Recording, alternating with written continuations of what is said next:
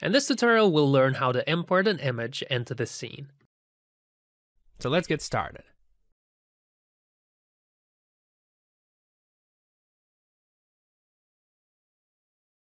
If you don't generate a position, then after importing images, it will be set at 0.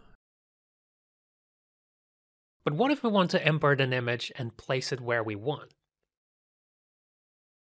Let's say you have a ground plane and you want to put an image on it. So in this case, you'll click here and generate position on the ground plane. Then you import your image, and as you can see, it appeared where we generated position for it. Now I'm going to select a plane and generate another position on it, although in a different location this time. And so I'll go ahead and import this image and put it in a new spot. Nothing complicated.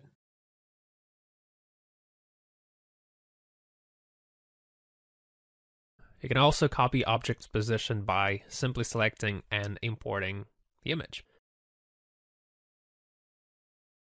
As you can see, the image is in the same position as the cube. So now let's see how it works in practice. So this is already a 3D scene, not a static image. I'll switch to custom view. And now we have a simple 3D scene with a camera and a projector. But now let's add a person to our scene. To do that, select bottom plane and generate position for a person. Since this is already 3D, the person must have a position in the scene. See, it's right where the person should be. Okay, now go to File, Import Images, and get your person in here. Okay, that's perfect. The only thing you need is to know how to adjust the size. Let's check it from Custom View. As you can see, we put the girl right where we want it. The scene is physically correct, and now we can animate it and see the result.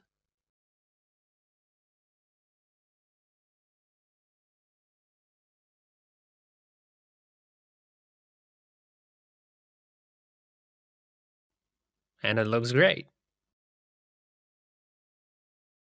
Alright, now you know how to import an image into your scene.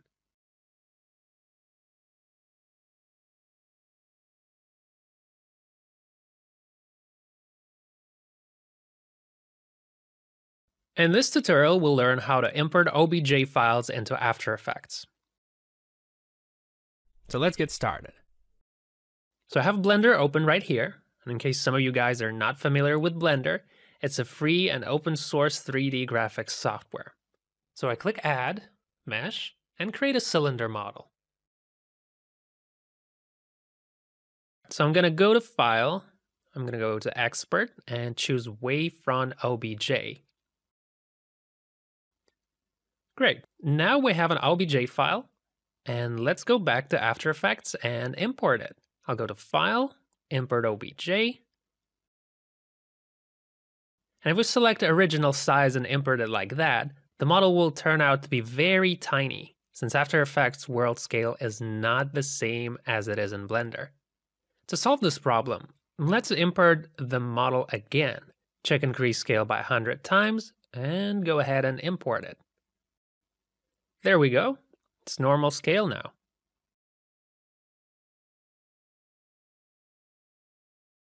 Also, if you change position of the model in Blender and export it,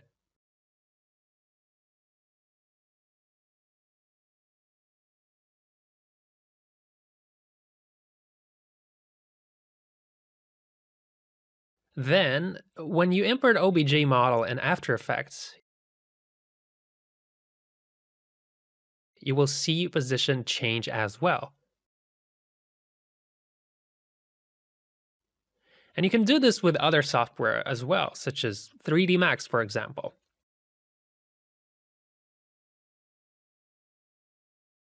So I'll create a teapot, I'll go to File, Export, give it a name. I'll save it. If you import OBJ from 3ds Max, make sure Flip YZ axis checkbox is enabled, because Y and Z are actually swapped in this software. So now, let's go back to After Effects and import our model. You can leave the original size, select the teapot, and import.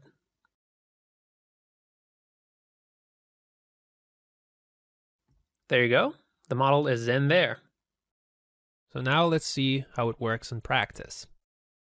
Let's say we have this girl face projection in Blender. And let's also see from a different angle. So I want to export the model's head and then import it into After Effects. I select Head Mesh, go to File, Export, Wavefront OBJ, and I'll mark Selected Only. This way I will only export the head mesh. I'll give it a name and export. All right, great. So now I'll go to After Effects. I'll go to File, Import OBJ, and increase scale by 100 times and import. Let's take a look. As you can see, the model wasn't imported correctly. You can clearly notice some holes appear between polygons. Now, why did this happen? Well, to figure this out, let's go to Blender. And so here I have 2 polygons with 4 vertices, and all vertices are on the same plane. But when I raise one vertex of the left polygon a little, the rectangle isn't flat anymore. And in After Effects, as you know, you can raise corners of the solid. You can, of course, using corner pen, move the corners left and right, back or forward, but not up or down along the Z. So this rectangle is no longer planar. Only this one is. So in order to import a non-planar rectangle properly, we need to add an edge here, and then divide rectangle into 2 triangles. But we don't need to do this manually. We'll simply go to Blender and export the model with triangular faces. So I'm going to go to File, Export, Wavefront OBJ, and then in the opening window, I'll check Triangulated Mesh and replace the model. Now then, when I go back to After Effects to import OBJ again,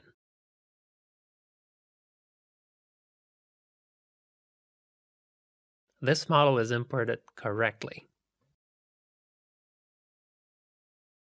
Yes, sometimes it just happens so that black edges become visible in between the polygons. But it's very easy to fix. You simply add offset value when you import.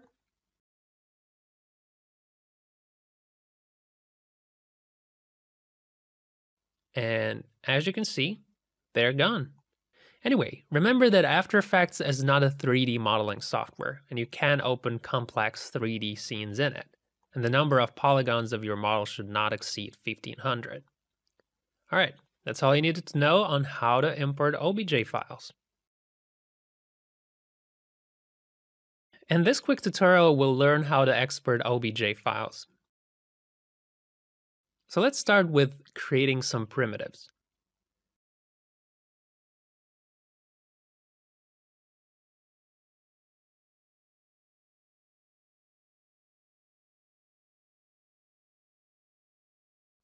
And another one.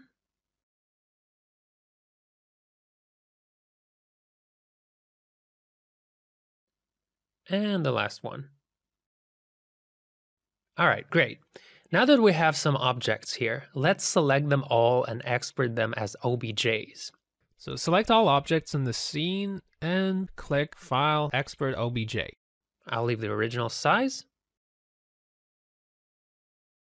I'll name them and save.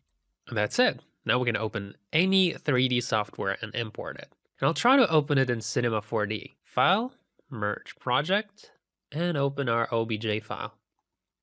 There we go. We've opened our primitives in C4D. Now let's try to import them into Blender. We'll go to File, Import, Wavefront OBJ. So you can see that the objects are imported, but they're actually too large for Blender. To fix that, I'll go to After Effects and export objects again. Although this time I'll check the box next to reduce scale by 100 times and also replace OBJ file. We'll go to Blender Import again. Yep, now they all have normal scale. You can also group all objects into one. Change the scale and rotation.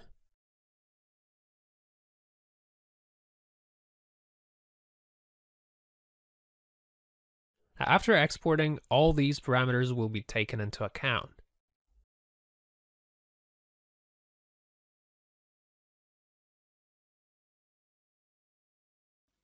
See, just like in After Effects.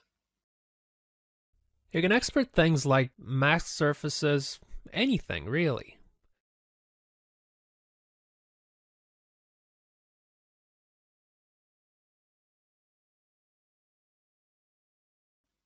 See? All right, now you know how to export OBJ files. In this tutorial, we'll learn how to export cameras. And right off the bat, let's start by going into the File menu and Export Camera. Here we have 4 export options. We can export to 3ds Max, to Blender, Maya, and to Cinema 4D. Here we have a simple scene with a river and some mountains in the background, and there's also a person present in the picture. So what I'll do is I'll go to the master scene and export camera. And we'll start with 3ds Max. Let's go ahead and choose that. Give it a name. And save. And then I'm going to open 3ds Max. Head over to Script menu. And open our script.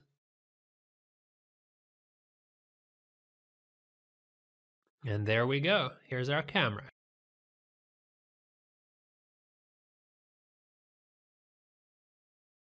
Now to view through the camera, we'll head over to Cameras tab, use Camera and choose our projection cam.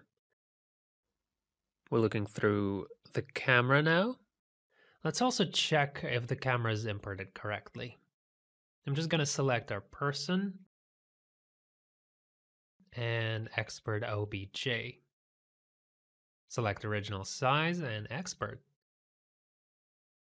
I'm going to type the name for it and save. Here in the File menu, I'll import the file, then choose our newly created OBJ file and click OK.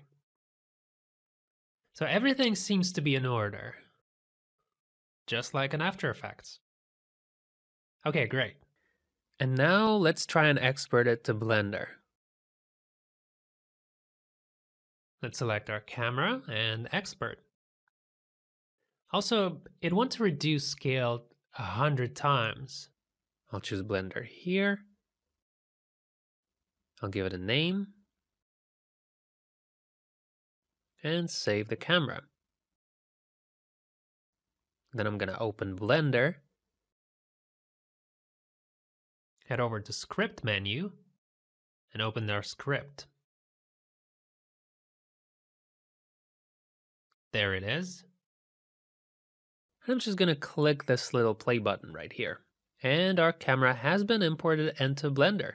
Easy as that. Now to see through the camera, I need to select it. And then I need to go to View, Cameras, and Set Active Object as Camera. Great. Let's also import our person. Back to After Effects. Select the guy and export. We'll do the same thing scaling-wise for our character. Reduce scale 100 times. Replace the old one. And go to Blender and import.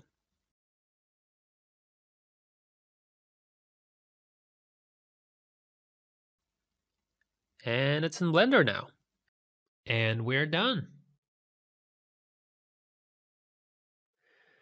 All right, that was awesome.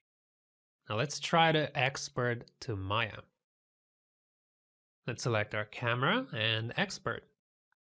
Also, I'd want to reduce scale 100 times and choose Maya. We do this because we don't want scaled up stuff in the Maya viewport, since, Maya and After Effects viewports are a bit different in that regard. Okay, we'll save the camera and open Maya.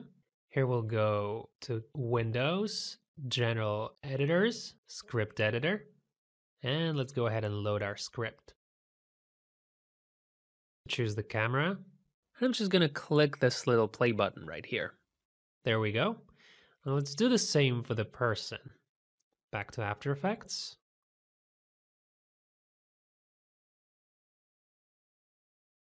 We'll do the same thing scaling-wise for our character, and also reduce scale 100 times. Replace the old one. Let's go to Maya now and import.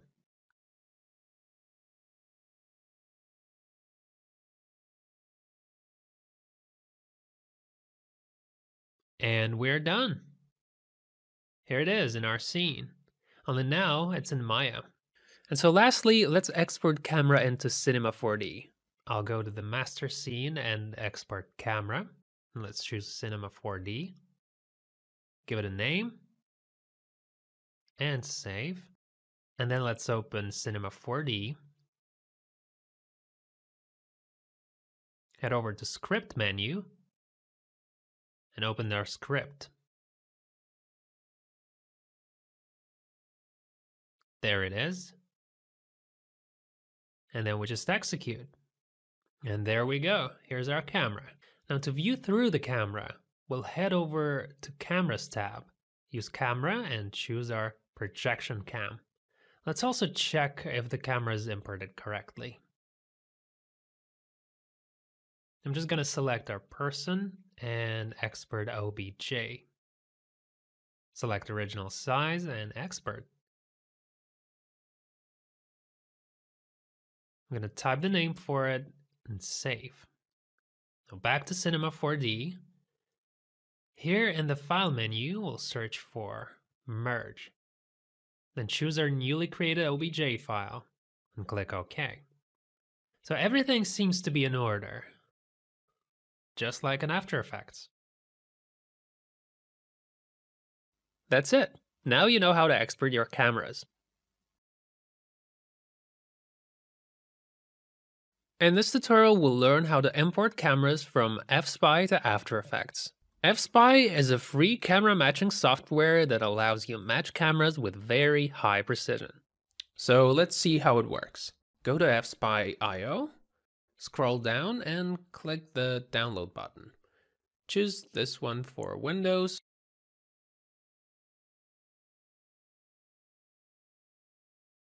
Wait for it to download.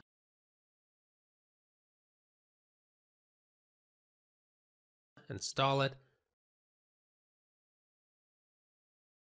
After it's installed, the software will open automatically. So find that image and drag it into the software window. Now look, here in this software, the coordinate axes are arranged in a different way than in After Effects, and we should take this into account. So notice that Z-axis looks up and not inwards. The red arrow shows X-axis. Now let's say we need X to go from left to right, and Y should be pointed inwards. So we must find parallel lines along the X and then along Y, so they are perpendicular to X lines. Let's match. Match the red lines according to the outline of the house. Note that in the image, the lines do not appear parallel. That's because of the vanishing point. They are, in fact, parallel to each other. Match the green ones. Good. Now look, Z-axis is pointed downward, so we should fix that. To do this, change X to -X in the X tab. Now, to see the grid, choose XY Grid Floor in the 3D Guide tab. Great, now we can compare the lines. Notice that wherever I move the grid, all the lines are in check.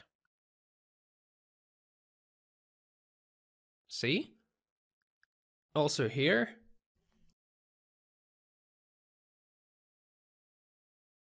So that's it. Now I just need to export my camera. So I click File, Export, then Camera Parameters as JSON, give it a name, and save it.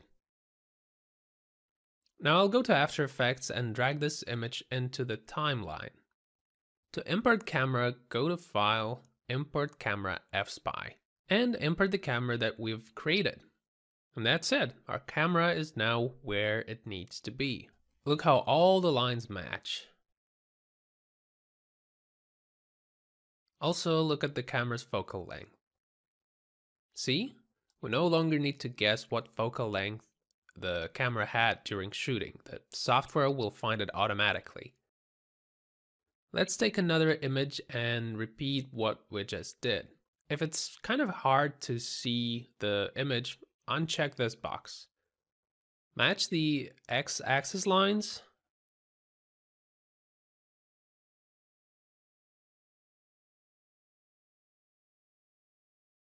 Orient with the bottom lines of the tower. Now we should find the lines that go into depth. We don't have much choice here. We should be content with these short intervals on the wall. Done. Let's enable the grid.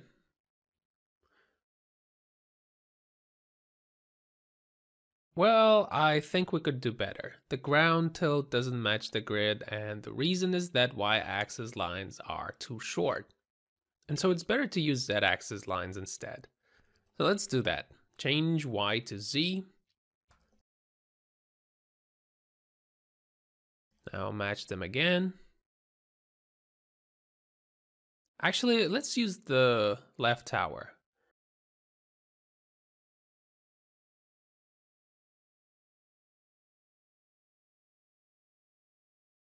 And let's drag the second line here.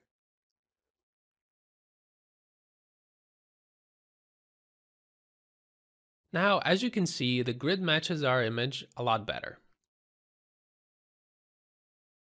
Yes, that's great.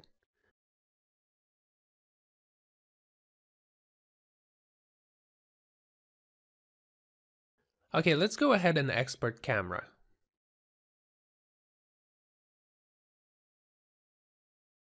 I'm gonna call it camera 2 and I'll save it. Now I'll go to After Effects to import my camera. Let's take a look at the final result. Excellent, isn't it? Lines clearly follow the outline of the wall. Well, that's it. I hope that was useful. This software is very easy to learn, and if you still have any questions or you feel like you want to study it deeper, you can find many tutorials on YouTube.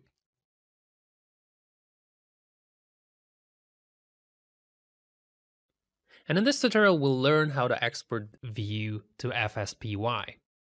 So I'll create a comp, 9020 by 1080. Import a new image. And as you can see, the size of this image doesn't fit the size of our composition. And that's very easy to fix. You just fit it to comp size. Thing is, if I open this image directly in fSpy and match camera there, then it will match it to the size of the image, not the size of the composition. But in this case, we've already matched the pic to the size of our comp. So let's see what happens now when I export view to fSpy. We see fSpy window pop up. So here I go to File, Open Image, and look, here it is on the desktop. Notice how it's widescreen now. And you can check the parameters to make sure. So evidently, this is also a pretty cool option that will save you time. That's it. Now you know how to export view to fSpy. In this tutorial, we'll learn about primitives. And so these primitives are simple 3D objects that the plugin creates automatically. If you need to create, let's say, a simple cube, or a sphere, a plane of some kind, or a hemisphere, then you don't need to model it from scratch. You can simply click that, and the primitive will be created. As you can see, the cube has appeared in the upper left corner, not in the center of the comp. And this is because in 3D software, the center is at 0, 0, 0 along X, Y, and Z. So this is where it is. Since the center of After Effects comp is 960 on the X and 540 on the Y, therefore, to move the cube to the center of the comp, we'll have to click this Match Camera button. As you can see, now the cube is in the center. And when we move the camera, the cube remains still at O. Now you can hold Alt and click and drag with the middle mouse button and move the camera left, right, up, or down. So there's the grid, and the cube is right in the center of it. Now hold Alt, click and drag, and orbit the camera along the cube with a left click. And with a right click, I can move the camera closer or further away from the cube. You can also quickly switch views and see the cube from various different points. You can click here to switch and see it from the top, from the front, left, and also from custom view. If you want to get close to an object quickly, you can select it, click this button at the top, and that will make the cube become the camera's point of interest. And by clicking this one, you can switch to active camera view. You can also select 4 views, and this allows you to see the object from all angles simultaneously: top, front, and left. You can also see the polygonal mesh of your primitive. To do that, you need to select the cube and click Wireframe. And to switch back to surface once again, you click Standard. Alright, let's delete this one and create another.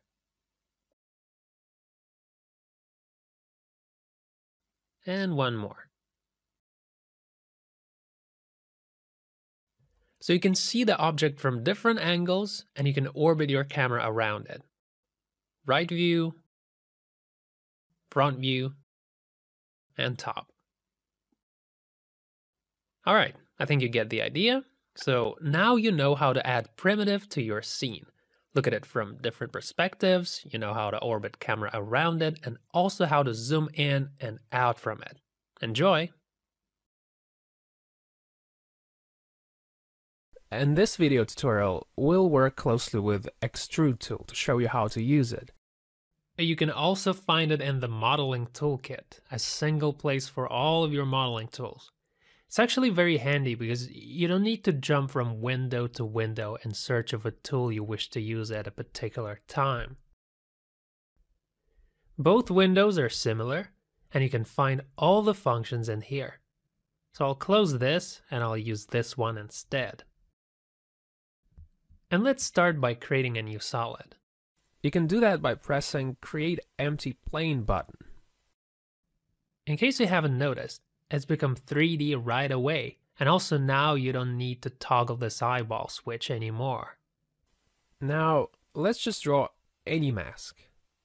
I'll just switch to 2 views for more clarity, one from active camera and one from the top, and create surface. As you can see, now we've got extruded surface with mask parameters. For example, now you can change the depth of extrusion by simply changing the depth size value.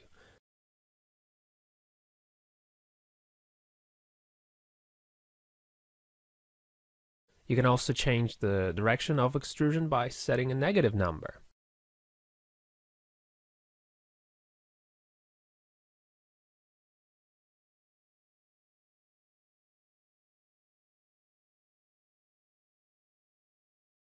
Mark front face and back face to close the front and back holes.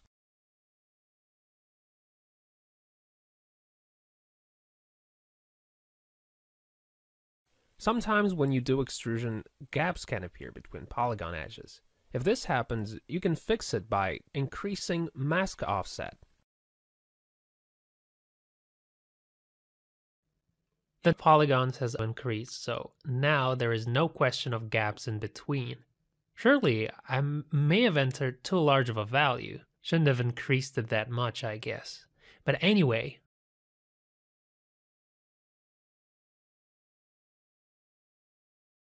Now let's draw a round mask. This isn't a linear mask, and it consists of 4 Bezier vertices. And if I create surface now, you will see that it's not actually a round surface. That's because it's a Bezier curve. And a polygonal surface can only be created by linear curves. To make it linear, click Make a Linear Path button. This is why we should add more vertices so the mask remains round, but still has a linear path. And now that we've got ourselves a round mask with a linear path, we can go even further and add more vertices to achieve almost perfect roundness. It looks much better now. And it's almost impossible to tell that the circle actually consists of straight lines in between the vertices. And if I create surface now, we will get ourselves a nice round surface. Alright, now we can take a look at Keep Alt Vertices. So let's say we want to get ourselves a pentagon. I'll set the number of vertices to 5, and I'll also make a linear path. There we go. But if you mark Keep All Vertices and make a linear path here, the all vertices will remain. The plugin will leave them, adding new ones according to the amount you set. Now, if you don't agree, the plugin will only add new ones according to the specified amount. Okay, let's move on. What's also interesting is that you can extrude 2 masks at a time. If you put the mask inside another mask, change the mask mode to Subtract and click Create Surface, you'll get yourself a surface with a cutout inside.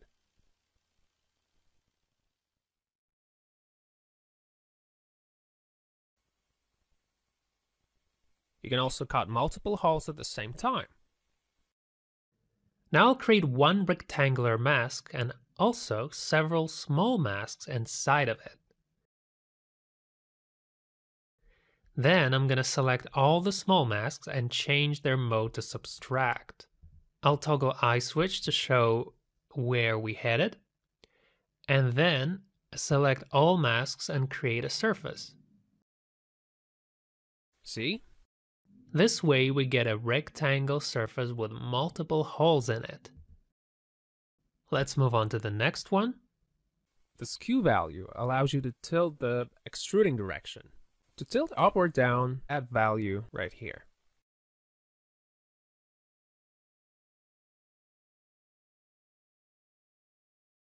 See? If you want to tilt it left or right, you can add value here.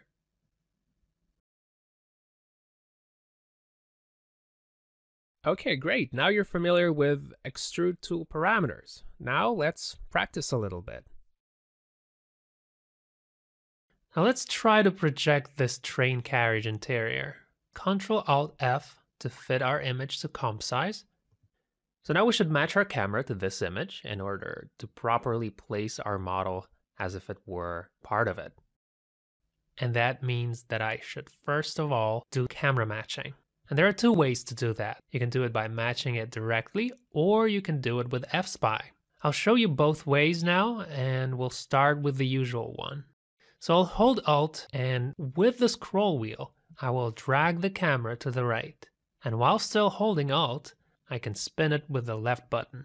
So using Camera Tool, we can match grid lines with the lines on the image. As you can see, all the lines on the left side match perfectly. But if we look over to the right, then it's evident that everything is not okay, because the lines kind of deviate to the side a little bit. To fix this, I will simply double-click the camera, and I'm going to reduce its focal length to 26. Then I'm going to adjust it again, only slightly. And now, all the lines match quite well. Great, It is now time to create our projection. I'll select both camera and image. I'll name it and set one copy. We only need one copy here since there isn't any overlapping. Cool. All there's left to do now is to create a model, but we'll do that after we repeat the process, this time using fSpy. So let's open our train image from the file menu again. I'll uncheck this to see better. Now match x-axis lines horizontally from left to right. I'll hold Shift to zoom in to see it better.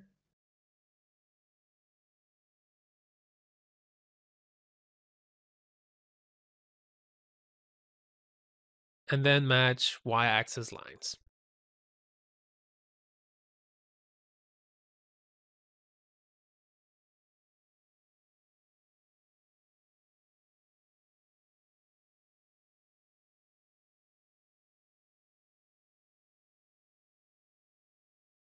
Enable the XY grid floor. As we already know, unlike in After Effects, y-axis in fSpy directed inward. So to fix this, change x to -x.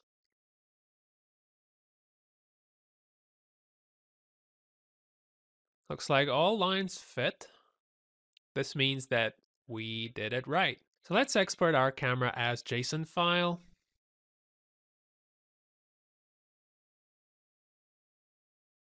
Good. Go back to After Effects. And let's work inside a project where we matched our camera manually. Double-click Projection Scene. There it is with the camera already in place. So we can start modeling right away. First of all, I'm going to create a surface of the back part there and then extrude. I'll uncheck both left and bottom parts of the grid. I'll create a surface using those properties. Awesome. Adjust it a little so that it covers the entire back. All right. Now we must draw a mask along the contours of the further wall.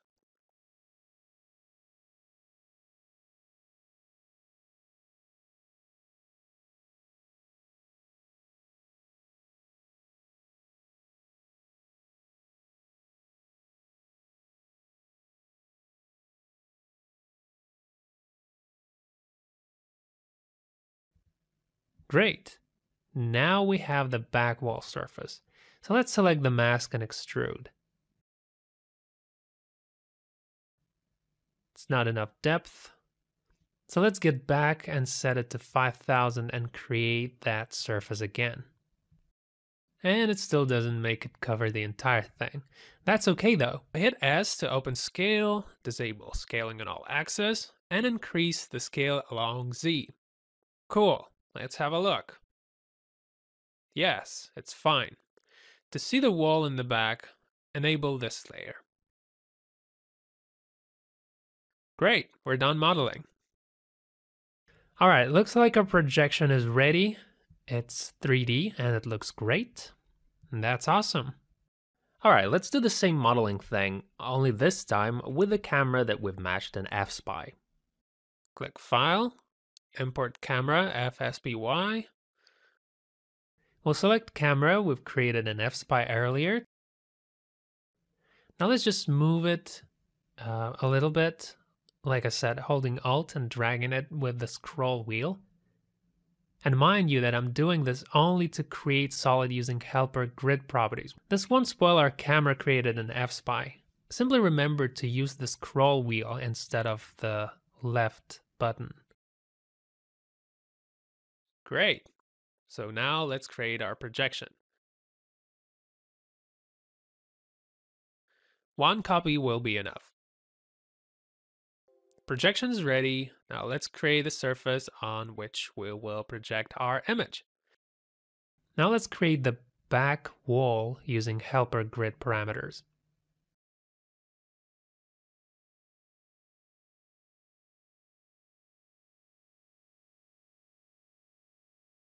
All right, now we must draw a mask along the contours of the further wall.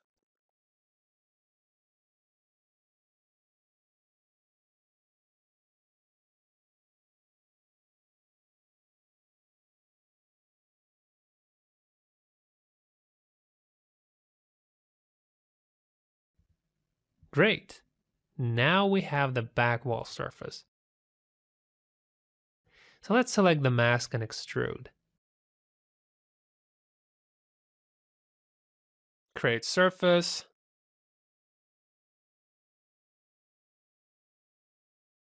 Need to stretch it along Z. Cool. Let's have a look. To see the wall in the back, enable this layer.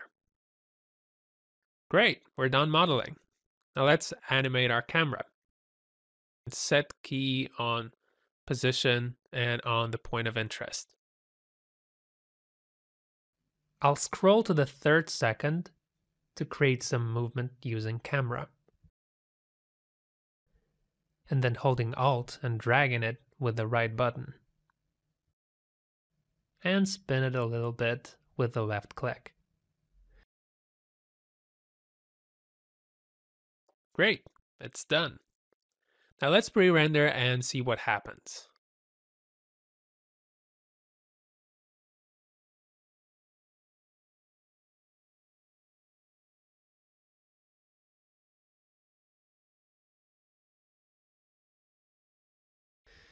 All right, looks like our projection is ready. It's 3D and it looks great. And that's awesome. Okay, that's it. Looks like now you know how you can work with Extrude.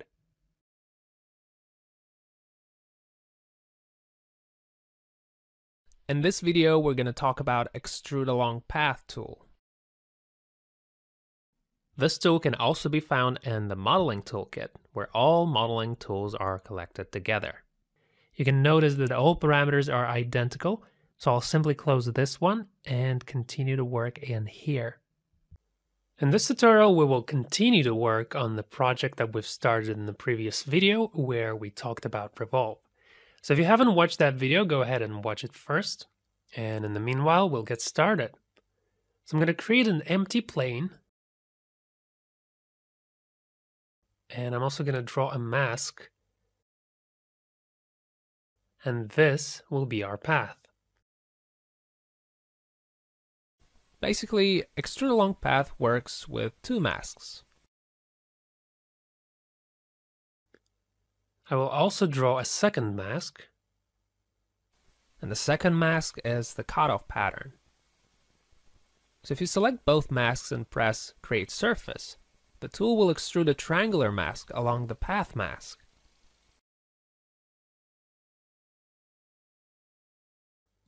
See the triangle cut?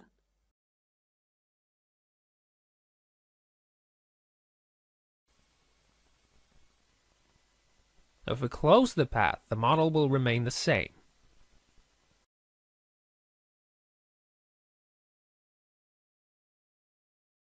That's it. Very easy and simple.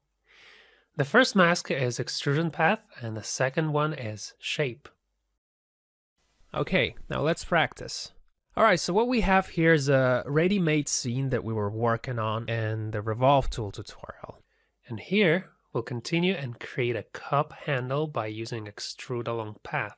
Alright, so I'll go to the second projection scene, and as you remember, we've already generated position at the center of the cup. And since the handle is also in the center, we don't need to generate another position. So I'll just create new empty plane on exactly that spot. Okay? Now we need to mask the handle of our cup.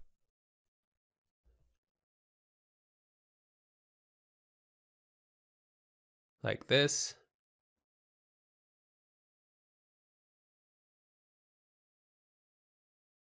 Okay, the path is ready. Now let's draw the cutoff pattern. Also remember to deselect masks because otherwise it will keep on adding new vertices.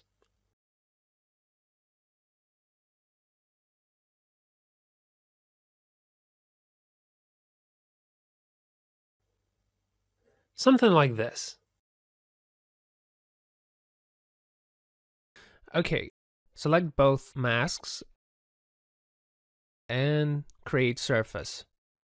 Now let's make sure the model is in the right place. maybe put it down just a bit. Okay, I think that looks great. So let's go to master scene. Okay, that's great. I guess we're done modeling. Now it's time to animate the camera. And of course, we could just put keys on position and point of interest of the camera and create animation that way. But what we often want is to make sure that the camera perfectly circles around the object. In this case, it's the cup. But to do that, we first need to make sure our cup is the point of interest of our camera. We can do this using create target that you'll find in the camera menu. We already have we've already generated position in the center of the cup in second scene. So now I'll just go to generate menu and select position from point from there. And there's our null object right on that position. I'll cut it, move it to the master scene, and then I'm going to select both camera and null and use create target. Here's a target.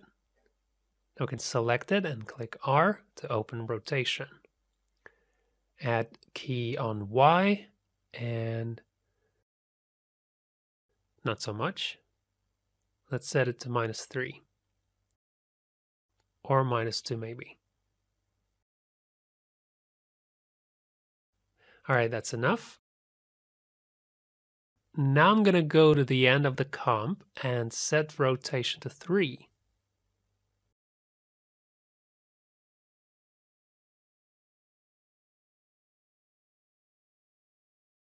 And make a pre-render.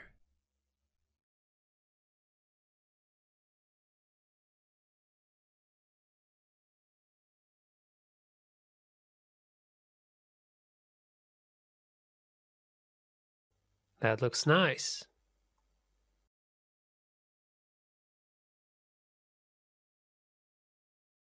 Okay, so we're done animating, but as you can see, we now have the cup image projected onto the table in the back. We want to avoid that, so let's fix it. So I'm going to move the handle, the crispy stick, and the cup over to the first projection scene. Cut them out and paste here.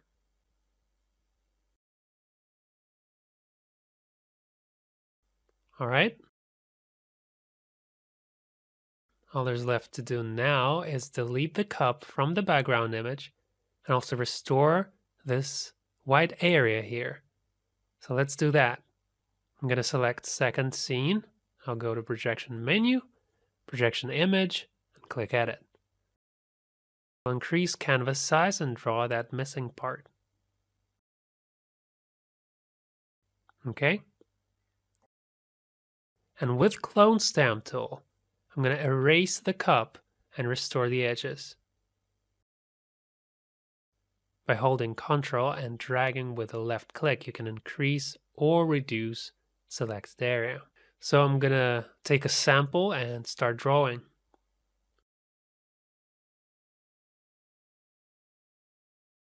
I'm sure you've used this tool in Photoshop many times and you know how to work with it. It's basically the same thing here. You just take a sample and draw.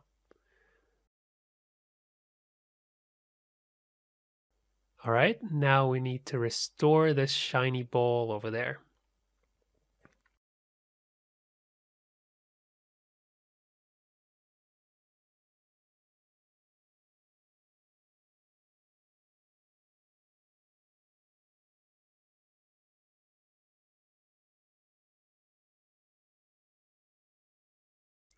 Very nice. Now let's do the table.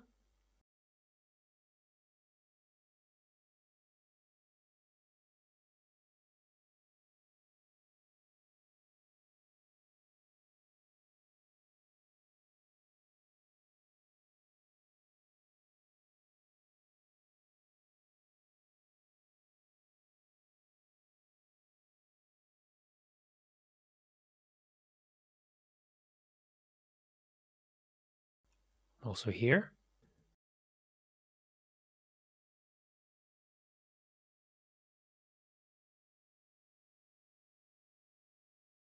Okay, now let's restore edges real quick.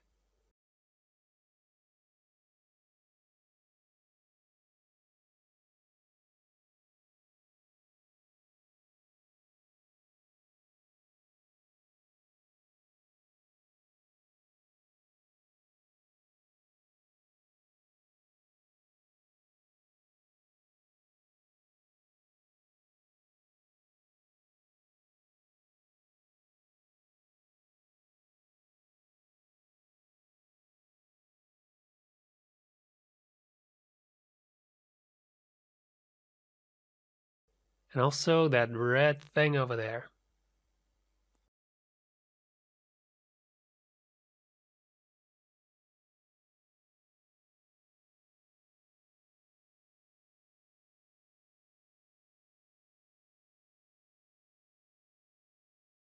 Good, I think that's enough. Let's take a look now. Well, looks like we're done.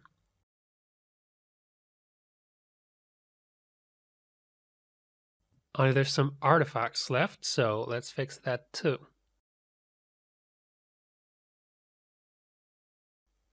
To return to projection image, click here. Finish this area. Let's go back to master scene and let's see. Clearly, the white areas are gone and our projection is complete. All we have to do now is to blur the edges of the cup because they're too sharp otherwise. So select projection scene with the cup, go to utilities and apply blur edges. Good. So maybe increase the value a little bit. Let's pre-render and take a look then. I'll scroll up to see the preview buttons.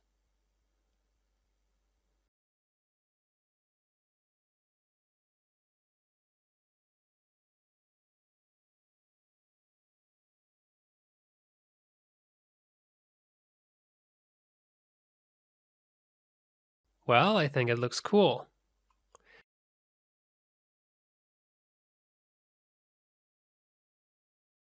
Only there's a bit of a problem. You see, the stick is projected onto the cup, and to fix that,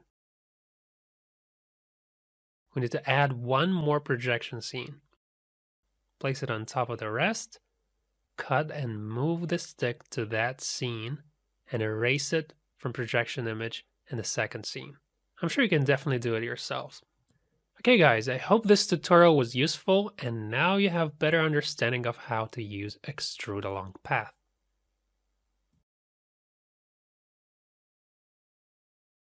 In this video tutorial, we're going to talk about Mask Modeler. Mask Modeler can also be found in the modeling toolkit, where we now keep all of our modeling tools. You can notice that all parameters are identical, so I'll simply close this one and continue to work in here. I'll start by creating a new empty plane and also toggle this eyeball here. And then I'm going to draw a mask over it.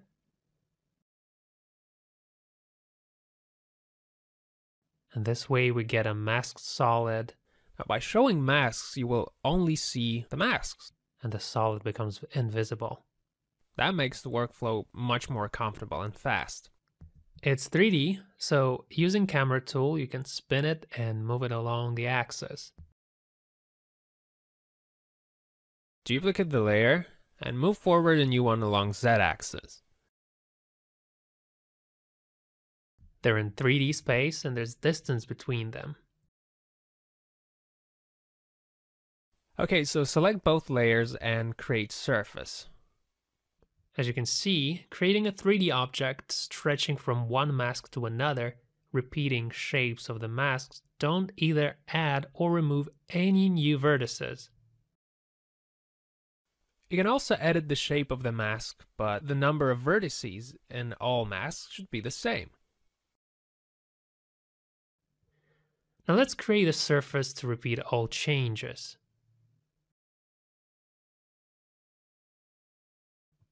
See?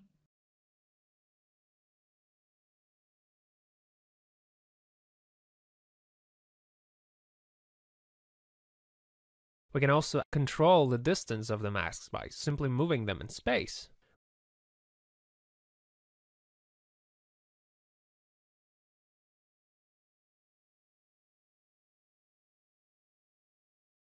We can also add a third mask by duplicating and moving it back. Maybe raising it will do some good.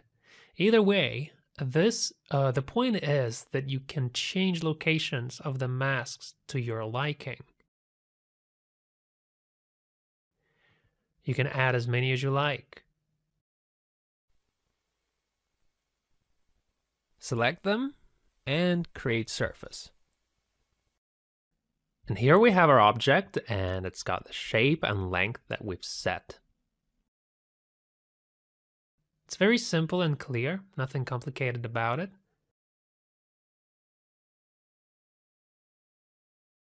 To close the front and back faces, you can just mark front face and back face so that there aren't any holes.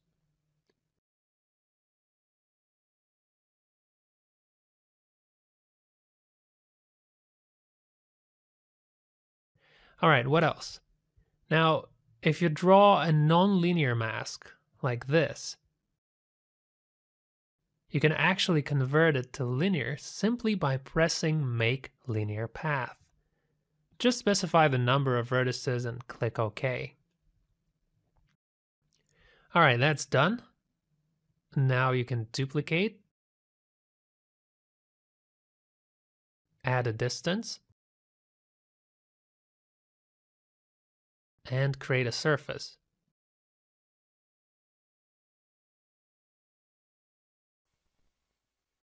Well done. That's all. And now that you're familiar with this tool, let's go ahead and practice a little bit. To create a new composition, Drag this image to the comp window where we'll model this beautiful mountain landscape. And the first thing we'll do is we'll match our camera by holding Alt and pressing the left, middle, and right button and adjust position using Camera Tool. We'll find the approximate angle from which the photo was taken. Okay, select both layers and create projection. One copy should be enough. We'll name it. Hit OK. Double-click projection scene, and then we'll create a ground plane using helper grid properties. This is temporary layer, and we only need it to figure out where do we make masks and where do we put them.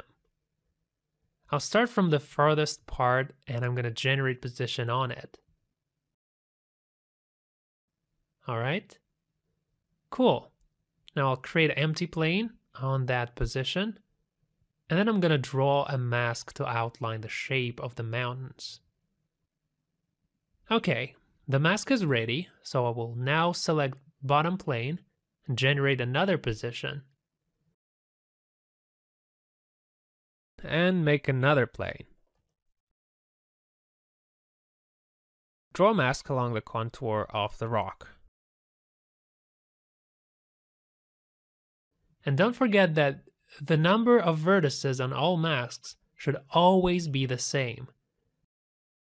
You can also duplicate the mask and drag it closer, so there's no need to generate position and create a new plane every single time, like so, and then simply adjust the mask.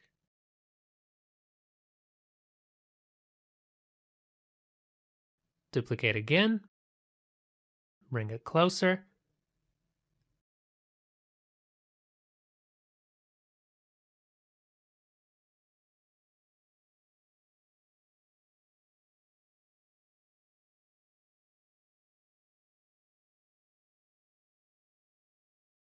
and the last one, duplicate, bring a bit closer so that it comes out of the frame. All right, time to switch to custom to see what we've done. Looks like we've got all the layers with all the masks right where we want them. Great, let's select them and show masks. This allows us to see the whole scene more clearly. See, we've created a kind of a a 3D outline of the mountains, and the masks show where the future surface should be located. Let's spin it and take a look from a different perspective. Now look, the masks are all 3D, but the bottom surface is flat. So we need to select the masks and create a surface. And here are our beautiful mountains. Just perfect, isn't it? Let's get rid of the bottom plane. And now we have a real 3D surface in the shape of mountains. Right, now we can finally animate our camera and get some realistic movement, as if the drone was filming this mountain gorge. Awesome.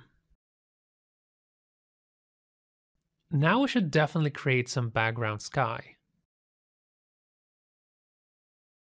To do this quickly, we'll use Create Solid using Helper Grid. So check back, uncheck bottom, okay.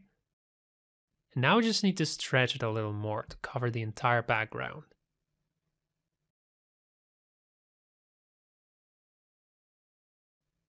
Awesome, that was easy, wasn't it? All we gotta do now is animate. So I'll add keys on both camera's position and point of interest. And I'll scroll to the end, and I'm gonna create some movement with Camera Tool.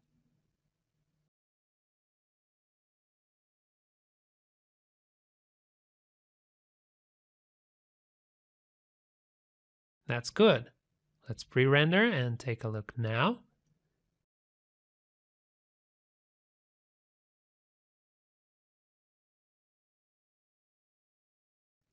Very nice. That looks amazing, actually. A little blurry, but we can fix it very quickly. We'll just go to the projection menu, apply and increase resolution. It'll take more time to render, but this is the final render, so that doesn't really matter that much. Now it looks great, and it's not blurry at all. So this is it. I hope everything was clear, and now you know how to use Mask Modeler.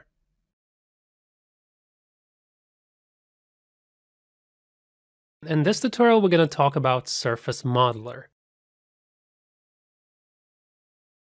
This tool can also be found in the Modeling Toolkit, where all modeling tools are collected together. Both windows are similar, and you can find all the functions in here. So I'll close this, and I'll use this one instead. This tool is designed to create complex models, such as this ship, or those ropes between buildings, and other complex things like that. Now the thing about Surface Modeler is that it's going to simplify standard modeling and also speed up and make your workflow more comfortable. Alright, as usual, let's create an empty plane. Toggle this to see it. And let's just draw some kind of mask. Let's definitely not make it a simple rectangle. I'm going to change angle with Camera Tool, left click, holding Alt. So we got ourselves this surface here, and let's say we want to create a new polygon there, and then another one over here. To do that, I simply select this vertex and get it. Then select the second vertex and click Get on the second button.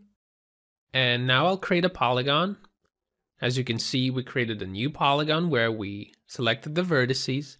So the place where the polygon is created depends on which vertices you've selected. And it pointed in the direction of these vertices, see? And then you can rotate it using this 90-degree button, or 180 button to make it turn 180 immediately. Pretty cool, isn't it? If I select these two vertices here, get them. And if I uncheck along the polygon and click Create Polygon, you will see that the polygon was created perpendicular to the main one. Let's rotate it 180 degrees. Just remember that you can always rotate polygon in any direction you want, okay? Select these two, get them, and a new polygon will be created. So then you can select these two and create a polygon there, and so on. You can also change position of vertices. Cool, right? Like standard polygon modeling, just like in 3D. This way you can model almost anything, really. Now we also have this section that consists of 3 points, and let's see what it's for. Let's delete those and create a new one. And let's draw a triangle mask over it.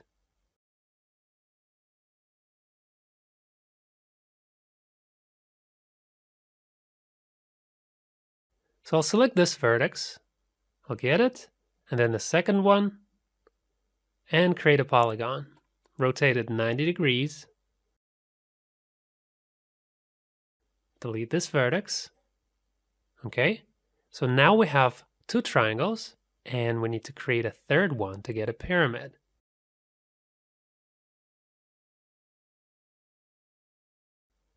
So I get this vertex, and this one, I create a polygon, and rotate it. And you can see that this way we can't place it properly. It's not oriented the way that would suit us. And for proper orientation, we need a third point. So I'll Ctrl Z a few times to start over. I'll select this vertex, point 1. Select this one, point 2. And then select third one, point 3. Create polygon. And now the polygon is perfectly oriented in all 3 points. And we get ourselves a pyramid. But that's not all.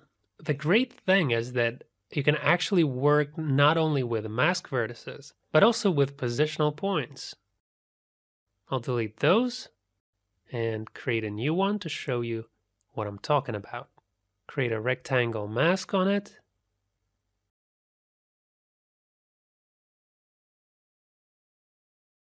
Duplicate and drag it forward. So now we have 2 planes, and let's say we want to create a surface that will connect the 2. So what should we do at this point? Well, first of all, we're going to generate position point on the plane and choose point 1.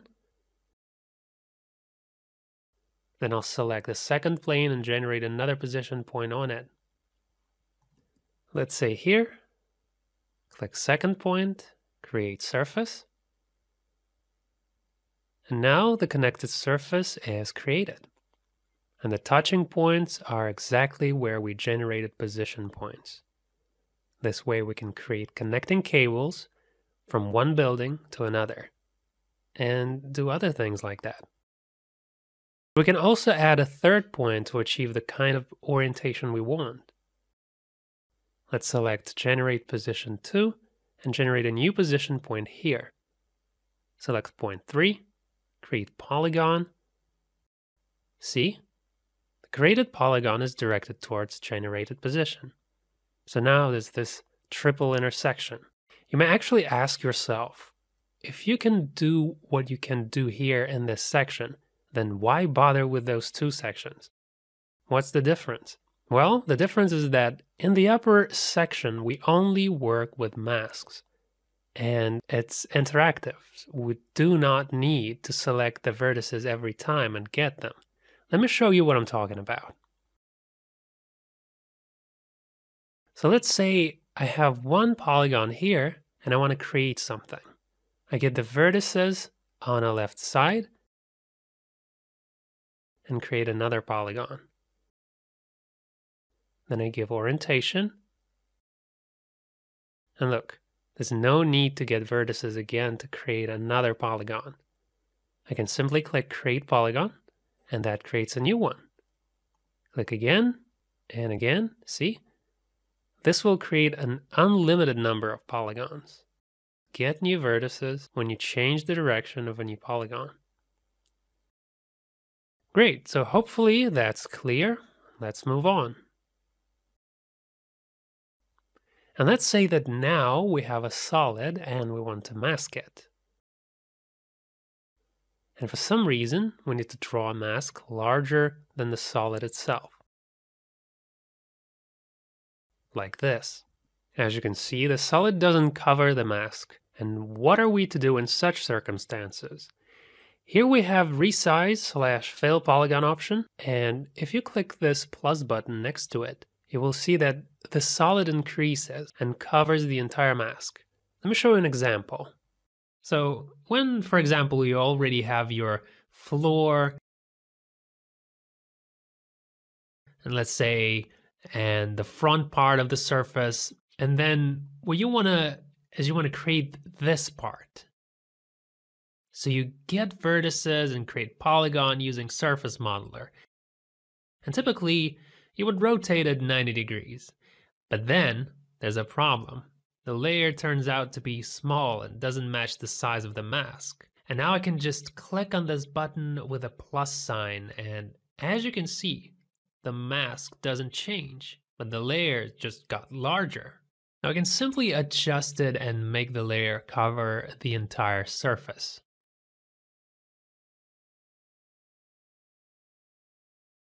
This can happen the other way around as well.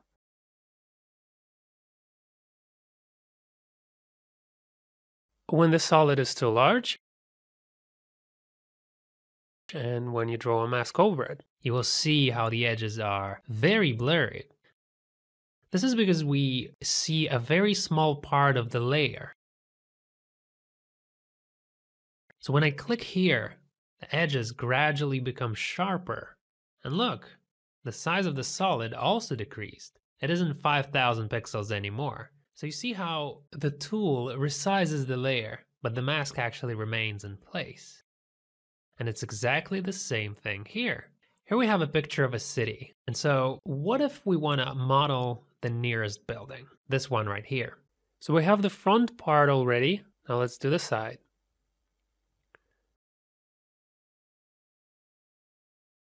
I'm going to get these vertices and create a polygon.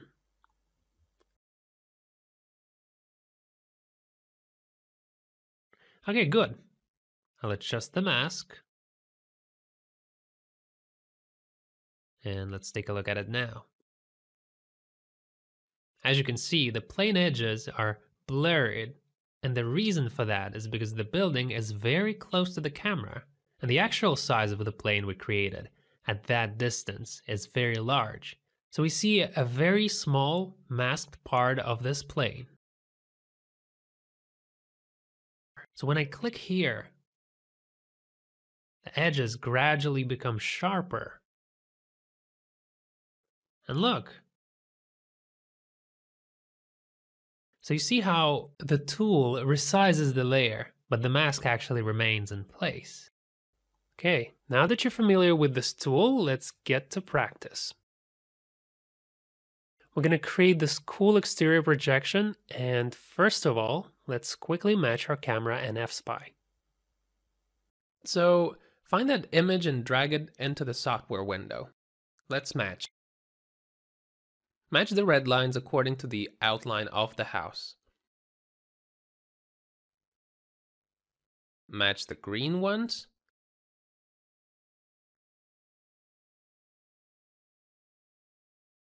Good. Now look, Z-axis is pointed downward, so we should fix that. To do this, change X to -X in the X tab. Now, to see the grid, choose XY Grid Floor in the 3D Guide tab. Great, now we can compare the lines. Notice that wherever I move the grid, all the lines are in check. See? Also here.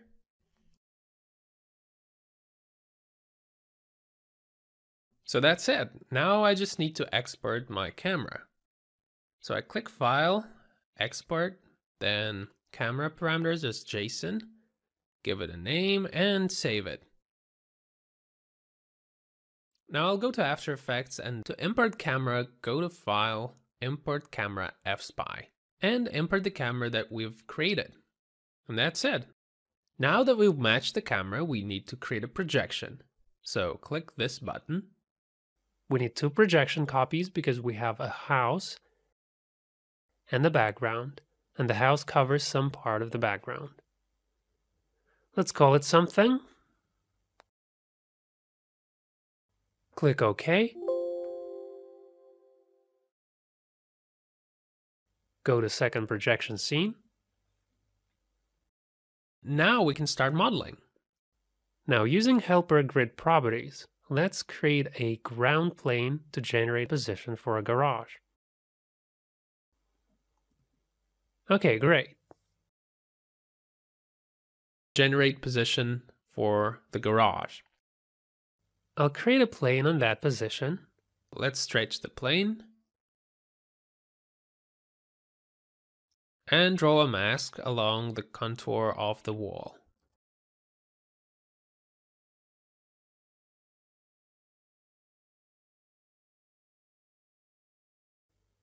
And now I should create these 2 vertices and get them to create a side wall. So first one and the second one. And now I'll create a polygon. As you can see, we created a new polygon where we selected the vertices. Let's rotate 90 degrees along the X. Using buttons below, you can rotate the plane along the Y. Okay, great. Let's put the plane back in place. We need to stretch it a little bit more to completely cover the side wall. And our garage is done. Let's take a look. That's great. Now let's generate position for the house. Select ground plane. Because the house is on the ground, generate position for it. Cool. I'll create a plane now. I'll stretch it.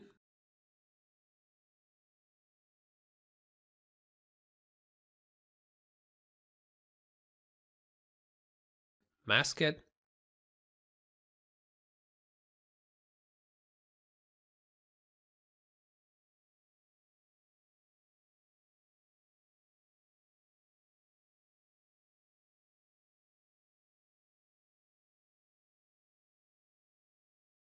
Now select this vertex and click Get.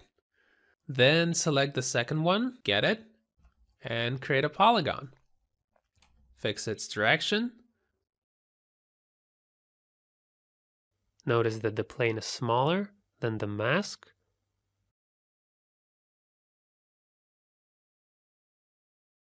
And this is something that we've already talked about before.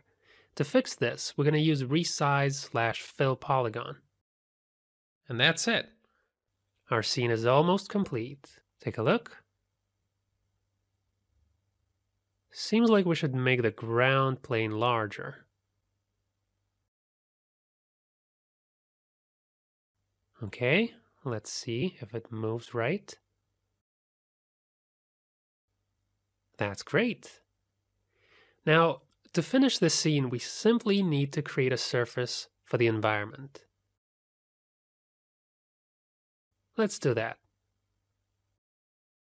Select bottom plane, generate position, doesn't matter where, then create empty plane. Then we'll use bend from the tools menu. We need to create an environment here, and bend will help us do that. Okay, these seem like the right parameters. Use as projection image. Okay.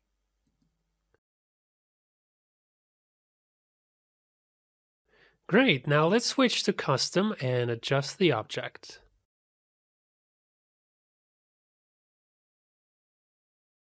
This is our house. And the environment should be somewhere over here. Rotate and scale.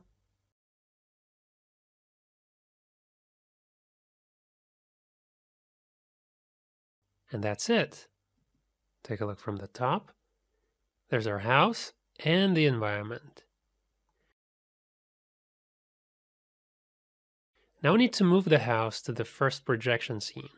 Select all components and move them over to the first projection scene. Let's see. Here's our house, the environment, and we need to erase the house from the environment comp. Select it, go to projection menu and edit. And I'll just start erasing it with the clone stamp tool. I'm going to hold Alt, let's take a sample, and wipe it like that.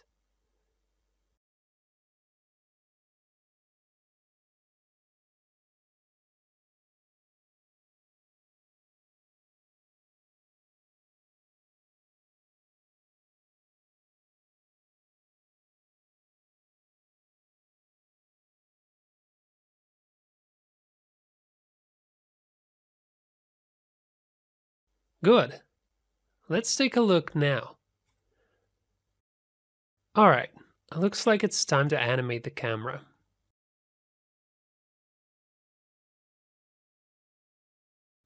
I'll go to the 3rd second to create movement.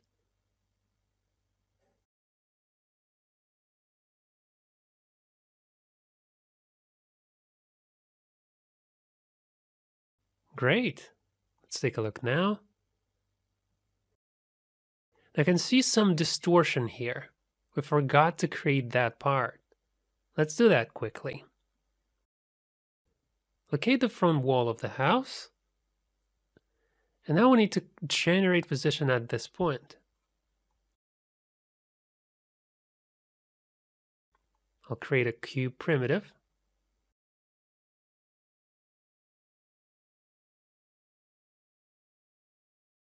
Open anchor point editor, mark reposition only anchor point, and adjust the cube. Like this. Now it's in the right place. I'll open scale parameters, uncheck scaling on all axes, and adjust the object. Done. Now along Y. Oh, that's too much.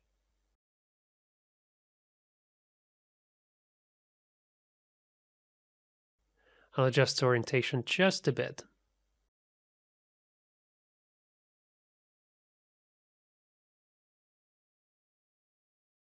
Okay.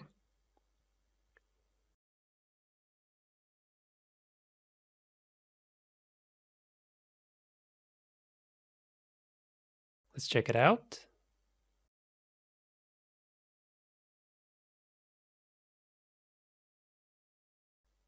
Looks great. Let's pre-render and take a look then.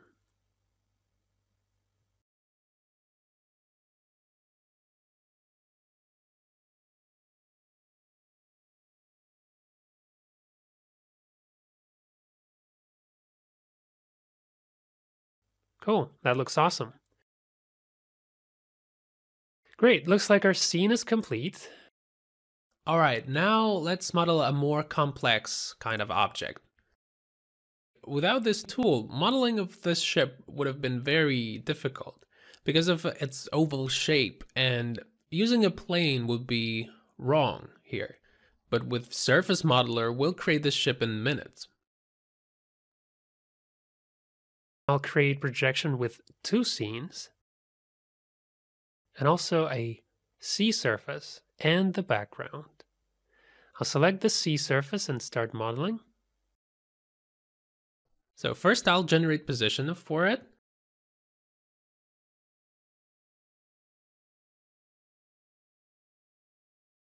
And create a plane on that position. Now we need to rotate the plane so that it has the same orientation with the ship. Good. Now mask the front part.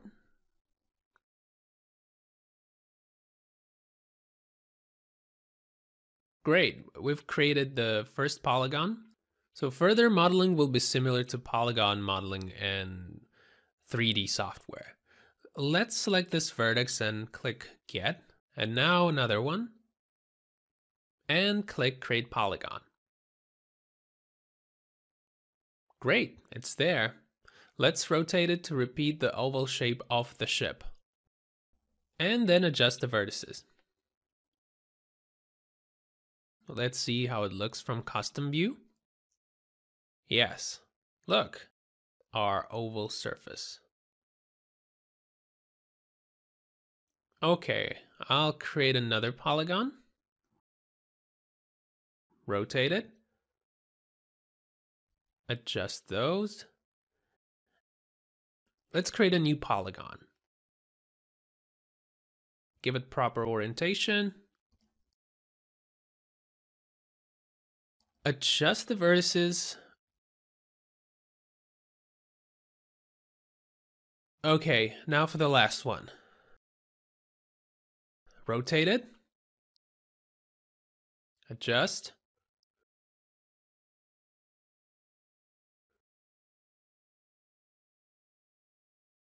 Looks like a new vertex needed here. And let's see if we've got ourselves our oval surface. So let's check it from custom view. Very good. Look at the oval shape we've got. Look, everything's all right. So let's continue. Now let's move on to the left side. Select the front polygon and get the left side vertices. Create one. Cool. Now rotate it using this 90-degree button. I think we need to rotate it a little more. Okay, that's enough. Now let's adjust the vertices. Add a new one here.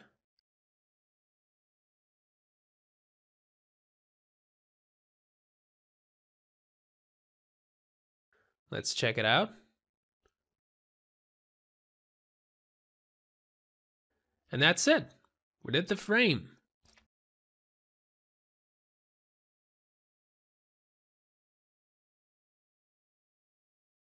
Now let's do the sails.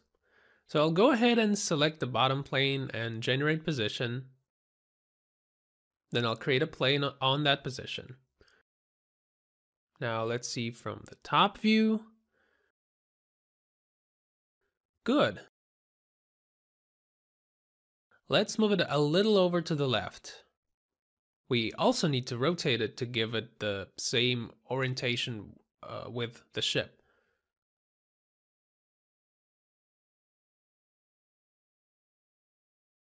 Perfect. That's taken care of. Now go back to active camera. Now I just have to draw a mask. So let's do that.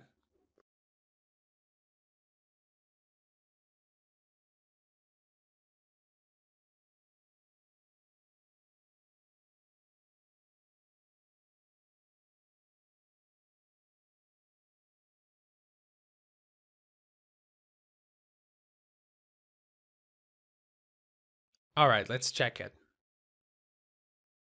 Yes, everything is great.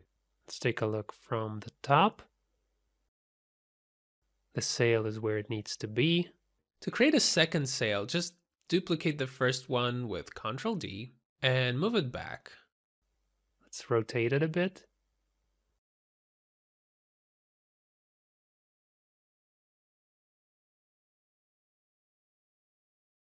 Delete the old mask.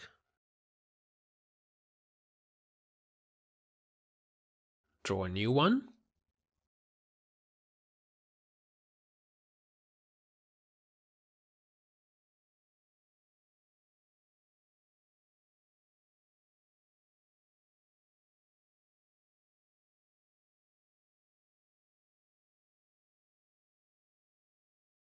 Okay.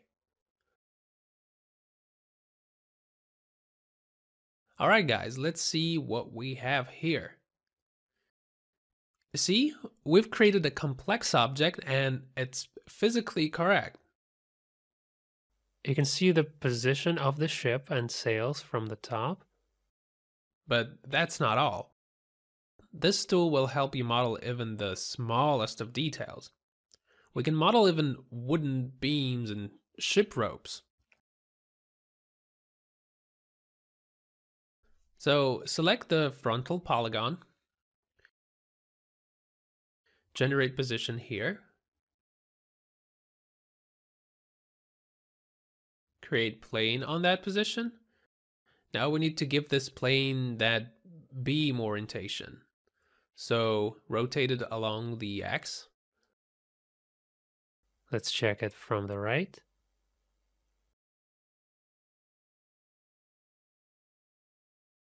Rotate it until it has the right orientation. Good. Go back to active camera view. Draw a mask.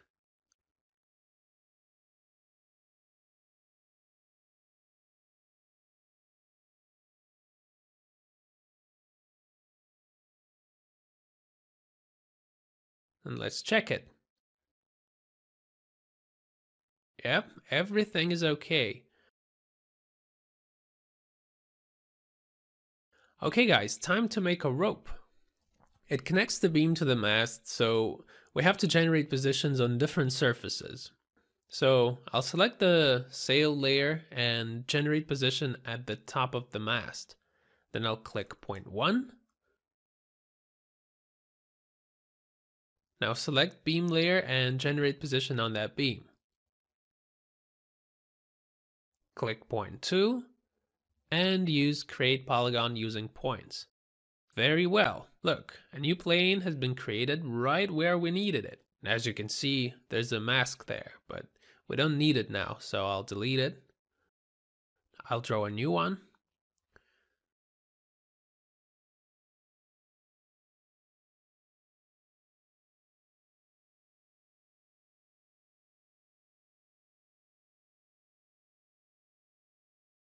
Okay, great. Let's check it from custom view.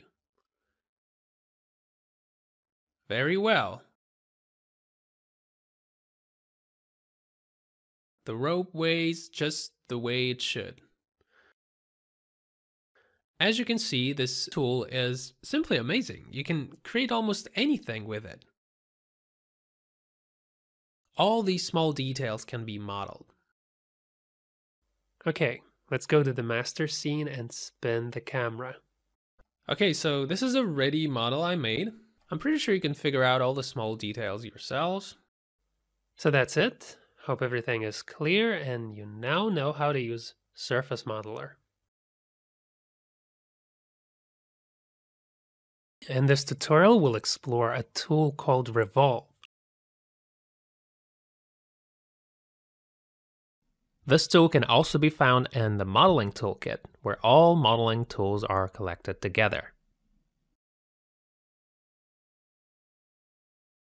Both windows are similar, and you can find all the functions in here. So I'll close this, and I'll use this one instead. So let's start right away and begin by creating an empty plane. Then we'll draw a mask in the form of a jug. This is where rotation will happen. And then I'm simply going to hit M to open our mask. I'll select it, and then I'll create a surface. There we go. Here's our jug model. So let's spin around it with camera tool. And to do this, I'm going to hold Alt and drag it with the left click.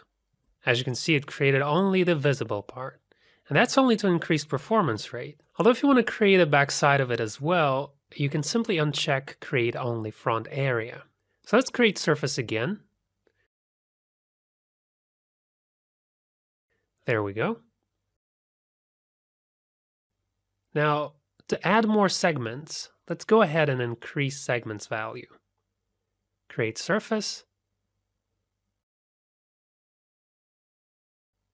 And now that it's got more polygons, it looks much smoother. Okay, that's good enough. So mark this, reduce segments. There we go. You can also click Mirror Path, and this will create a new mask on the right side. This new mask gives us more control. You'll be able to edit it, change vertices. Now I'll select both masks and I'm going to create a surface. See? Now the right part is distorted, while the left one remains the same. Alright, what else? Now let's see what Keep Mask button does. If it's checked, after you created the surface, the mask layer will remain. And if you uncheck it and click Create Surface, then that will delete the layer. Okay, good. Now that you're familiar with the tool, let's move on and practice a little bit. So I'm going to import and drag this image over to the comp window. I'm going to make it fit. And then we'll simply match camera to find the right location and angle at which the original photo was taken. Adjust it. Those lines on the image will help us find the right angle.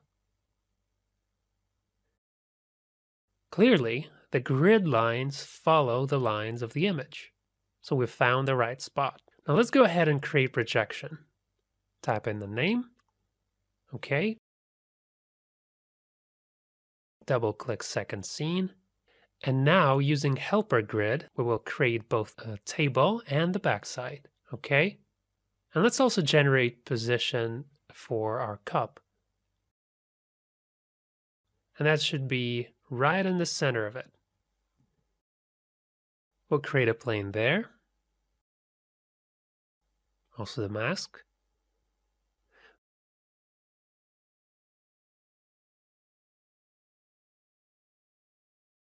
Okay, good. Then I'm going to select mirror path to mask the right side. Adjust the path. Good. Now I can select masks and create surface.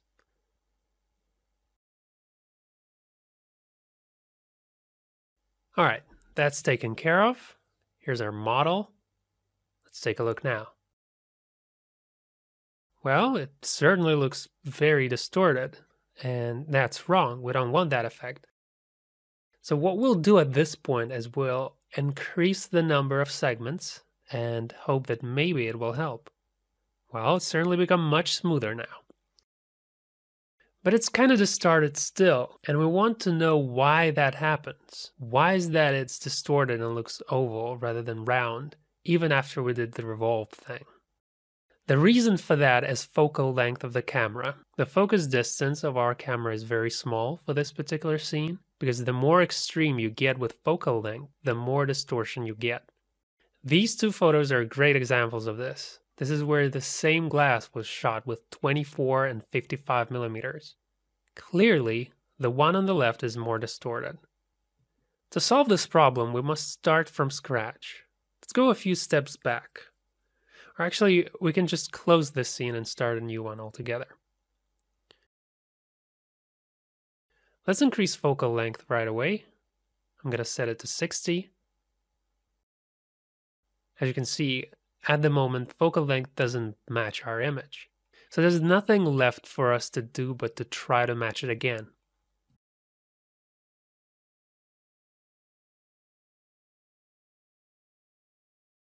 Here we go. I'm going to select both, create projection. And again, I'm going to create both the table and the background with helper grid. Back for background, bottom for table. The plugin will automatically create two planes at the bottom and the back of the grid. Let's also generate position for the cup. It should be right in the center of it. So why is it important that it's in the center? I'll show it to you now. We'll create a plane there. Switch to custom view. Now, as you can see, the plane is in the center of the cup. So if we now draw a mask and use Revolve, it will put all the segments in the right place, like this.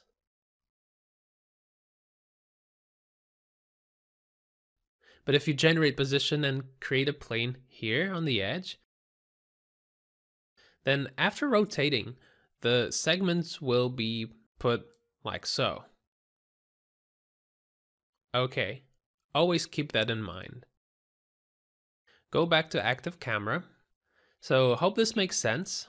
And now I will show you one more thing. Orient towards the camera.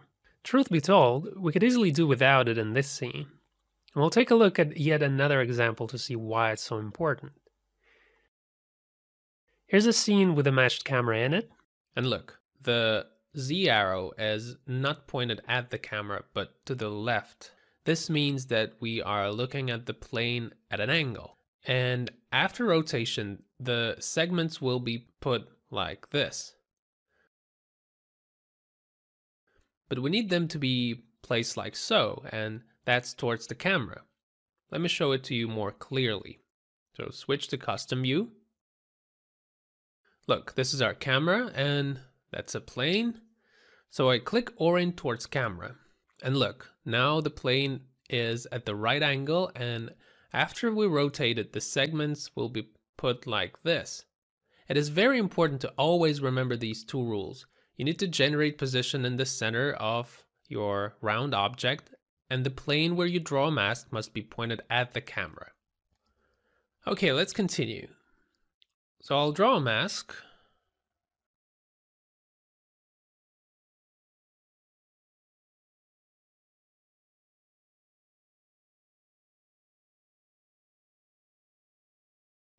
Then click Mirror Path to adjust it over the right side.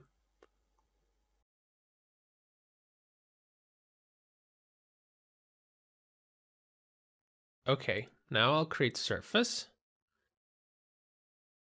Cool, everything's great now. With this focal length, the model is not distorted and it looks proper. But we still need to adjust the mask path. We'll also uncheck Create Only Front Area, because in this scene, we also need to create the top side of our cup. So we'll add more segments and create surface again. That's perfect. Now the model covers the entire object. And maybe we just need to rotate it a little bit.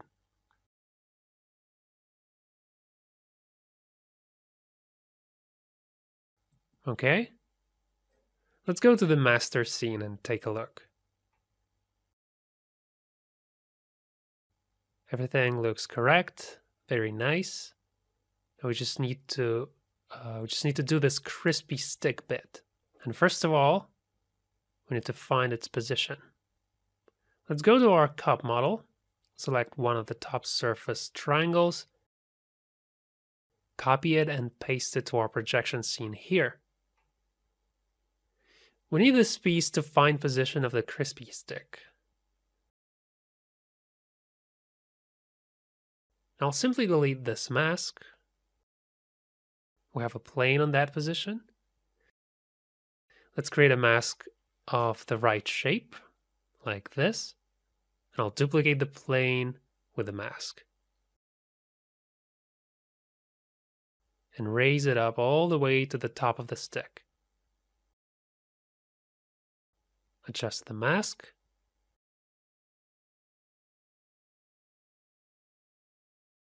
Here we are.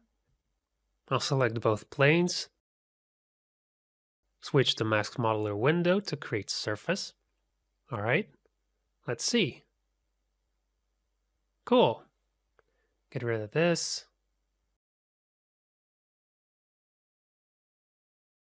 Okay, that's it. So hope that made sense, and now you know how to use Revolve.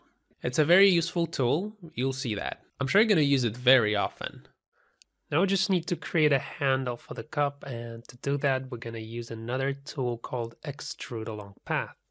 Alright, we've covered all the things you need to know about Revolve, so I'll see you in the next tutorial where we'll talk about a tool called Extrude Along Path. In this video tutorial, we'll explore Spherize tool. It's a very useful tool, and it's going to save you a lot of time and effort. This tool can also be found in the modeling toolkit, where all modeling tools are collected together. You can notice that all parameters are identical, so I'll simply close this one and continue to work in here. So go ahead and create new solid and draw any mask.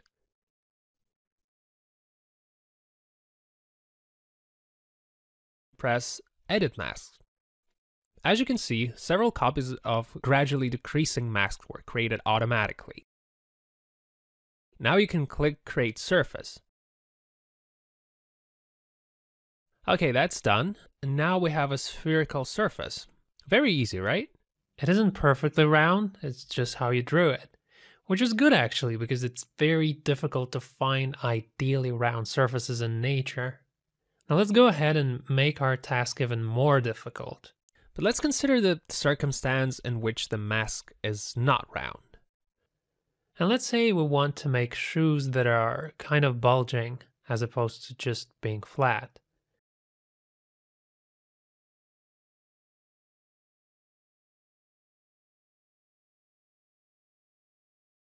Here's our mask.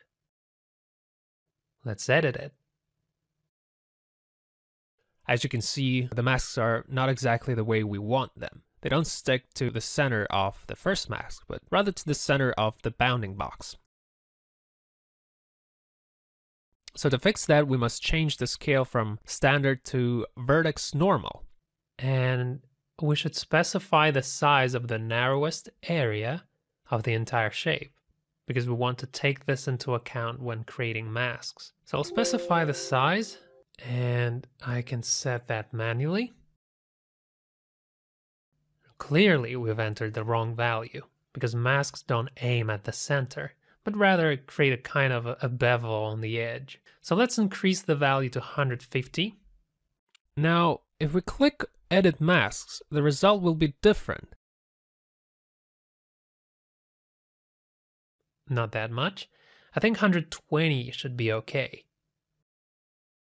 Okay, good. That's what we wanted. In order not to guess the size from a few times, there's another way. You can quickly calculate the size through a different mask. Just draw it in the area that is the most narrow one. Then select that and also specify the size, like that. Now let's edit masks again. Now everything is correct. Create a surface and get ourselves this form of a shoe. So that's great and very easy to do.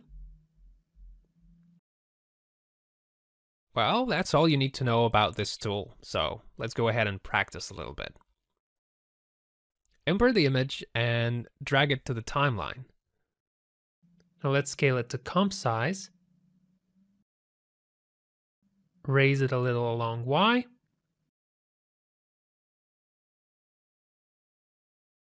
Now, as you know, we must find the correct camera position.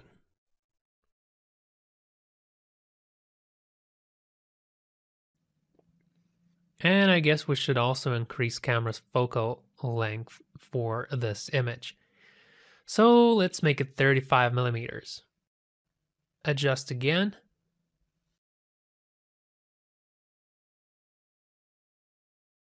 There we go. Well done. Now select both layers and create a projection. We'll call it. 2 copies should be enough for this projection. All right, great. Now double click second scene and we should prepare the environment. So let's make a table surface and the back. So I'm gonna deselect the left side of the grid and click OK. Now let's select bottom part and generate position for our tangerine. The center of our tangerine should be somewhere over here. All right. Then you simply create empty plane and then draw a mask over it.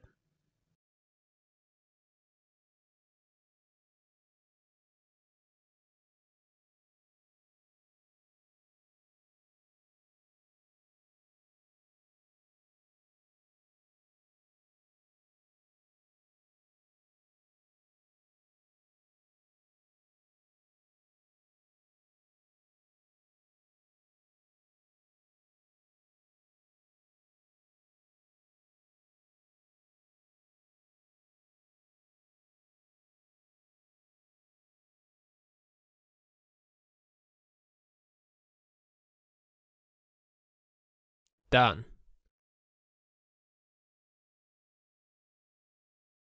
press Edit Masks and create surface. Great, it's done. Let's take a look. There's a tangerine, here's the table, and the back. I'll zoom in and focus on the tangerine. Clearly, it's a sphere. All right, that's great. But there are times when it's not so simple. So, for example, here in this scene, I'll create a plane for the tangerine and I'll mask it. And then I'm going to apply Spherize. I'm going to edit masks, create surface. There it is. But it doesn't look right. And that's because it's not facing the camera. And we're kind of looking at it from the side. So I'll switch to custom view. Look, there's our camera. And here's our tangerine. It doesn't really look any good from the camera's point of view because of the way we spherized it. And to fix that, we can go back to active camera view, go a few steps back, and before we edit masks, we need to orient towards the camera. All right, now it's facing it, and because it's distorted, we'll delete it, and we're also gonna have to draw a new one.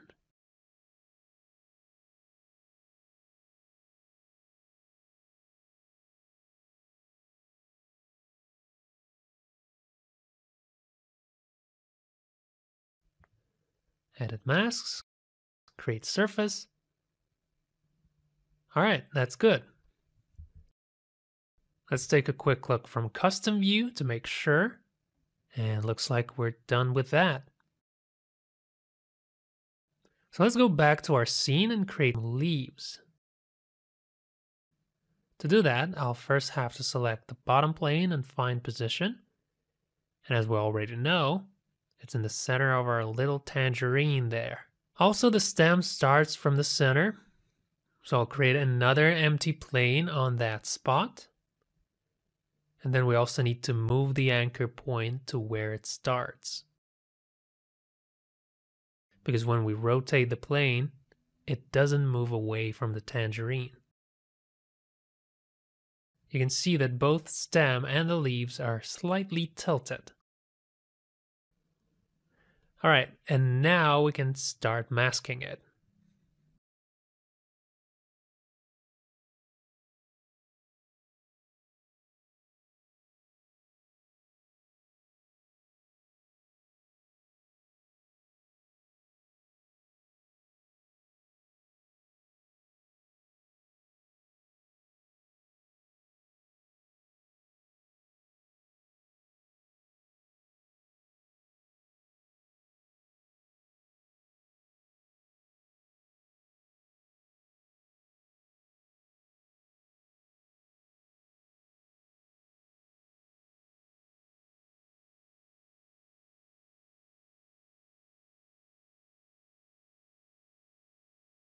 There we go.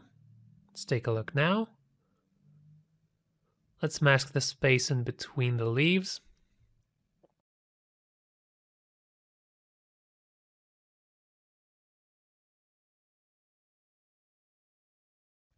First one.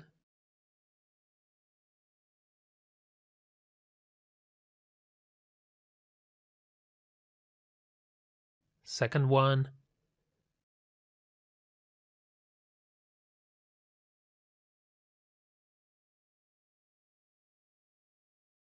Third one.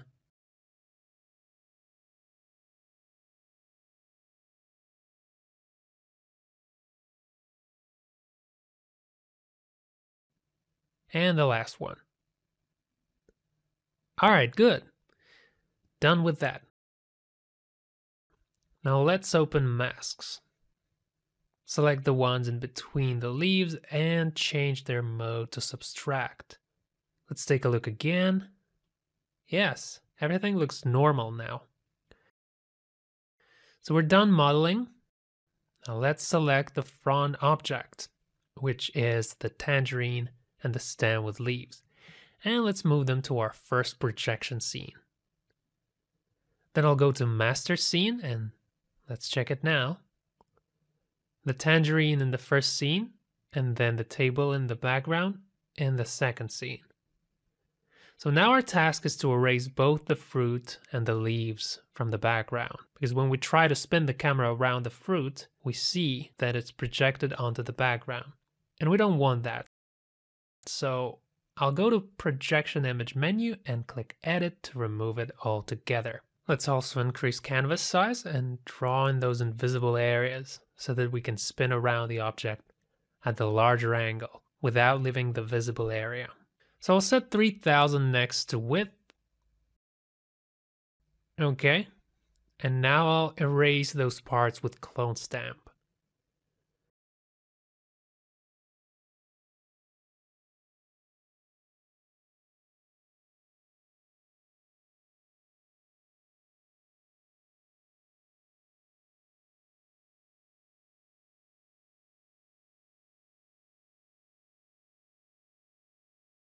There we go.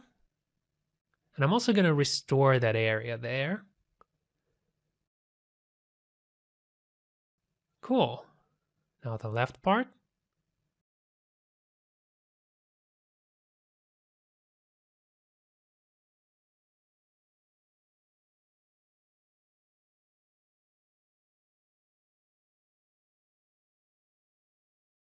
This leaf right here.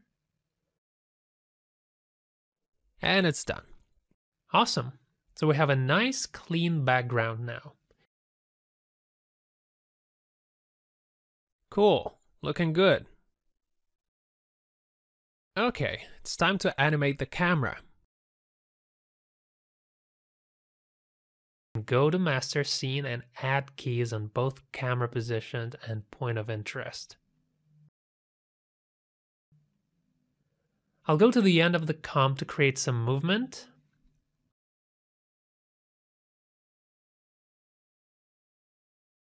Make a pre-render.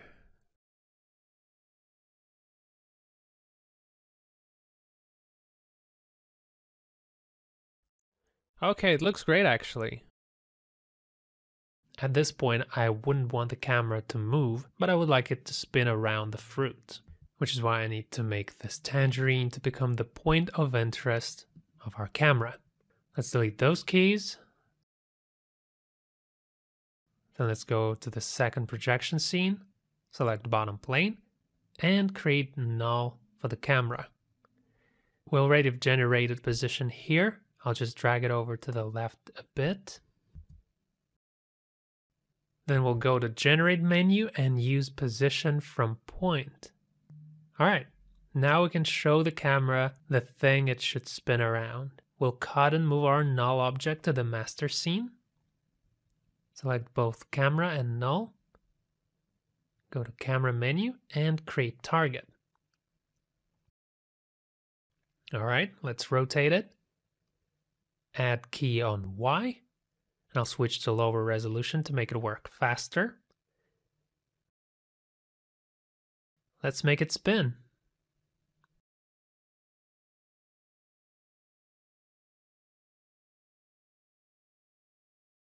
There we go. As you can see, now the camera moves around the object just like we wanted it to.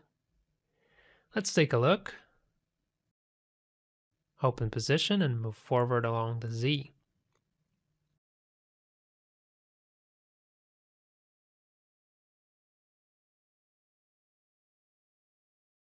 Very nice. I think we're done animating, but we can make it look even more realistic. So let's go for some finishing touches here. So our scene has depth of field and our object clearly has sharp edges. So let's apply some blur to fix that. That's perfect. Looks fine. Okay, it looks like a complete scene now. Let's pre-render again.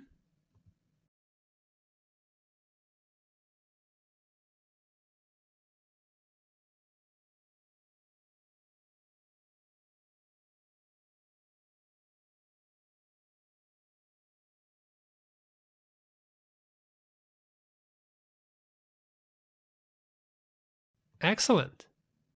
That's beautiful studio animation right there. Alright guys, I hope it made sense and now you have a better understanding of how to work with Spherize. Let's take a look at some more examples.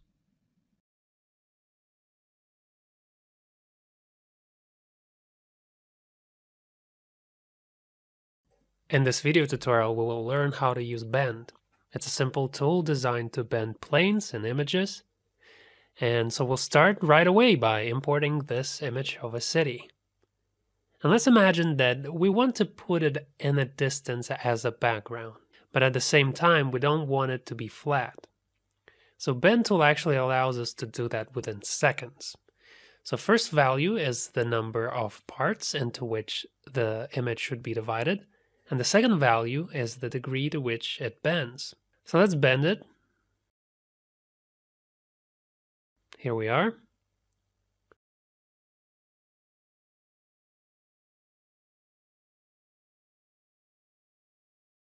We'll change the number of cuts and bend degree.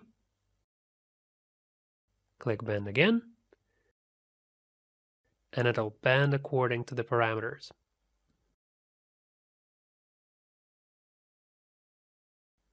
Let me show you an example.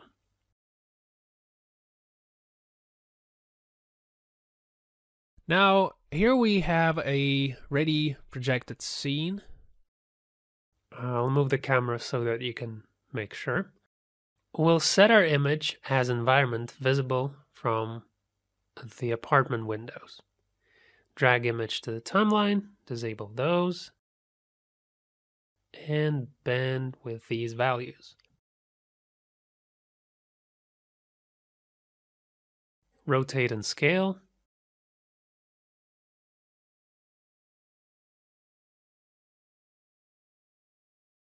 I'll put it at the bottom, enable projection scene, and adjust position.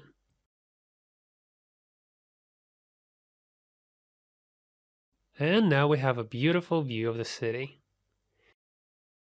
You can also use Bend to create bended surface for the projection, like in this beautiful scene. We want to create an environment that surrounds the castle, so I'll double-click Environment Projection Scene. As you can see, we have a ground plane here. And we need to create bended surface here for the background and the sky. First of all, let's create a plane with helper grid. Check only back.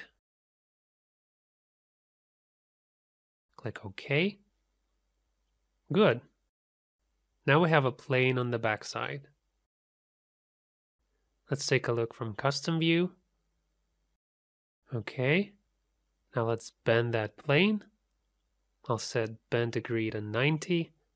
Use it as projection image and bend. Great. Now all there's left to do is scale and adjust position.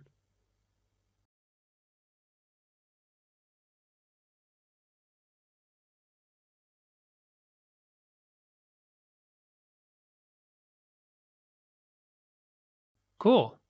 Let's switch to active camera. Increase the scale a little more.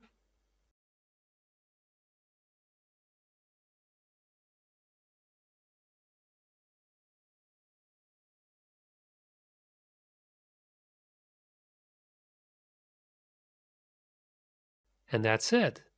Congratulations. Now you know how to use Bend tool.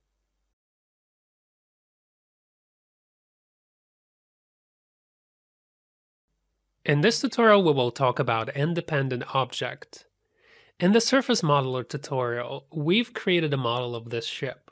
So what we're gonna do in this bit is we're gonna animate our ship. Okay, so this is a ready model I made. Here you can find all the parts.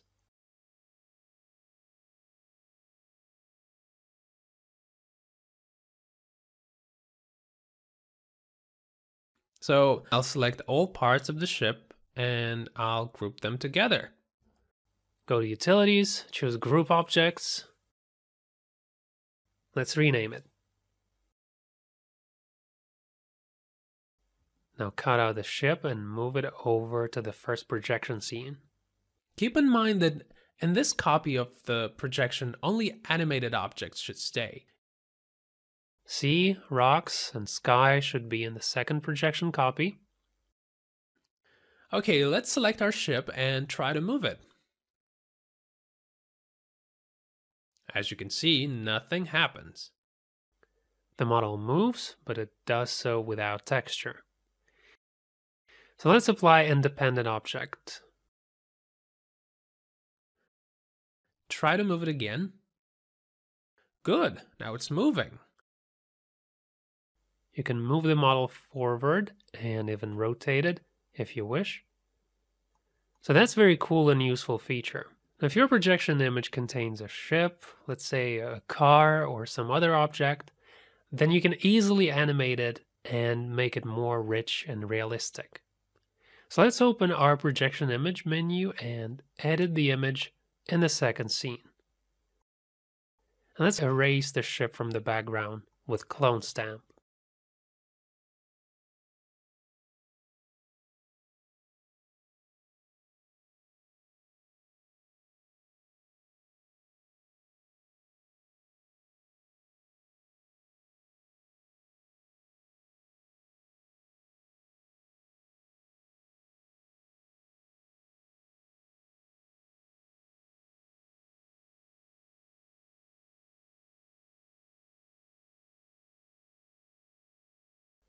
Okay, let's see.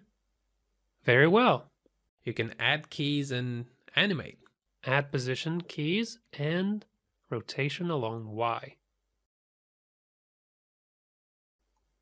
Let's create some movement. And rotate. Move left.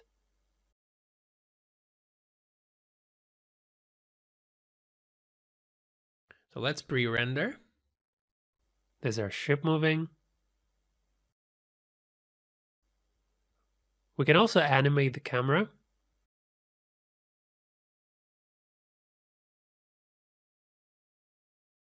Pre-render again. See how it looks. Not too bad, right? Now, of course, for more realism, we should animate water, add shadow under the ship, and so on. But since it's an independent object tutorial, we can't really go through all these steps in here. Anyway, let's see the result. Okay, next example. Here I did the same. I created a car model and applied independent object to it. But here I animated the car using null object to create the path. I also added shadow using black solid with a mask and linked them to the same null object. Look, this is just a 3D solid. And here is a mask with mask feather applied. There it is. Same thing here. We have an animated wagon, and it's made in exactly the same way as the previous ones. So this is a group model with an independent object applied to it. And if we take a look from custom view, we can make sure that it's not a flat image, but it's actually a 3D object. Let's see how it goes.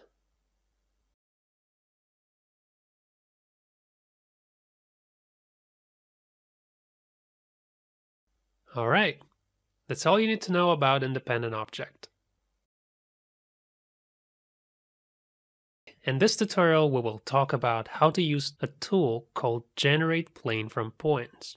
Now, Generate Plane from Points is a useful tool, and it helps you create surfaces using position points. So let's start. First of all, let's match camera to this image to find the approximate point from which the image was taken. I'll adjust it using camera. Helper grid lines will help you orient. All right, that's enough. Now let's create a projection. Let's name it. Make 2 copies and press OK. I'll go to second scene. And now using helper grid properties, let's create the ground and the background. Great. We'll now switch to custom view to see what we've done. Looks like the plugin has created two planes at the bottom and at the back of the grid. And so we now have our mini world here. The house is in this position right there. It would certainly be a kind of tedious task to try to find it manually. So this is exactly what we use generate plane from points for. Here's the point at which the land and the house connect. So we'll generate position on that point. Select bottom plane because the contact point is on the ground. To properly generate position of an object, you need to select the surface on which it should be located. So I'm going to select the bottom plane and I will generate house position on it. Then I'm going to go to Tools and use Generate Plane from Points. The new surface was created on that position. Now I'll switch to Custom View to show you. See, the exact location of the house.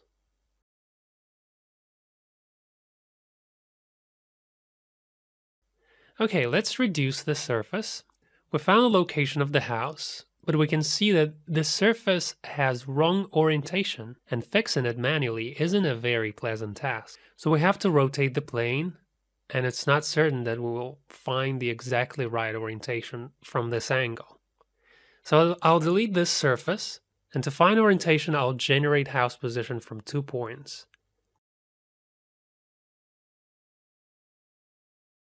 Generate second position point here. And now I have 2 contacting points on the ground.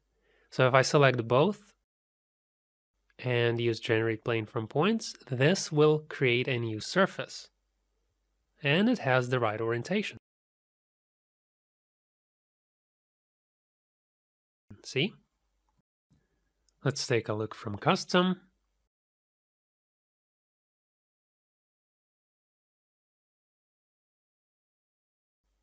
Very nice. So now we have a surface that copies position and orientation of the side wall of the house. And this means that building the rest of the house shouldn't be that difficult now. Great feature, isn't it? You can also find it in the Modeling Toolkit menu now. Let me show you. Select both position points and create empty plane. It's the same as generate plane from points. So click that, and this will create a surface. Okay, great. If I draw a mask along the outline of the wall,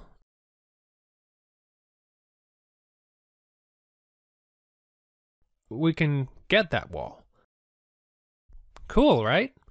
Now let's take a look from custom view. And it's exactly where it needs to be. The rest of it shouldn't be difficult now.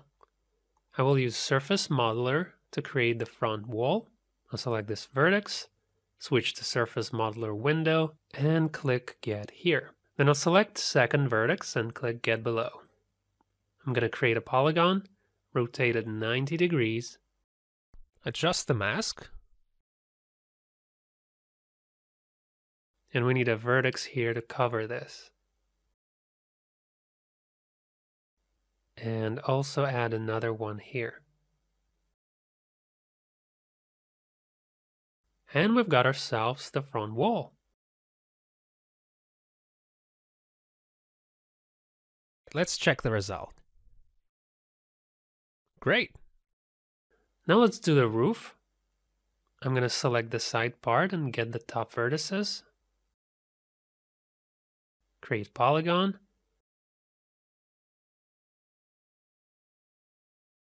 Tilt it to align with the roof angle. And adjust it.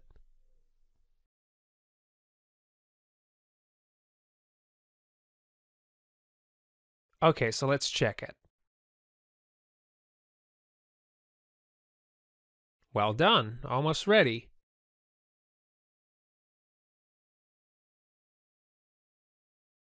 We just need to create this small surface now.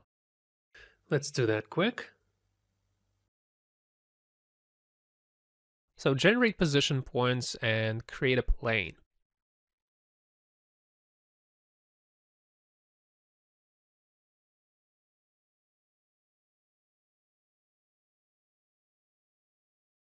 Now draw a mask.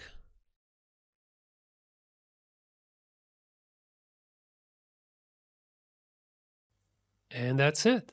The house model is complete. Let's take a look. Okay, it looks like our projection is ready. So what we did was we've created the environment. We've found position of the house as well as orientation from 2 points, and we've created the side wall using generate plane from points.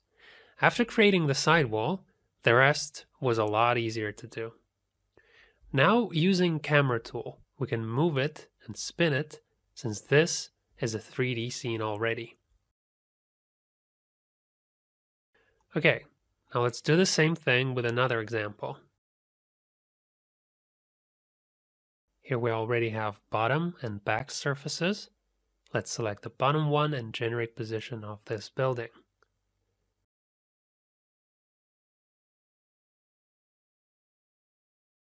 And generate second position point to find orientation. Now select both controls, open Tools menu, and choose Generate Plane from Points. As you can see, the surface has the same orientation as the building. Let's mask it and get the wall.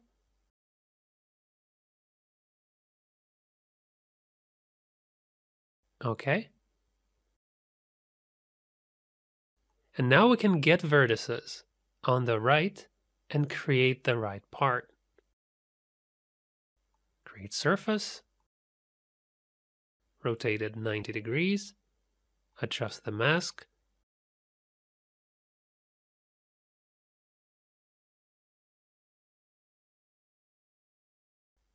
And our model is ready. Let's take a look.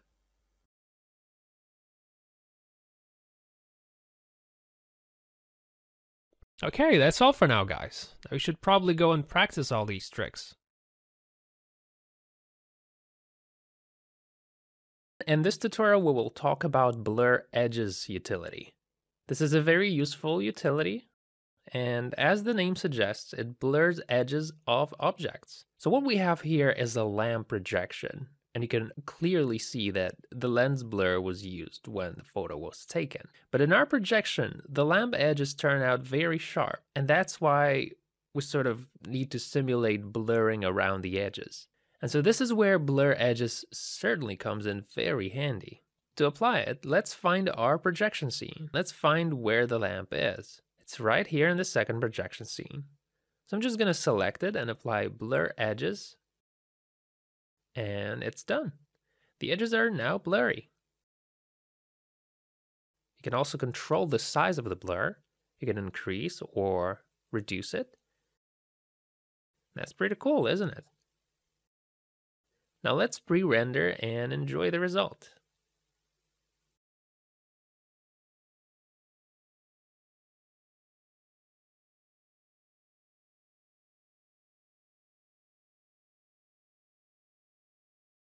That's it. Now you know how to use blur edges.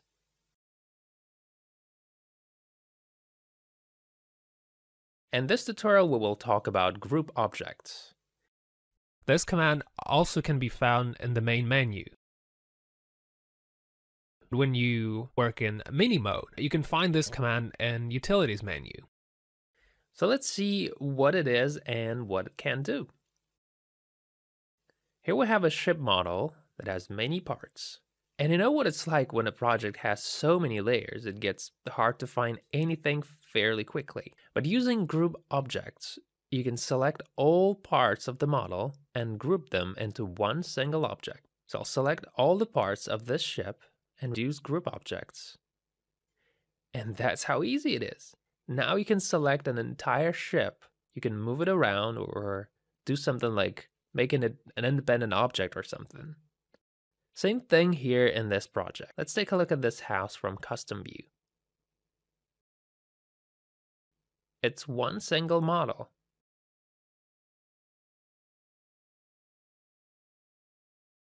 But look how many layers there are in the comp window. And so our task is to make one object from all of these parts. So I'm going to select all parts of the house and I'm going to group them. And give it a name. And that's it. Let's take a look from custom view now. All right, looks good. So I hope this was useful, and now you know how to utilize group objects. In this tutorial, we will talk about Ungroup Objects. It's a very useful utility, so let's see what it's good for. So let's say we have a car model here. And this model was created with Extrude. And so what if we want to add a Mercedes logo here? So how do you go about doing that? How do you generate position there? Well, very simple. By using the new Ungroup feature. You click that, search for the part of the object where you want to generate position, select the layer, go to Generate menu to add points, and generate position. Then you go to File and import the logo.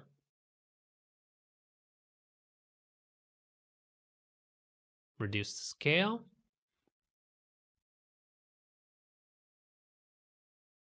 And that's it.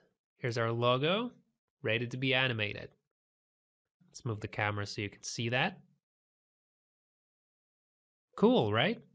Now you can generate position on any model, no matter how complex it is. All right, that's it. Now you know how to use Ungroup Objects. In this tutorial, we'll explore Anchor Point Editor. You can also find it here in the utilities, like when you work in mini mode.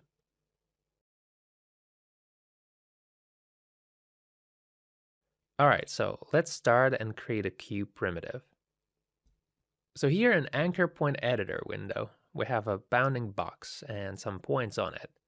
By clicking these points, you can move anchor point of your object to the bottom right corner or right middle corner, or any other place for that matter.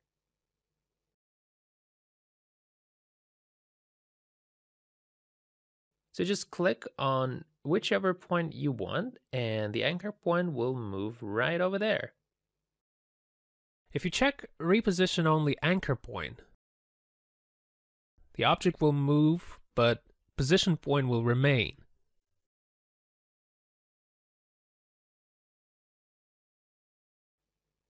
You may ask yourself, what is this thing good for? So let me show you an example. Here we have an interior scene, and let's say we want to create this table. So how would I go about it in this case? First, we need to generate position for that table, and then create a cube primitive. There's our cube, but because the default anchor point of the cube is in the center, it's not placed in our scene the way we want. If you try to fix it manually, it will be difficult and very time consuming. And so this is where Reposition Only Anchor Point can help you a lot. Look, if you just click on the lower right corner, the cube will remain in place. But if you check Reposition Only Anchor Point and then click the same place, you can see that now the cube moved right over where we wanted it to be. Easy, right? Now we just need to uncheck scaling on all axes and adjust the scale for each separately.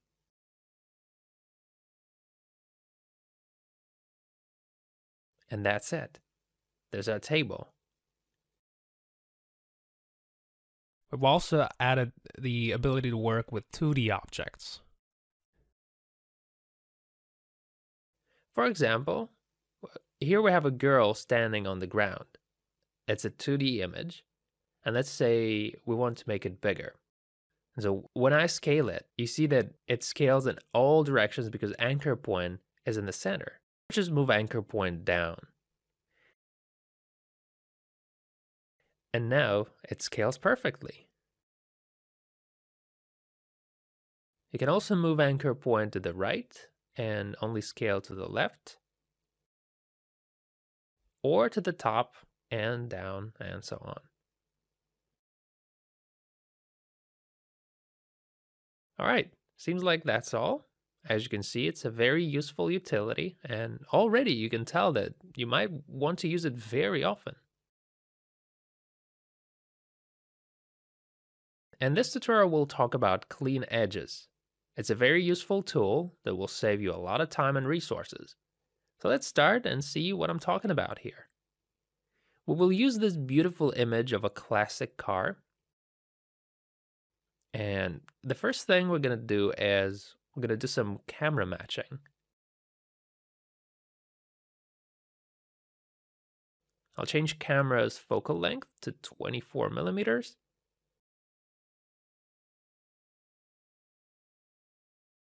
I need to find the place from which the image was taken. Grid lines will help you do that. That's great. I'll select camera and image and create a projection. I'm going to name it 2 scenes. Okay. Double click second scene and let's just quickly create an environment. I'll use the angle primitive to do that. Let's find and adjust it.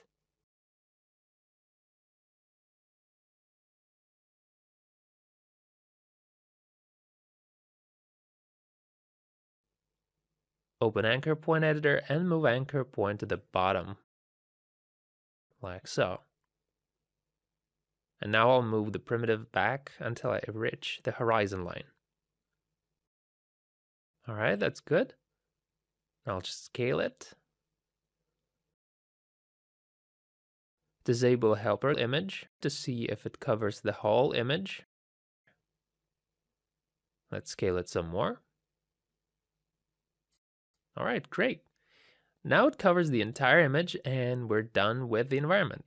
And now we can switch to custom view and you can see that the bottom of the primitive covers the road and the backside covers the trees in the distance and the sky. Now, of course, you don't have to bother so much and you can simply create an environment in just 2 clicks using helper grid. Just mark here, bottom and the back for the sky and bottom for the road and the field, and click OK. Now let's switch to custom view and take a look. So you can see that we get the same thing we got before using angle primitive. The bottom part is where the grid bottom and the back part is at the back side of the grid. It's just much faster to make an environment this way if you have your camera matched correctly. But I'm here to show you more ways of how you can go about doing that. Angle primitive does the same. It's just that you need to put it in the right location. Okay, let's move on. Delete those. Back to master scene, we can move the camera and see how our projection looks in motion. And it looks just right. Only the car is distorted, but that's because we haven't actually created it yet. So let's create it quickly in the first projection scene.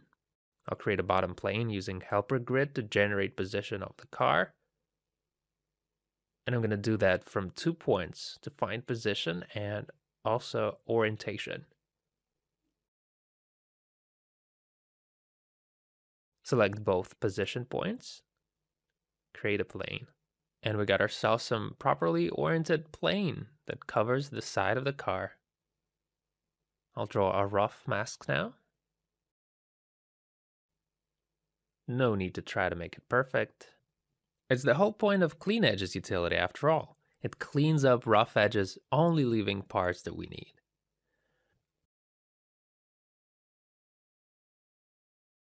Okay, so we have a plane covering the side of the car. Let's extrude it and get the whole car using Extrude. Select the mask, open Extrude,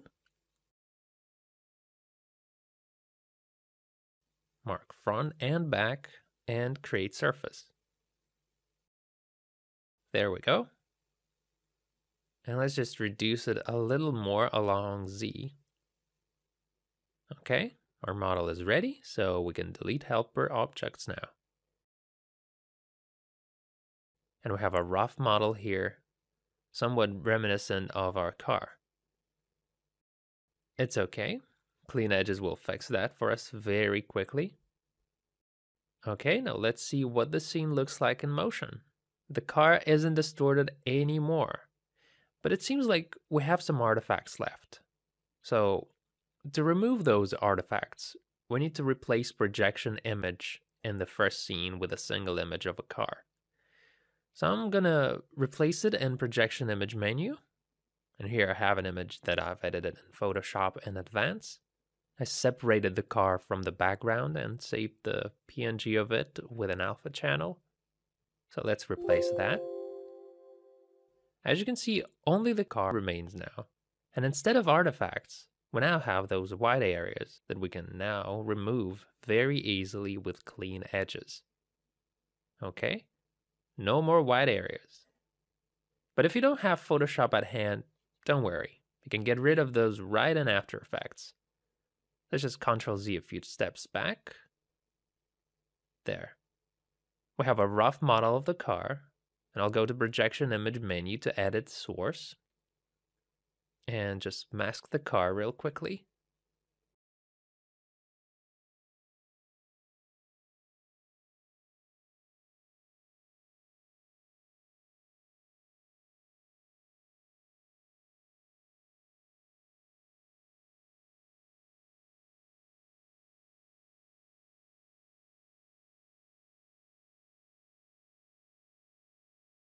There.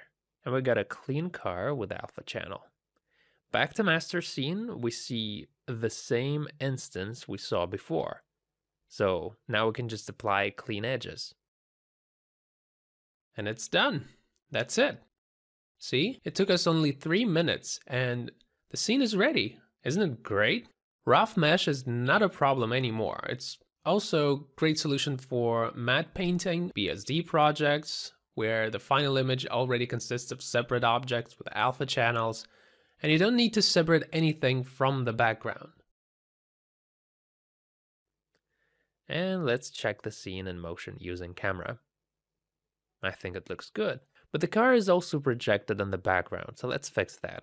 We'll select second scene, and in projection image menu, we'll click edit. And now using clone stamp tool, we'll erase the car from the background.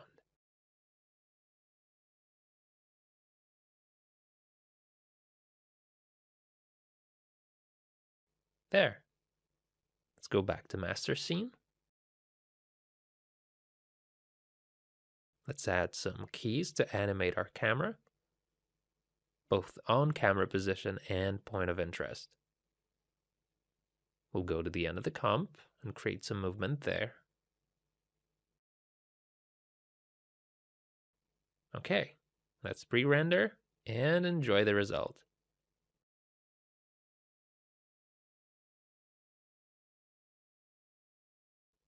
That's it. Looking cool. No artifacts. Everything moves smoothly.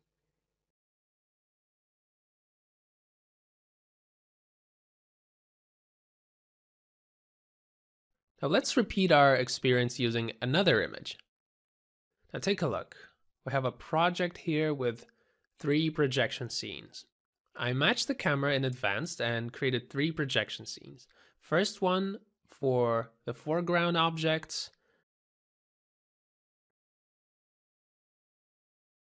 Second one for the Colosseum. And the third one for the ground and the background.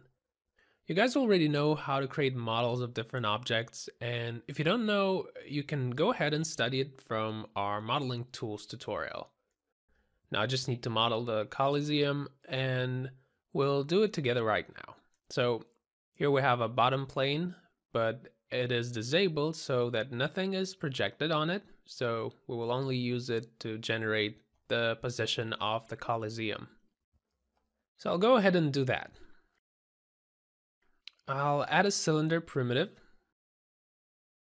open anchor point editor, mark reposition anchor point and move it to the bottom. And everything is in the right place. I'll scale the primitive. Move it to the left a little bit. Scale it a little more.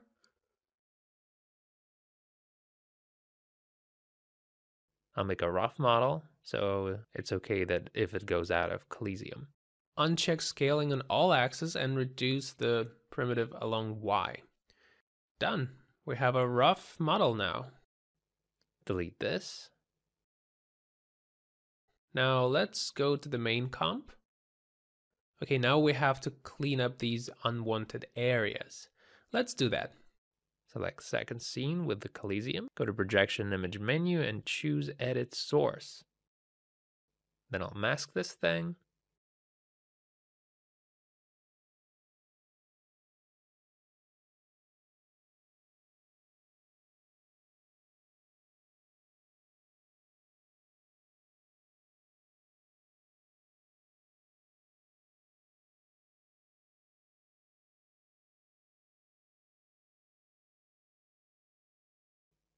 And it's done.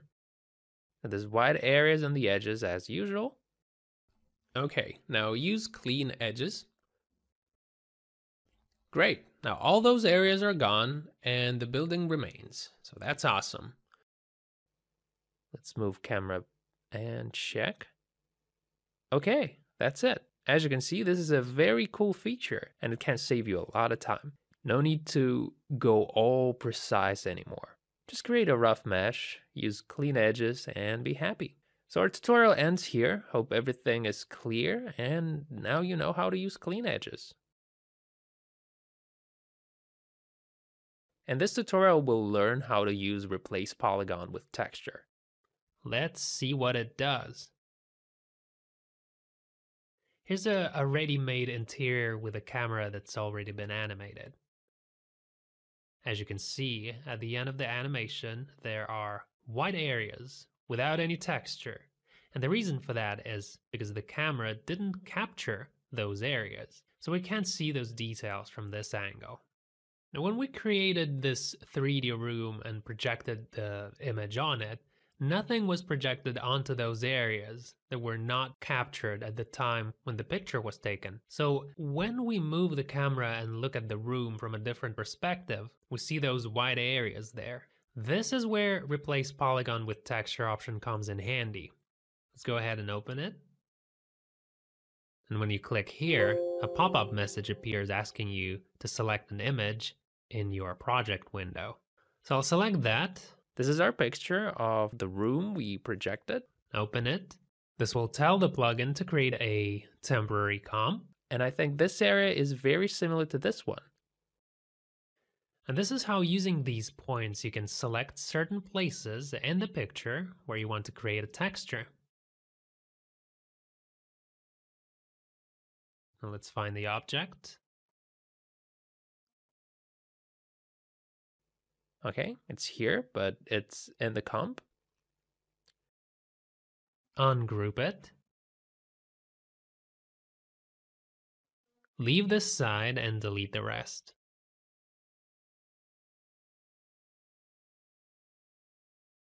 So we're going to replace this white solid with the texture from the area we selected. Now when I select this side and click OK next to replace polygon with texture, it gets replaced. If the texture is stretched, you can click OK next to swap width and height.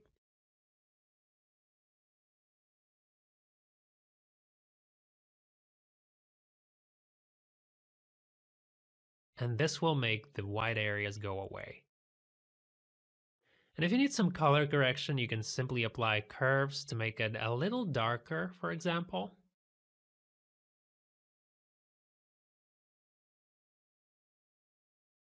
Awesome. Now let's quickly replace this part.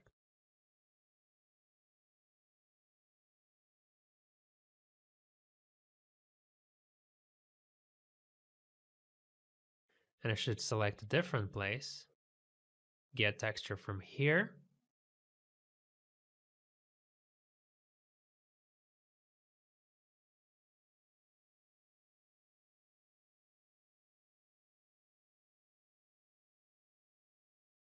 Find that part.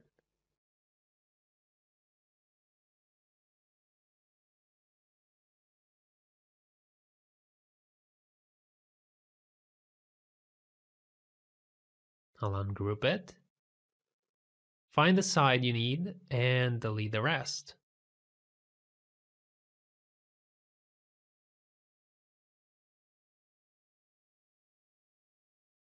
Let's make a texture again. There we go. Swap width and height. Super. Now it looks all right. Turned out a little bit stretched. Let's fix that.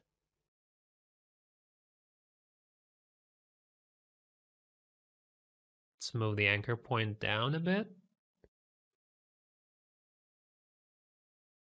That's good. We'll squeeze it.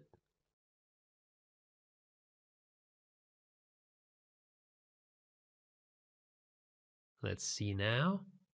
Awesome. No wide areas whatsoever. That's it. This isn't a typical situation, but it's a great solution that gives you opportunity to move camera further than perspective allows you to. And it just lets you create more sort of dynamic animation. So hopefully this was useful. Go ahead and enjoy Replace Polygon with Texture.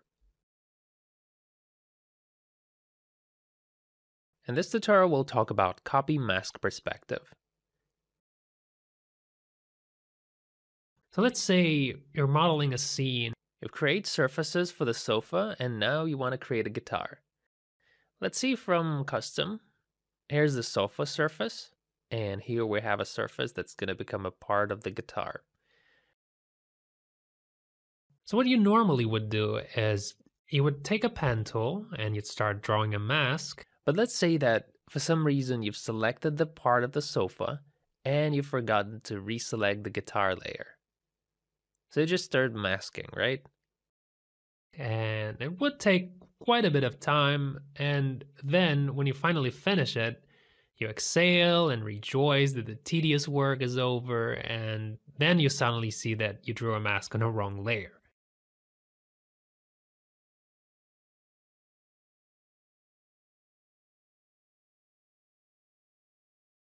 Fortunately, now you don't have to do all of that work again, because you can simply copy this mask and paste it on another layer. Select these two layers, go to Utilities and apply Copy Mask Perspective.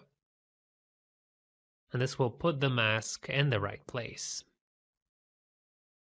And if you just decide to copy and paste it on the plane layer, you'll get this.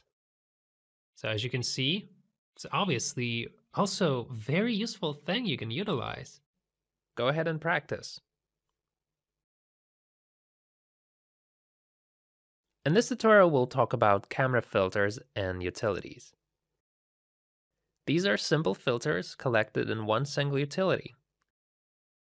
Let's say you want to add some sharpness to your projection, some noise or some lens distortion for realism. So now you can just go to Utilities to apply camera filters, and that's it. Filters are there and they are all pre-configured. Sharpen, noise,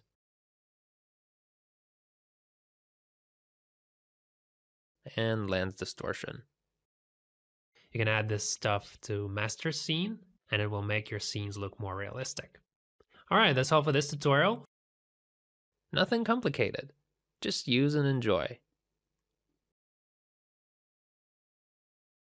In this tutorial, we'll explore default view function from the camera menu. So what this does is it allows you to return camera from any point to its default position where projection was created. Let's say we have a ready-made scene and we want to make camera go left to right. So I'll reduce the quality to work faster. And I'll add keys on camera's position and orientation. Great. Let's create some movement. You can see that when I move camera over to the left, the wide area appears. And that's because the camera goes beyond the projection. To prevent this from happening, let's move forward a little bit. And now, when you move the camera to the left, everything looks fine, and there's no white areas. Great. Now let's go to the last frame and move our camera right and forward, like this. And our animation is ready. Let's pre-render and see.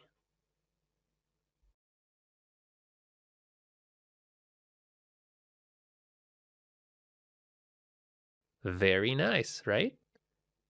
But what if we want to create another camera movement? Say we want our camera to move forward. To create a new movement, we must first return to the camera's default position. But we already moved forward and lost that position, and now we can't go back by just pressing Ctrl Z. So this is where default view comes to our aid. To use it, simply select camera, delete the old keys, and apply default view from projection 3D window. As you can see, a pop-up appears and the plugin prompts us to select projection scene. So select any of these projection scenes here and apply default view again. And that's it. We're back to the default position. Now you can add new keys and create another animation.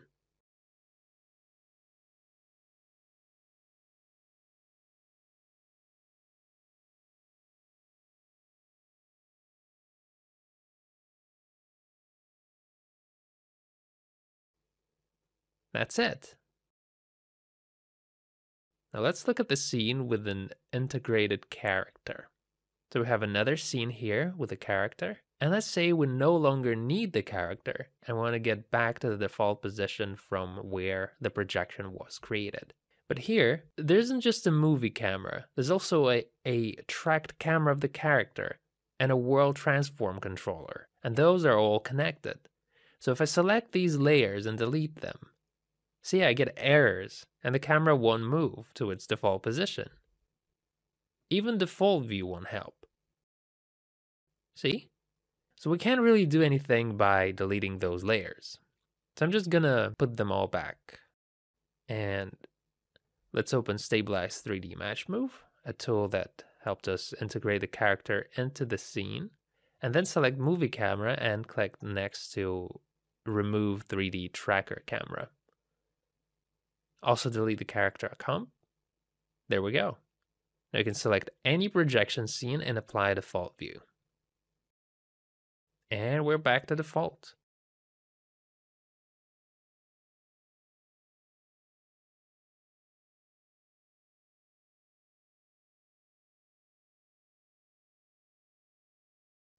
That's it. Thank you for watching. I'll see you in the next tutorial.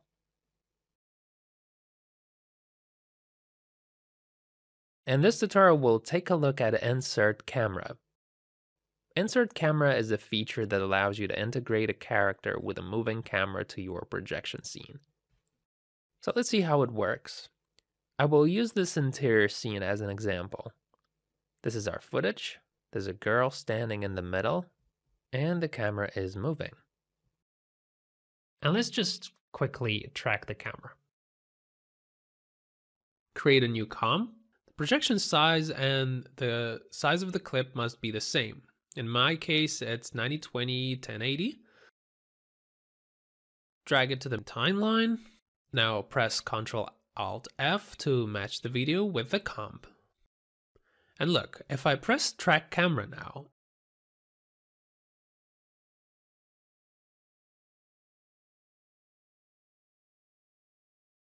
it will result in an error at the end, because we stretched the footage. To avoid this, remove Camera Tracker. Go to Layer menu and choose Pre-Compose. And click Track Camera again. Wait for analysis.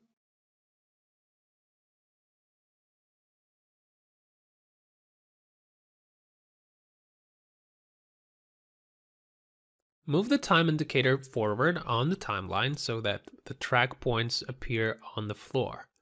Then select points on the ground. I'm going to choose set ground plane and origin. And then create null and camera. Okay, great. Now we have a footage, a null object, and a camera. Let's draw a mask.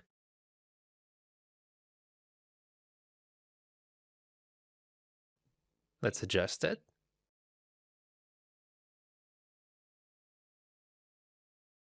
Let's take a look. Okay. Select all three and open Insert Camera. Insert camera window was opened. All we gotta do now is select Master Scene, the main composition, not the projection scene, mind you. In our project, it's called Master Scene Room. And then I just click OK to integrate footage with the character and our projection. Great, let's take a look. The girl is already here. And now notice how when I move the time indicator forward, she doesn't go anywhere and the floor doesn't slip from under her feet. See? Let's apply key light.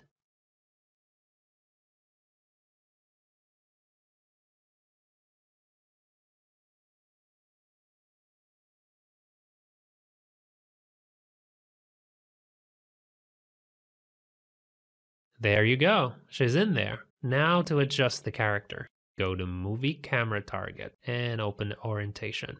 Good. Now let's rotate along y-axis. Now use position X and Z to adjust projection position. I can't change position of the girl since this is 2D, so we must match the environment for her. And that's why we need Movie Camera Target. And we can make all adjustments with just that. As you can see, guys, the character does not correspond to the scale of the environment. Let's also make her a little bit smaller. Okay. A little bit more adjustment here.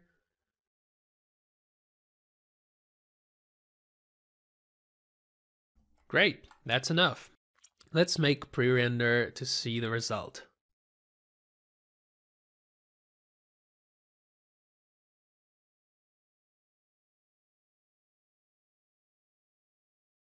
Well, that looks good. So that's it. As you can see, now we can easily integrate our characters into the 3D environment that we create from stills. All right, that's all for this tutorial. Now you know how to integrate your character to projection scene. In this tutorial, we'll take a look at Stabilize 3D Matchmove. This is a truly outstanding tool that helps you do totally amazing things. It works with Projection 3D, and it also works with any other 3D plugin you have installed in After Effects. For example, you can use it with Element 3D. So with this tool, you can stabilize motion in your video, create a vertigo effect, or add a character to your 3D scene and animate your camera regardless of the camera that captured that character. So let's see how it works. And we'll start with some simple things first. So we have a footage here. Let's select and create a comp. And this is a footage of a cyclist filmed from a drone. Let's take a look at it. As you can see, the drone makes a sharp left turn at some point, and that doesn't look very smooth. Let's take a look again. See? So our task here is to stabilize the camera and try to achieve a smoother movement. Okay, let's do something about it. First, we'll have to track the camera.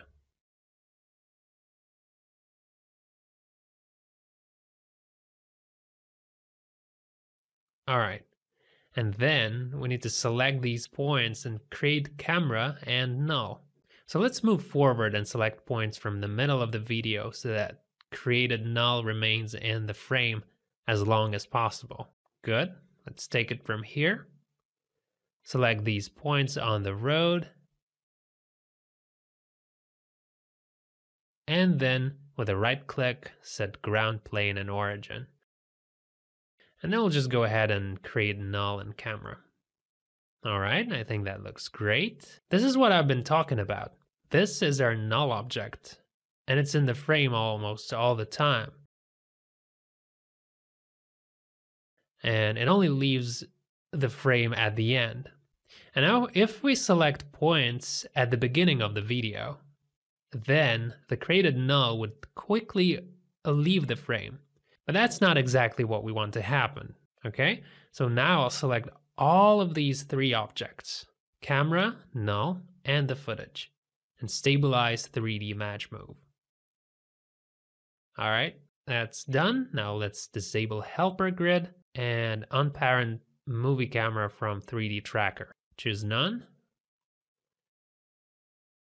And look, now we have a video footage moving along the Z, sort of simulating the movement of a drone. And we also have a static movie camera.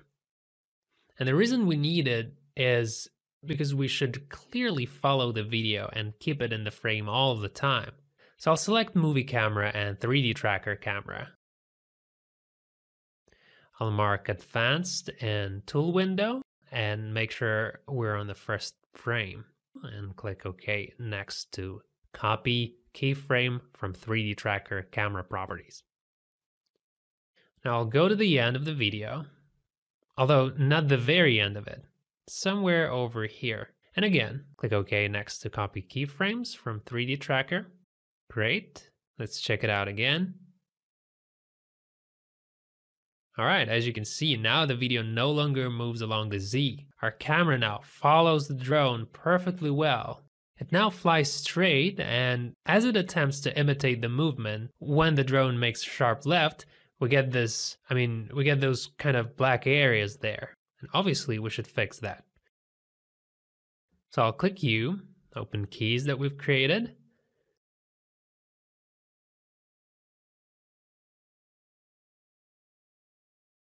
Let's see when the black areas appear. Okay, so now move to the first frame and using camera position values, move it closer to the video footage. You should do this on the keys you've created previously. You shouldn't do this with the new keys. Great, let's check again. As you can see, now the camera keeps the video in the frame all the time. There are no more any of those black areas. All right, time to render.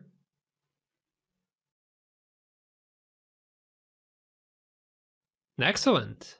No more sharp turns, only smooth and beautiful camera movement. So this is how you can fix those things now. And that's just great. Let's compare now. This is the original video.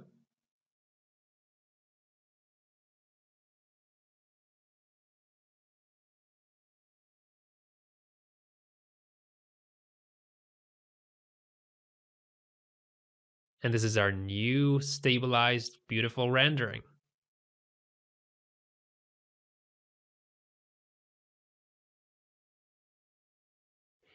And we can actually also stabilize it with the standard After Effects tool, just to see the difference.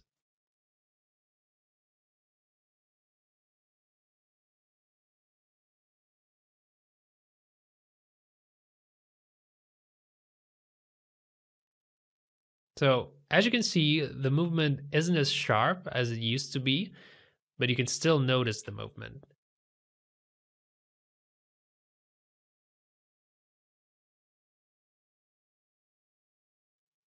And once again with Matchmove. Pretty awesome.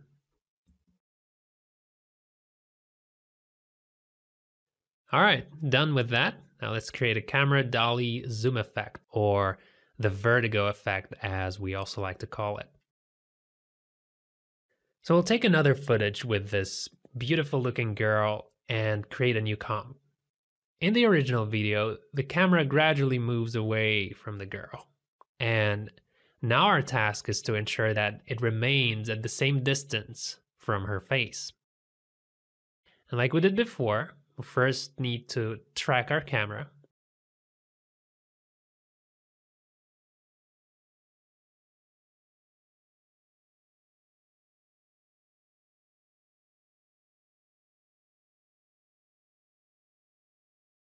Select a few points on her forehead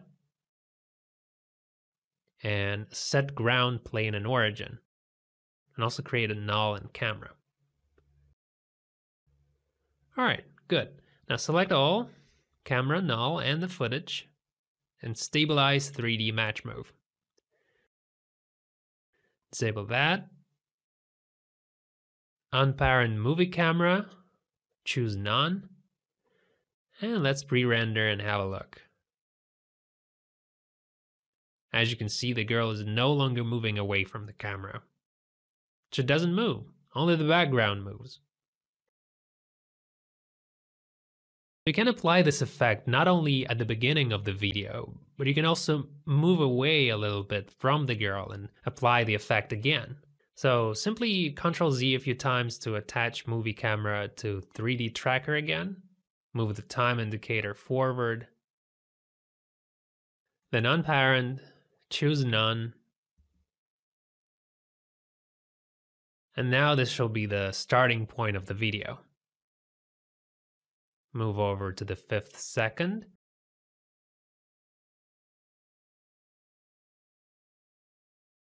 And if we move to the last frame, the video loses quality, so we don't want that to happen. All right, let's pre-render again.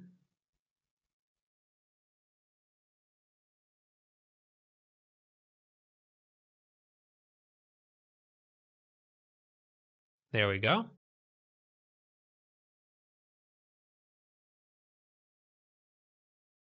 Now let's try and repeat what we did with another footage.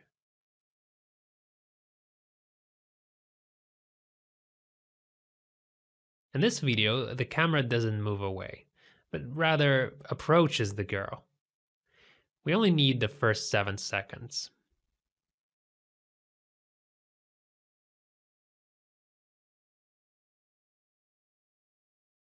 Let's see.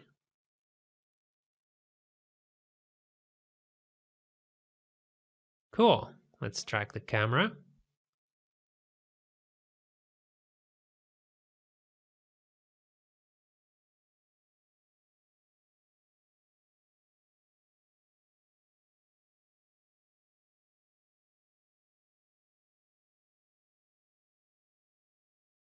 Now we need to create null and camera, and again, we're tracking points from the middle of the video so that the null stays in the frame as long as possible. Take the dots from here, right-click, set ground plane and origin, create null and camera, and let's check.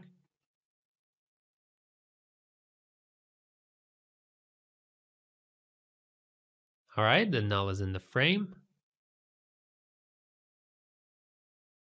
Select camera, null, and footage, and click OK. Great.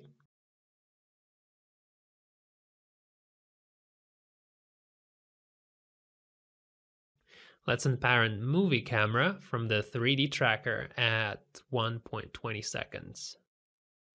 Then select both. We'll go to Advanced tab and click OK next to Copy keyframes from 3D tracker camera properties. Go to the end and do the same.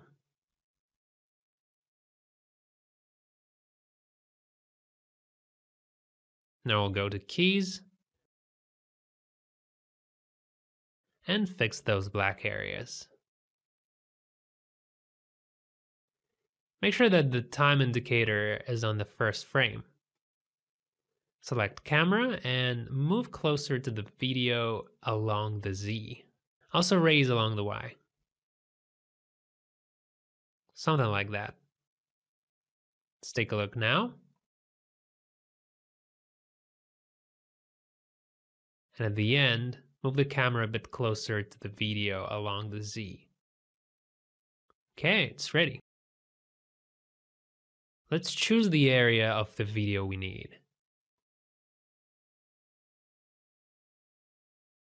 And let's pre-render.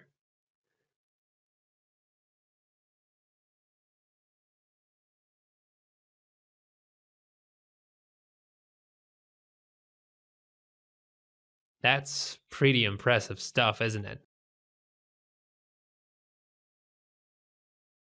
Certainly looks very nice. And so this is how, in just a few steps, we get our camera dolly zoom effect, aka the vertigo.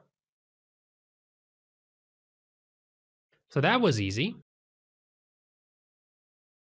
And I hope this stuff made sense, nothing complicated. Now let's integrate.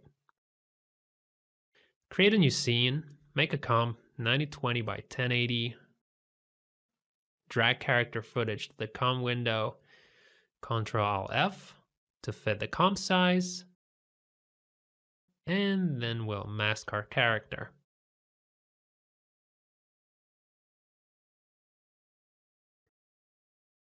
Add key on mask path and animate the mask so that it follows the character.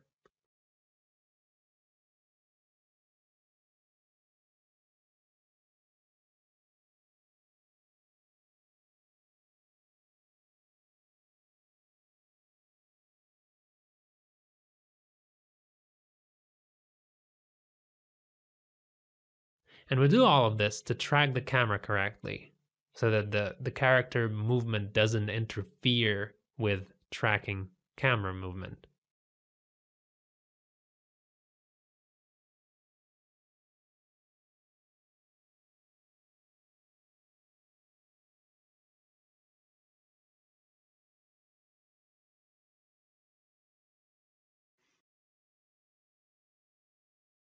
Okay, I'll change mask mode to subtract, select footage, pre-compose it, and now let's track our camera.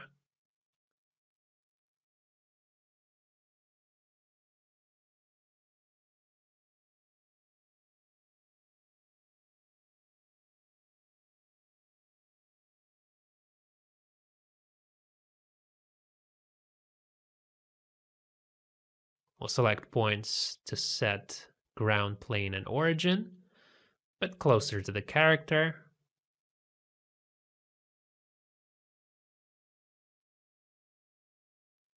Create null in camera.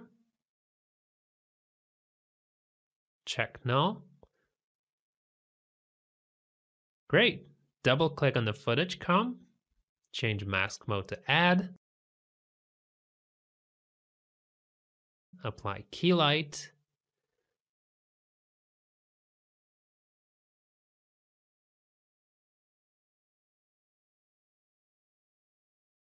Adjust it a tiny bit.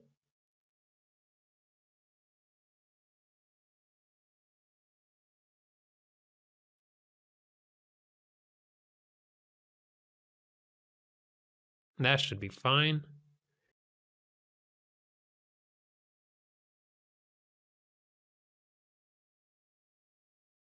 Now, let's open Stabilize 3D Matchmove.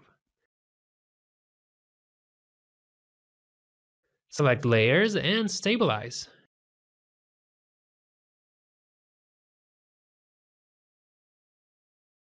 And let's see. All right, looks like it's fine. Helper grid shows us that the character has been integrated correctly. But you might be like, wait a minute, insert camera can do exactly the same thing. So let me show you. I'll switch to custom.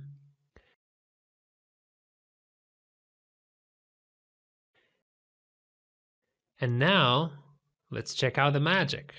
The character is in 3D space. It is stabilized, and it looks just like it was taken with a static camera.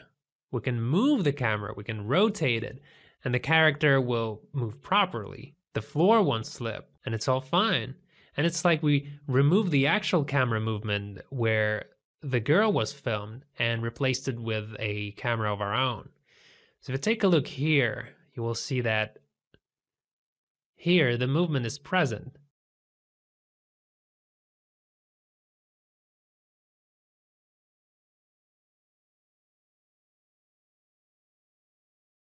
And here, it is not. Let me show it to you from a different angle. See? Like it's a 3D model and not a real person.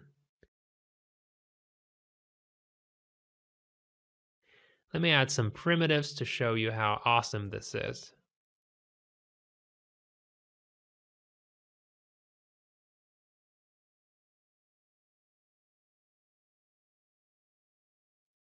And one more.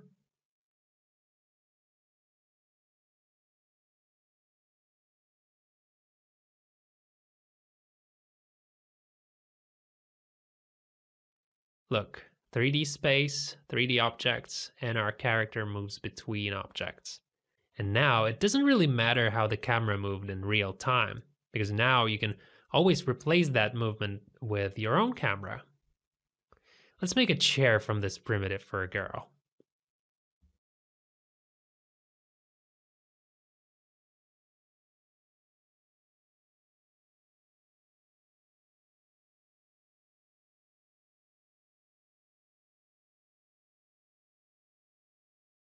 So this is like we're working with a 3D model.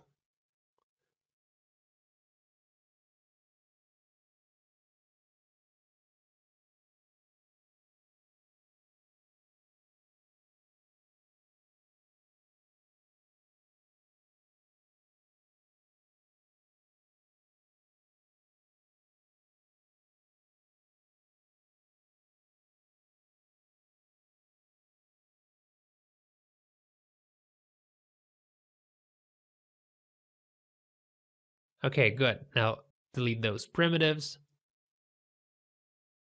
Let's switch to active view and create some kind of animation. And look, here we have a camera animation that we tracked. But the magic is that here we have a camera with absolutely no keys on it. We can add animation keys and create everything in our own way. So I'll add keys on position and orientation. And with camera tool, I can move it back as much as I want. The beauty is that we don't have to depend on the real camera that we tracked.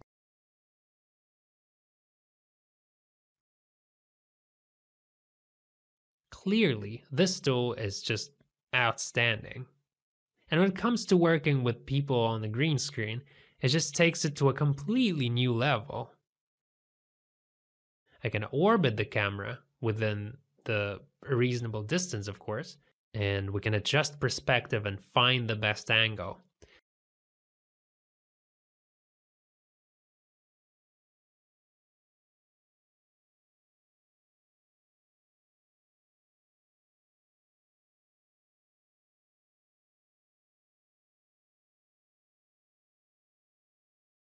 And we can also get as close as we want.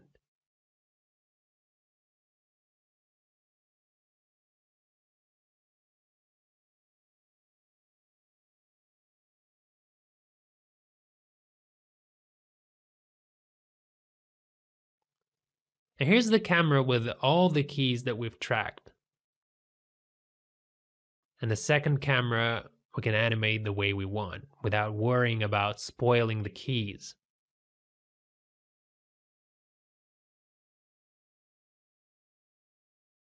See, totally different movement. Okay, now let's remove those keys in the middle. And you know what? I can also change the camera's focal length. I can set it to 15 millimeters, for example, and it won't do any damage. So you no longer need to worry about which lens to shoot with or whether the perspective looks right. You don't need to reshoot anything. Almost anything can be fixed with this tool.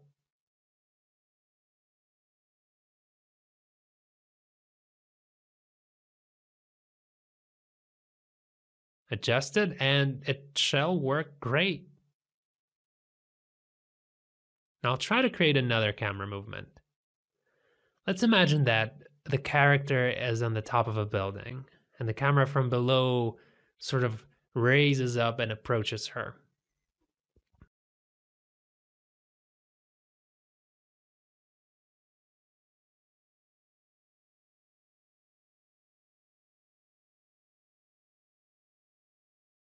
And we get ourselves a completely different animation.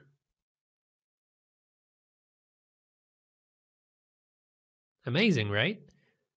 Okay, now have a look at this. Here we have a familiar interior scene, and here's the footage of the character on the green screen. The camera is already tracked, the key lights applied and masked. So we have a camera, we have null and footage.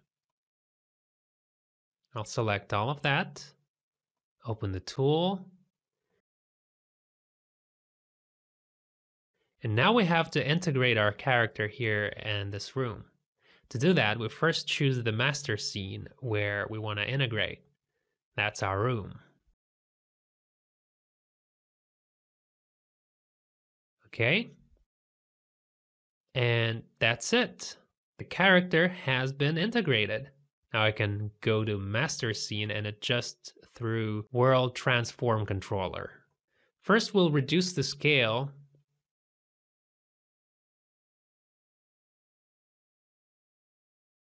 Adjust position and orientation.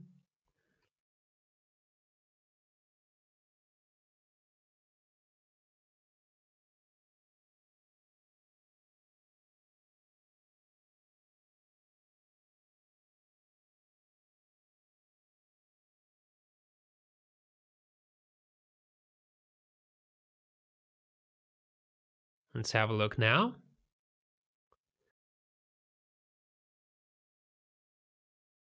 Well, that's great, I think. Now let's select movie camera, open position values, add key, orientation values, add key. Select camera tool and adjust the scene. Find the best angle.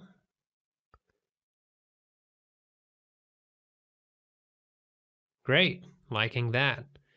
From this angle, we can see the whole room. Go to the end, adjust the angle here, and move closer to the person.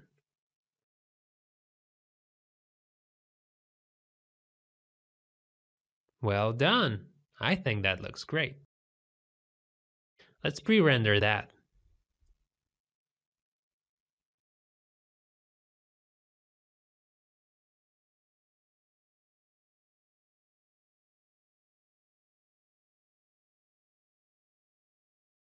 Yep, it looks quite different now. Now we no longer depend on the camera that was used to shoot the girl, and we can easily adjust the angle and get some pretty decent results. Cool, right?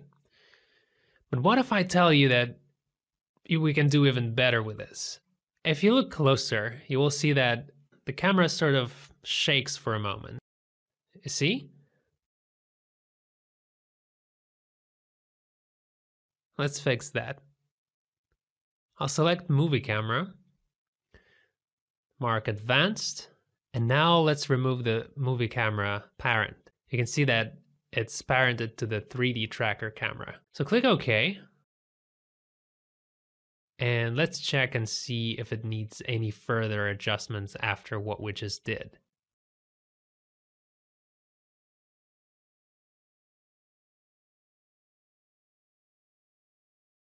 Move a little forward. Check it out again.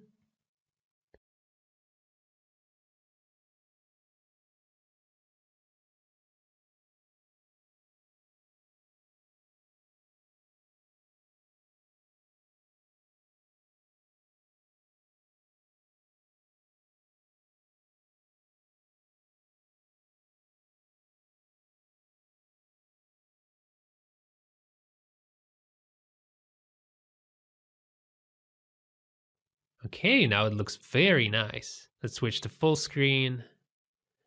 As you can see, there are no sudden movements. The camera moves very smoothly, and we get to choose the angle ourselves, which is awesome. Could it be any better? Who knows? So I think this is absolutely amazing. Now, let's consider another example. And you may remember this scene from the tutorial we did on the third version. This is what our animation looked like with the camera created by 3D Camera Tracker. See, we couldn't move the character, zoom in or out. We could only scale and move the world, but the camera is out of reach. Now, if you take a look back at this scene, you can see the difference.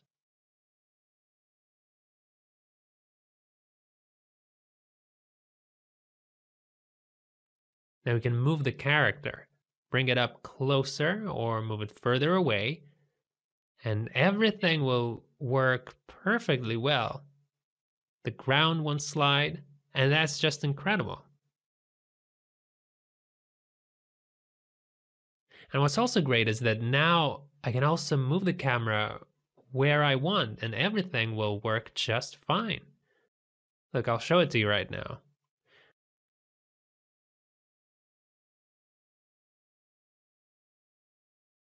See? It works perfectly fine.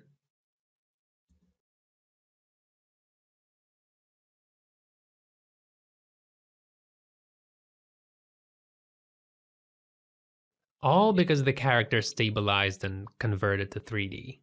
Look at the girl here standing. Now when we move her across the scene, the camera she was captured with moves along with the girl. And all this now is possible thanks to this awesome tool. Let's check out another example, and now we'll use Element 3D. Here we have a character, we have a tracked camera and a null. And now let's select them and do the match move.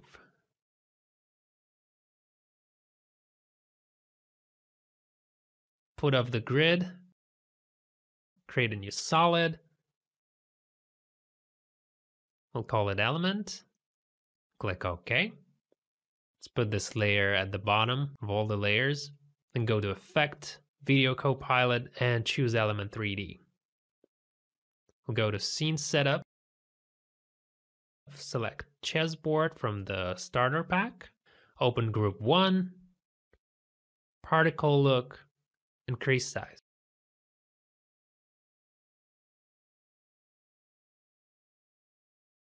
Something like that. Great. Now we'll go to Utilities to generate position for the character. And create a null. All right, now I'll just copy the null position, paste it on the camera controller. Let's see. It works. Now we can select our movie camera and create animation.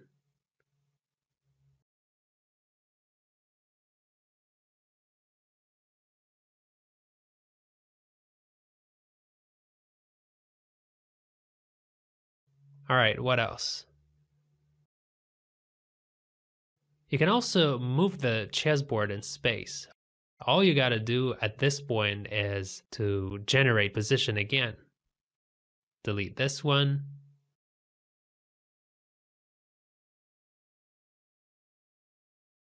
Generate and create a null. Copy and paste position on the camera controller layer. And voila, works all right.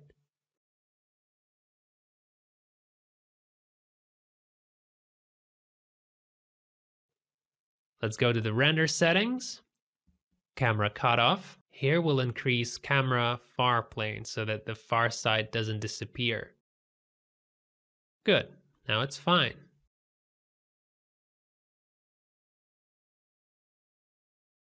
Let's add keys on movie camera and create some kind of movement.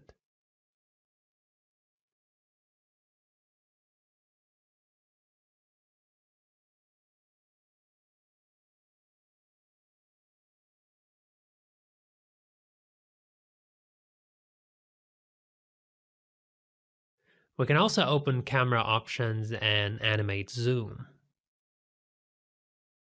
Add a key. Reduce this value here.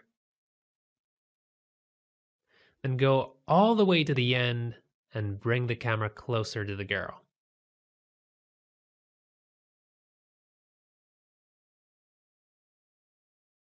Let's check it out now.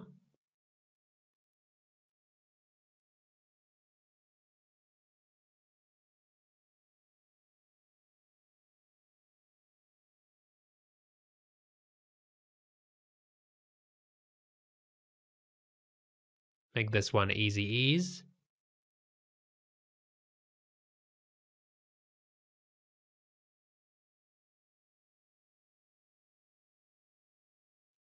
And see what we get.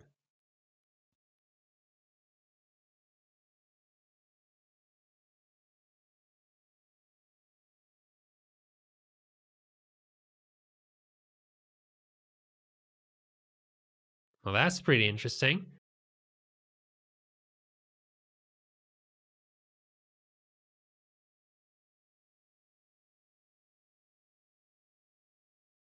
So you can really see how you can experiment and create some very unusual things.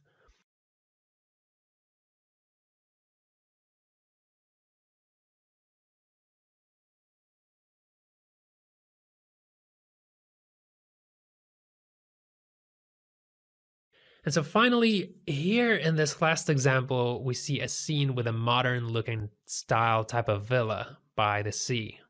And this scene was actually made with Element 3D. Here I can put our actress on the terrace, and look what a gorgeous camera movement we have.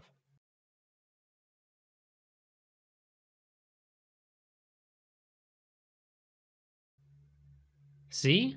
See where it starts? That's great, right? It looks like we did an actual crane shot for this one. So there wasn't anything unusual about the original camera movement when they were filming the girl.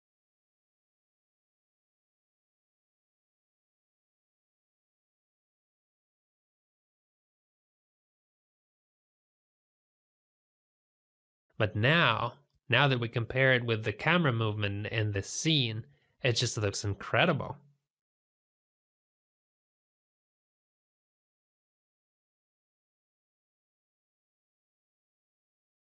Already you can picture all those amazing things you can do with this awesome tool.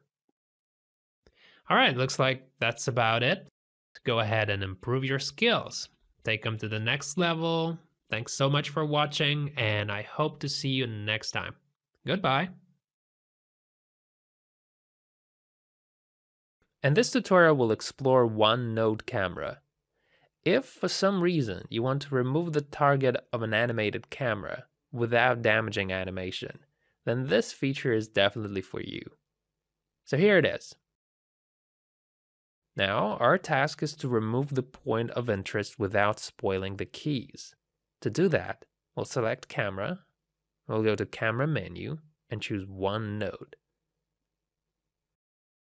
That's it. Our animation is fully intact. As you can see, the new keys were created on orientation value. That's it. Now you know how it works. In this tutorial, we will take a look at Create Target in the camera menu. In this example, we have two cubes put into different position, and the camera that is not focused on either of the two. So what if we want to orbit around this cube, for example? As you can see, it doesn't just work like that. To create camera movement that's oriented towards the cube, we should move the camera's point of interest. Let's go to projection scene 1. So in the top view, you can see that my camera target is here, and here are the cubes. And for better clarity, I will move this cube to the master scene. To help you better understand the process, we'll make 2 active viewports. Now look what happens if I move the target closer to the cube. The camera's view changes in the master scene, and it doesn't look like it covers the entire scene anymore. This isn't good. We don't want that to happen, right? So now let's try to do the same thing using the new create target function. Let's generate position for the cube. Pick faces and choose front. Now we have a helper plane in front of the 3D object, and this means we can now generate position. Let's take a look from custom view.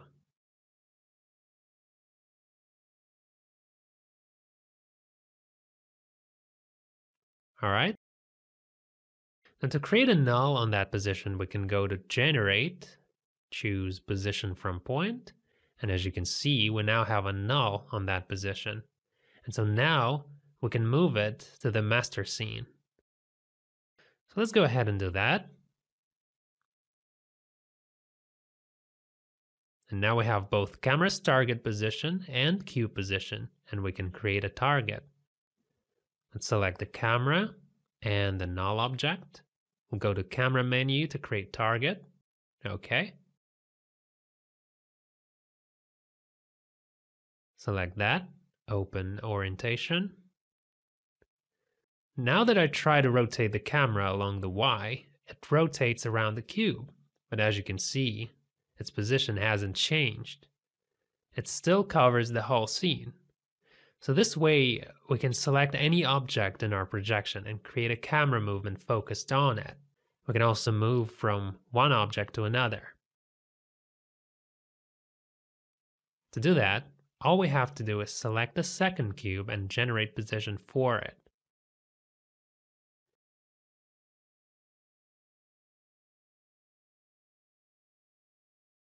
Create a null, move it to the master scene,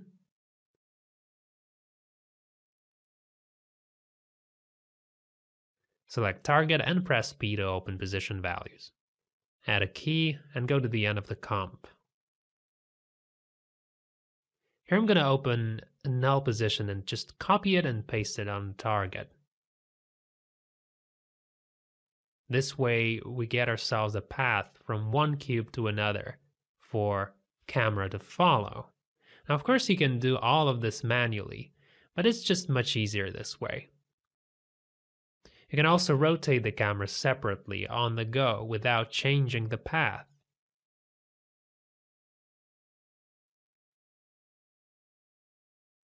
Now let's make the camera go around the second cube.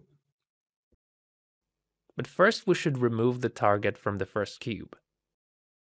You can just remove it from timeline. You'll get an error.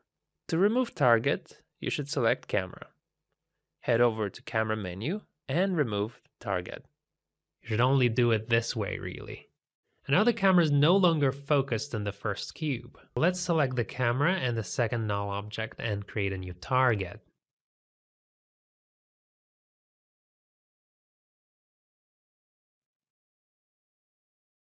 As you can see, now the camera orbits around the second cube. So suppose it's fair to say that this new tool gives us more control over the scene, and by using it, you can create some very cool camera movements. Let's go ahead and try to apply these skills in this ready-made interior projection scene. We already have camera here that does some simple movements, but we want to create a more interesting, more intense kind of movement.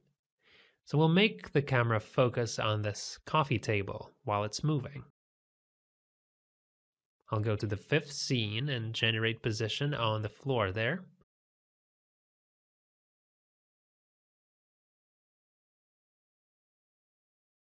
And also create a null on that position. I'll move it to the master scene. And select both camera and null object and create a target.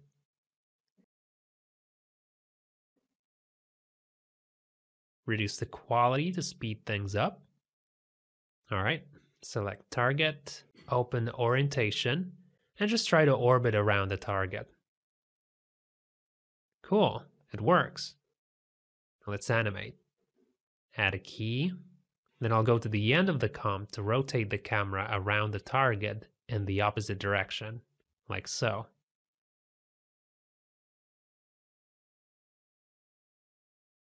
Adjust it a little bit with camera tool. Just move it a little bit forward. Okay, good. It's time to pre-render. This way we get ourselves a very beautiful movement. Looks very good. This animation makes the scene look more vast, kind of, showing all the corners of the room. Now let's change the camera's target and focus it right here. Once again, remember that you should only remove the old target by going to Camera, Remove Target. That's pretty much the only way. As you can see, the target has been removed in the proper manner. Now let's generate position.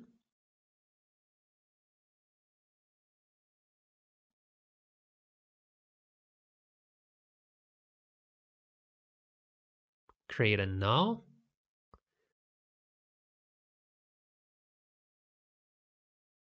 Move it to master. Then select both and create a new target.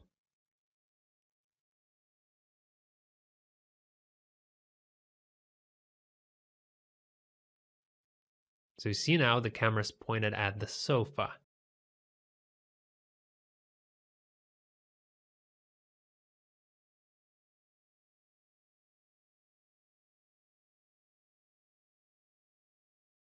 And if we animate it like this, we will get a completely different result.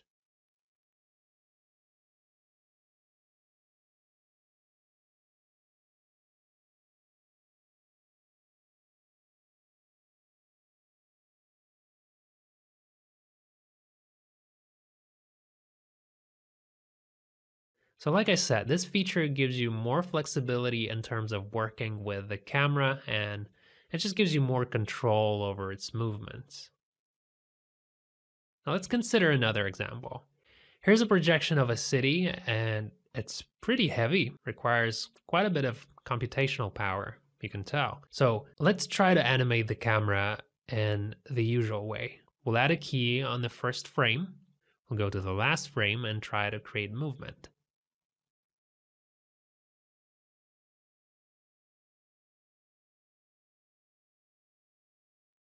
So now, even when we reduce resolution, it's still very difficult to work in a project like that using camera tool. You'd have to fine tune and make slight adjustments manually, which is kind of tedious and difficult. So the good news is that it's actually gotten pretty easy with our new feature. Let's create a target for our camera, this building right here. Now, if I find the building in the fifth scene and generate position there, I will then create a null object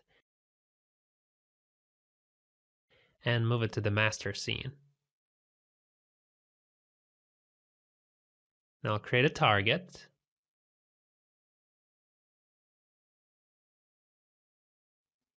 Open orientation values, set key on Y. And with more control like that, we can now set the value.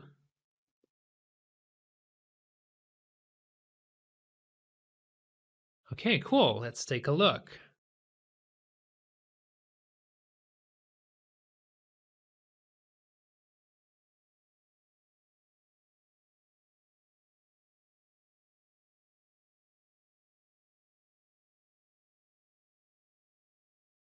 Great. I think it looks awesome.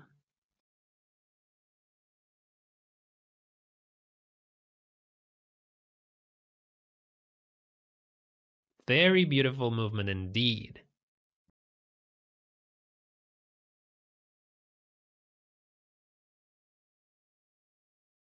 That's it. Now you know how it works.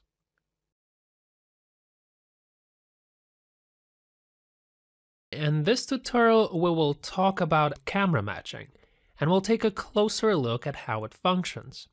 So let's start. And so, as you can see, we have a grid here. And the first thing we need to understand at this point is the camera tool. Now, if I show hidden files here, you will see helper grid. And you will also notice that it's at 0. When I click here and drag, you see that it's changing position of the grid. So this means that we're moving the grid and not the actual perspective. And because we need the grid to stay in place while we move and look at it from different angles, we can use camera tool. It's right here in the tools menu, and it has 3 options. So if I select first one and then click and drag, you'll see that we can spin the grid, but that doesn't change its position. And this is because we're moving the camera and not the actual object. Now, if I select the second option and drag it, you will see that the camera moves along X and Y.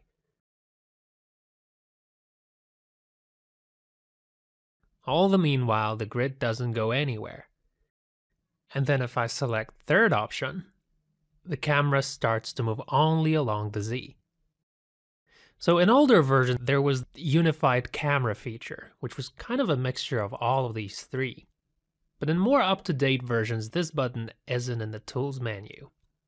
But if you hold Alt and then left click and drag, the camera will rotate around the grid or the cursor. Or similarly, when you hold Alt and do the middle click, it moves along both X and Y. And then if you right click and drag, this will make it go along the Z.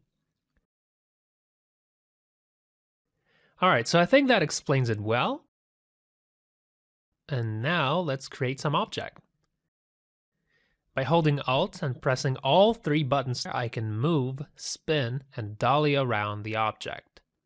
As you can see, we're moving the camera, not the object, which is still and remains in place, right in the center of our grid. Okay, good. So now let's talk about what is camera matching. Camera matching adjusts the viewpoint of the camera in a way that its perspective in the scene matches the background image perspective. And this also allows you to put 3D objects as if they were part of your background image, which is very convenient. So now we need to match the camera to this image. To make things clearer, I'll draw some lines on the image. And although it seems that the lines sort of intersect, they are in fact parallel to one another. And the reason for that is vanishing point. So let's go ahead and match our camera to make our grid lines match those lines over here. So I simply press match camera, and I'm ready to start adjusting it using camera tool.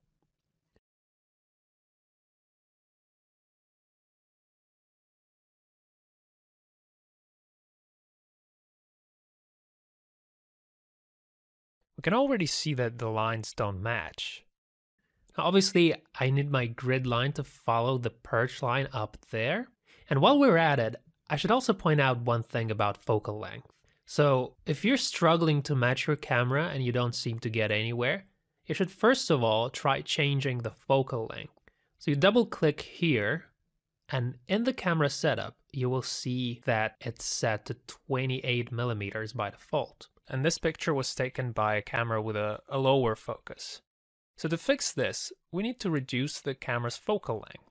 The perfect focal length for this image would actually be 26 millimeters.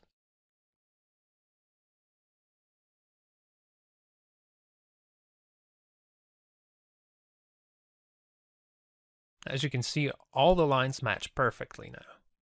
Well, almost perfectly, because it's actually impossible to match the camera perfectly because of the so-called lens distortion.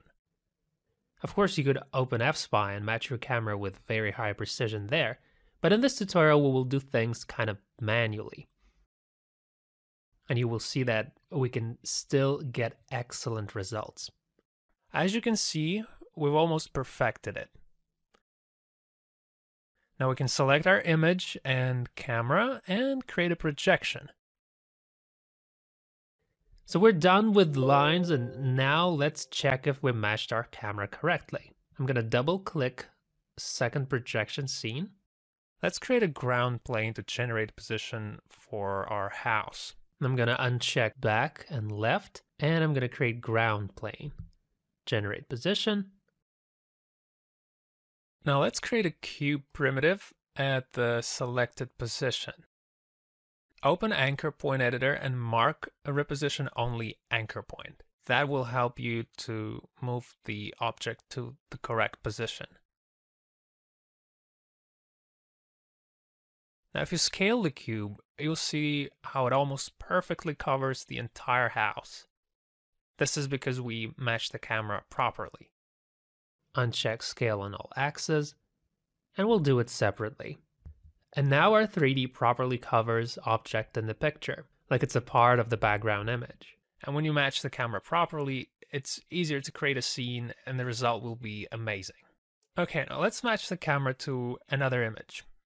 This one also has lines that you can use to match the camera. These are y-axis lines, and those are x-axis ones. So let's match camera and we can start adjusting.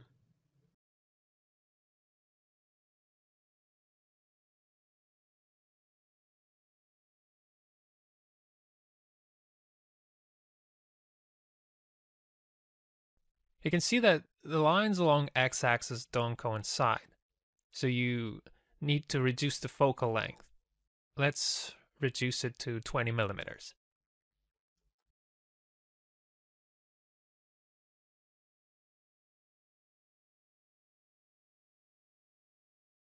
Okay, not so bad, but we still need the focal length of the actual camera, so let's reduce it to 15 millimeters.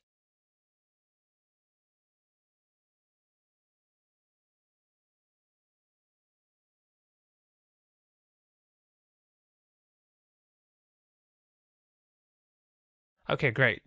Now all the lines match the image perfectly, both along x and y axis. Now look, let me create a ground plane to show you something. Let's make it bigger. I'll draw a red line, and if everything's done correctly, moving the camera, we'll see that this line perfectly matches all the lines in the image. So let's create a mask.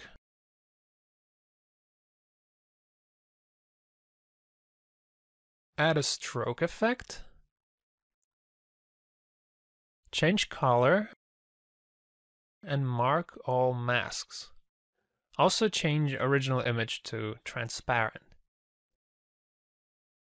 Now look, if everything's right, then when we move along X with our camera tool, the red line should match all parallel of the lines on the image along Y. You see, the line perfectly matches all the lines of this image. That's just great. Okay, now let's draw another line along x-axis.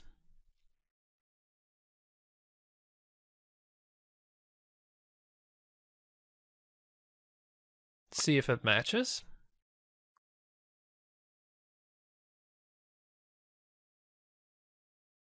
Yep, as you can see, it matches perfectly.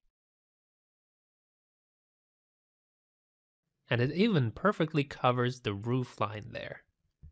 All lines are parallel, and no matter where we move our camera now, the red line matches perfectly well. Even here. And that's what we want. Now that the camera's aligned, you can finally create a projection. Okay, so let's delete this and create a projection.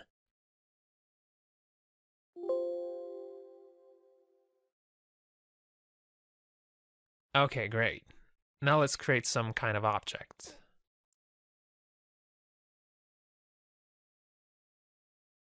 First, generate position.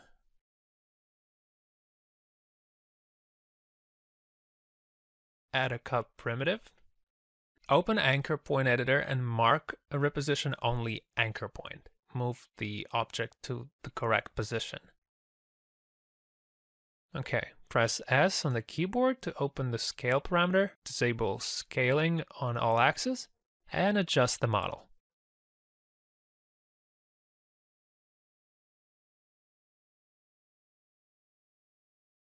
See? When the cameras matched correctly, the models cover the image perfectly.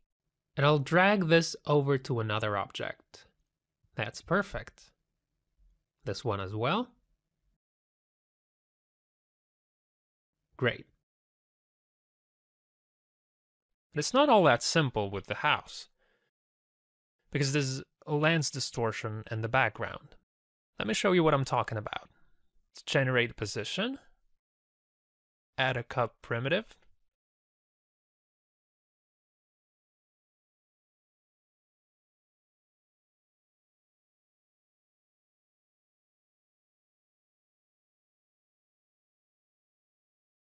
as you can see, the model is distorted, so a cube primitive isn't exactly what we need here. But there's another way. Let's go ahead and generate a second position for the house.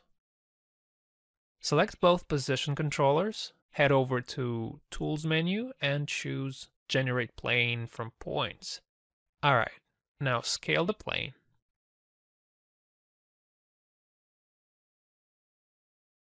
As you probably have already guessed, we can now draw a mask and get the front wall of the house. When we look at it now, we can see that the plane covers that house perfectly well, and there's no distortion of any kind anymore. Of course, in this manner, you can create objects and scenes where the camera is badly matched, but if you match the camera correctly, you'll only have to do the very minimum to make the objects in the scene move correctly during animation. Alright, now let's move on to the last example. As you can see, there are no orientation lines in this image. So what do we do in this situation? In this instance, you have to match the camera by sort of imagining the lines. So you're going to have to use your imagination. Imagine the angle from which the picture was taken and match the camera. Maybe in this scene we'll need a different focal length. In scenes like these, for the ground plane helper grid bottom, always select the lowest point of ground in the image. Okay, this seems fine. Now we can probably say that the camera is matched more or less correctly. Now take a look at how I match the camera. Well, here I think it's easier. And that's how it suits me. Alright, well that's all guys. I hope this tutorial was useful for you, and now you understand how to match the camera before creating a projection.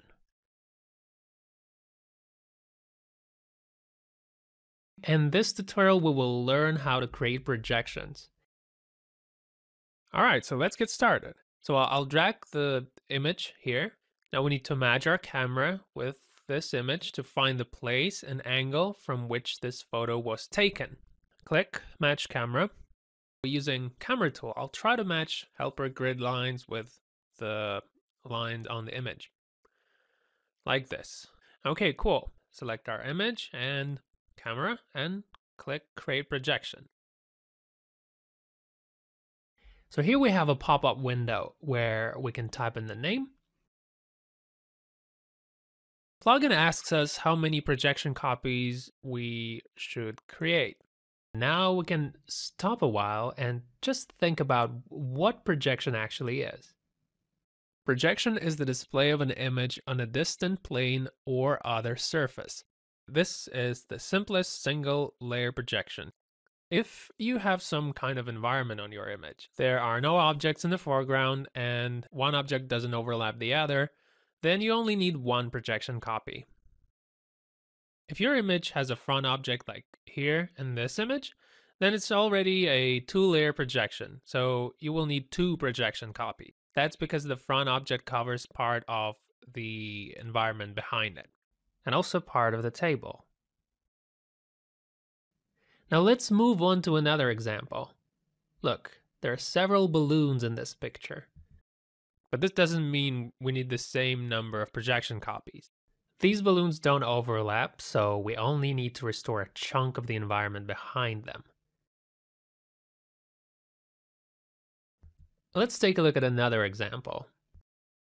As you can see, now the front object covers not only part of the environment, but also part of another object. it's already a 3-layer projection, and we'll need 3 projection copies. Looks like we need to get back not only a chunk of the environment, but also a part of another object. See?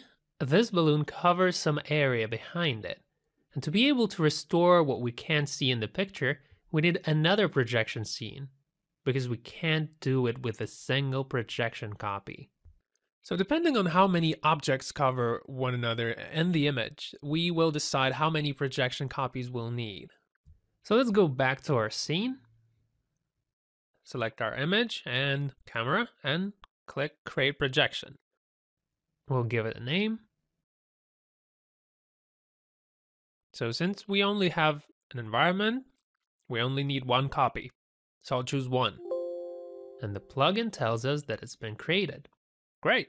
Now we have a projector with an image inserted in it. But why do we see black screen? Because as I already mentioned, projection is a kind of light displayed on a distant surface. And where is that distant surface? Well, we haven't created it yet. And since there is no surface, the light is just kind of lost in space out there. So let's go ahead and create a surface. I'll double click this scene. And now we need to create one surface for the field and another one for the background. Here we have Create Surface using Helper Grid Properties feature. We'll use the bottom side for the field and the back side for the background. I'll disable the left side because we only need the floor and the back. And click OK. Great. Now look, plugin created 2 planes and put them where the grid was. Let's go back to the main comp and see. Yes, we can already see the projection. Now we only need to stretch the back plane. Because as you can see, the surface doesn't cover the entire image. So I'll go back to projection scene, click here and drag.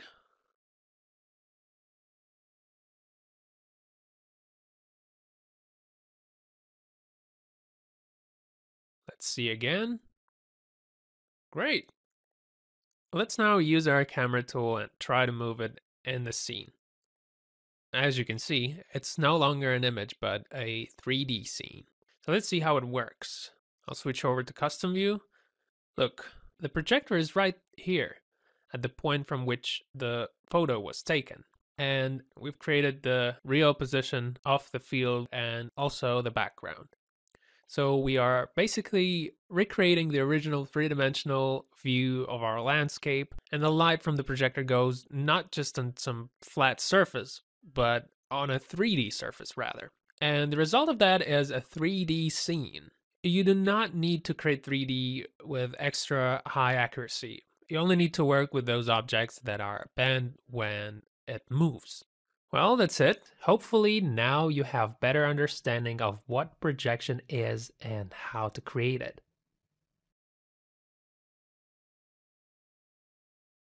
In this quick tutorial, we will talk about how to use Add Scene button. Also, you can find it here in the projection menu. This is actually very useful when you use P3D in mini mode. Okay. Let's drag this image to our comp window here. And let's say you want to create this scene with a nice looking cat. And let's match the camera with this image really quickly. Okay. Now that we've matched the camera, we need to create a projection. So click this button. And you can immediately see a pop-up window asking you how many copies you want to create. 2 copies should be enough. And once the copies are created, you can now start making your objects. But if all of a sudden you decide that 2 copies is not enough, and you need to add some new ones, then you just need to select one of the copies and click Add Scene. And that will create a new copy for you. You shouldn't worry, because you can always add a new one.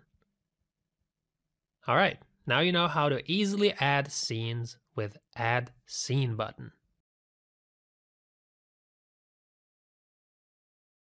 In this tutorial, we will talk about how to update your legacy projects. So here we have a finished project, and it's been done in the earlier versions of Projection 3D. And let's pretend that I need this project for one purpose or other and decide to continue working on it in this newer version of P3D. So because the structure of the project is different, I want to update it.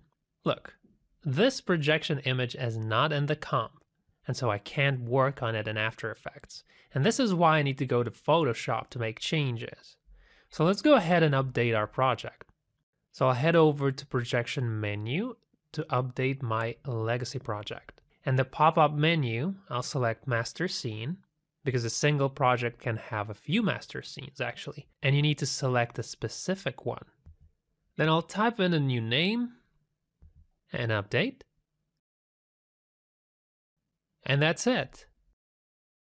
Now when you go back and check, you can see that the structure has changed, and now you can use the entire spectrum of functionality that's available in our new build. You can edit it, you can also change the size of your canvas, and you can do so much more. Alright, now you know how to update your legacy projects. In this tutorial, we'll tell you how you can increase the duration of your master scene.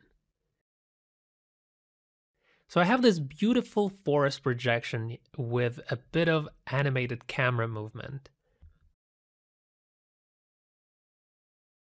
This entire animation lasts 4 seconds, and let's say something like your customer needs it to be 6 seconds at least. And if you think in terms of increasing duration in the usual way, you'd have to apply changes for each individual layer. And then you'd have to do the same for the subcomps, which is a very tedious process if you think about it. So to avoid all of that hustle, you can go to Projection menu, go to Scene Duration, and then in the pop-up window, select Master Scene, because you can have a few master scenes in your project and you need to pick the right one. Then you simply enter duration that you want and click OK. There we go. Now the entire scene lasts a total of 6 seconds. So that means we have just increased duration of each single layer in both master scene and sub compositions. And we did it in one single click. Now we can add new keys and stretch our animation and do all of that. All right, that's all there's to it. In this tutorial, we will solve the blurry problem. If you're new to Projection 3D, you might have encountered this trouble in your work. And a lot of you guys ask about why your projection quality degrades as you animate your images. And so here's a quick and easy solution to make your images look more sharp. All you have to do is go into Resolution, open a window that offers you various resolution options. The comp size is the one that goes by default. And if you want to make a quick render, for example, you can simply lower the quality.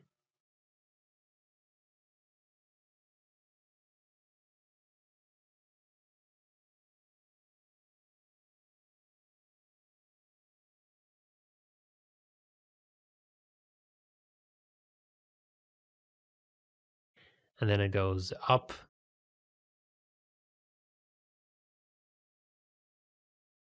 For 1000, which is kind of optimal. Let me zoom in so you can see better. And this is how deep it goes with 8000. So that's very clear, almost like the original. But for this scene, 4000 should be enough. You won't even be able to spot the difference. Okay, off to another scene. Let's zoom in to see better. Now let's try and choose 4000.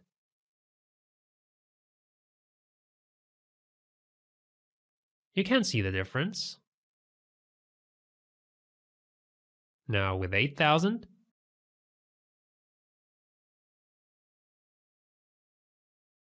there's still some difference, very marginal, but still evident. Now it will take longer to render at this resolution for sure, but I'd say it's worth the time. If it's the final render, you only have to render once, and you can work on the project in lower resolution.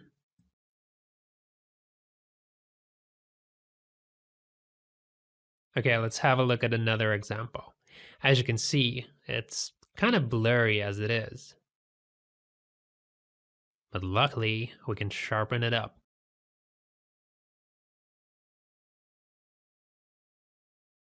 And it looks better already, but let's try to increase the value even more. Apparently, 4000 is not enough for this scene, so we'll raise the value. See? Now we've added even more sharpness.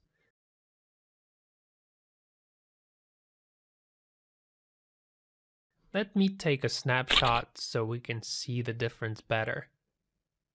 I'll increase resolution to 8000 again, and let's compare it now. See the difference? It'll take longer to render, but it's final, so it's okay.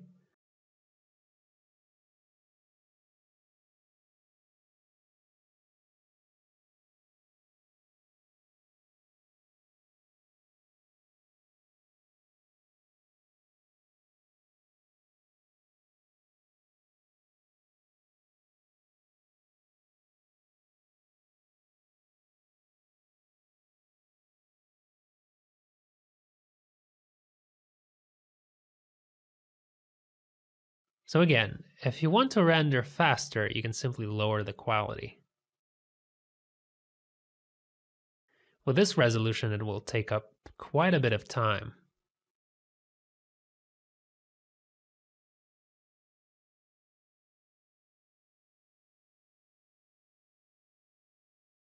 On the other hand, the result will look much nicer. All right, this is how you can easily increase the quality of your projections. In this tutorial, we'll explore projection image menu. Once you click it, you see 5 different properties.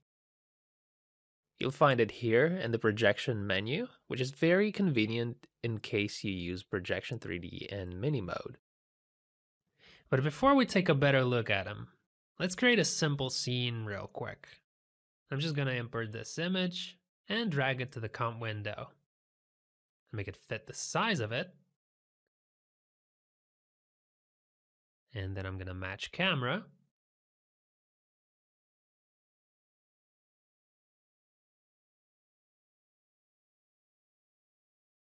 And create our projection.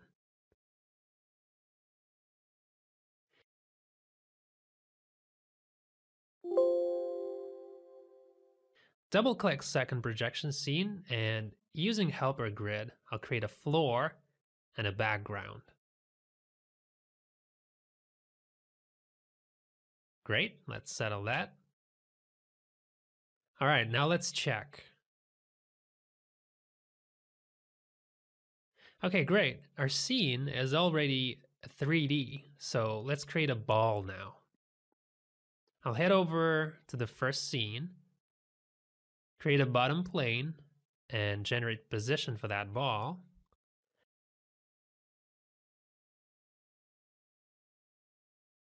And then I'm just going to add a sphere primitive. Adjust it real quick.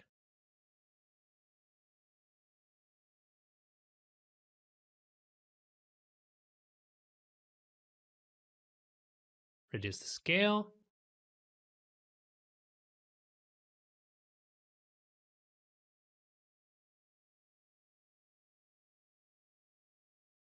Delete the bottom plane.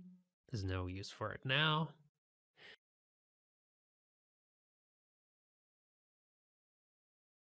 All right, here's our scene. As you may have already guessed, we should erase the ball from the field in Photoshop and replace projection image in the second scene. So if you have an image that has been previously edited in Photoshop, you can just select second projection scene and replace your projection image with the one you've created in Photoshop. As you can see, the ball has disappeared from the field. Okay, so that's it. If you want to edit your image directly in After Effects, and you don't want to go to Photoshop at all, then this tutorial is definitely for you because I'm going to show you how to do that. So let's go ahead and select our projection scene in projection image menu. Click Edit and do it right here in After Effects.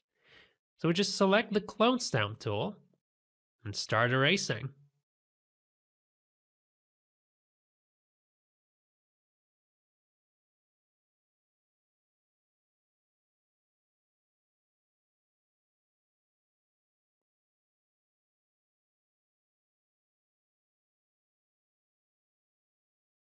Great, isn't it?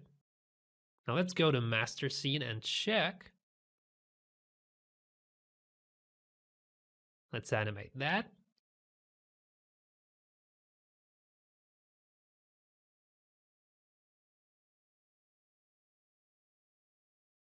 Pre-render.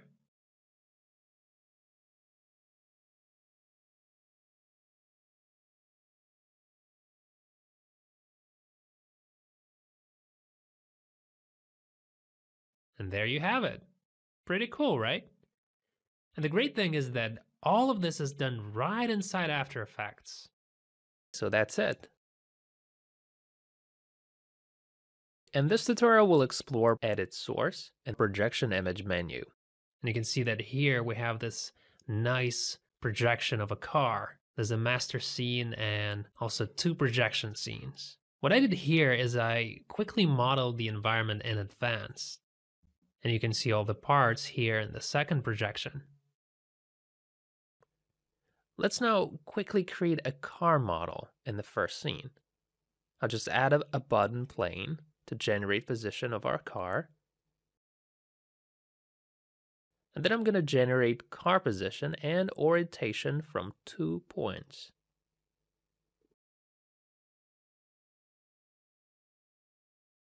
Okay, now select both points, and we'll use generate plane from points. As you can see, we've created a plane that covers one side of the car. Now let's draw a rough mask.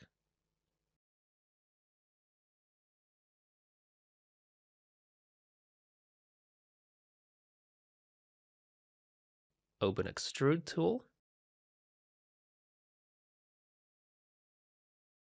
Mark front face and create surface. And it went straight to the right, which isn't what we wanted at all. And that happened because the plane was directed to the right. To solve this problem, we need to set a negative number or change plane orientation by 180 degrees.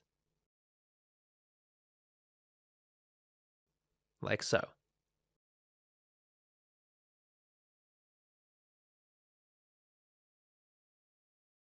I've set a negative number, minus 300. Create surface. All right, it's turned out a little bit narrow, but that's okay. We'll fix it. I'll simply uncheck scale on all axes and scale along Z. This is what it looked like. Then I'm going to go to Master Scene and check. As you already know, we can clean the car from all those unwanted details with clean edges. But first, we should select the car, erase the rest of that stuff, save image with alpha channel, and replace projection image. And yes, we'll do it right here in After Effects again. To do that, I'll select the first projection with the car in it. Then I'll go to Projection menu, choose Edit Source, and then select Pen tool and mask the car.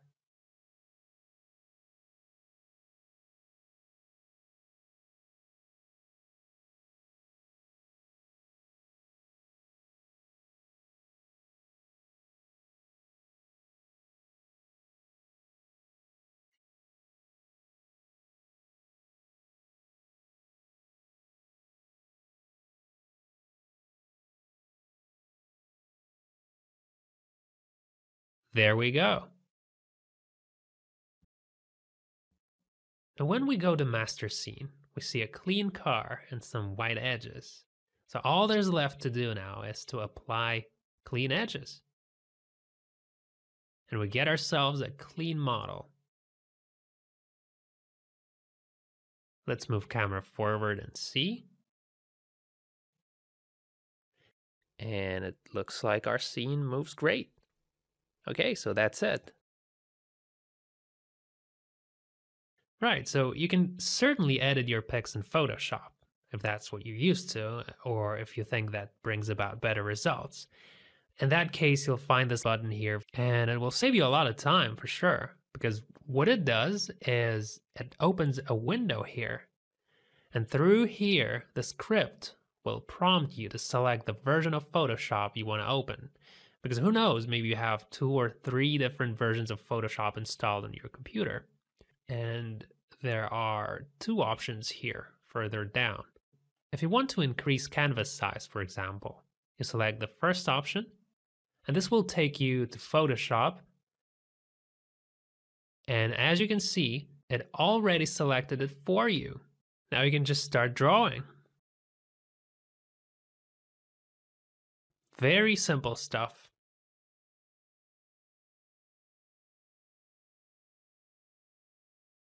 Now we also have a second option here, which is Content Aware Fill. And as you choose it here,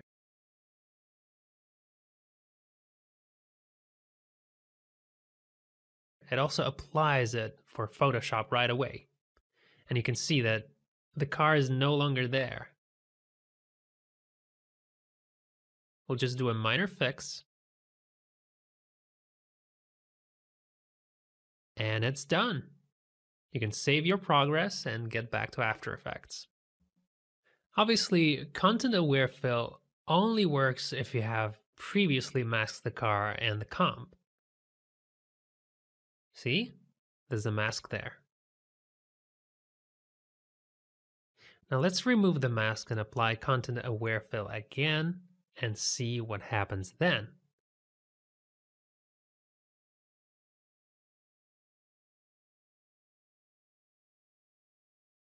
See? Didn't work. That's because it couldn't recognize the contours of the car without the mask and selected the entire image instead. So just keep that in mind to avoid unwanted surprises like that. Only use this if you masked an object in your projection image in advance. Okay, so that's it.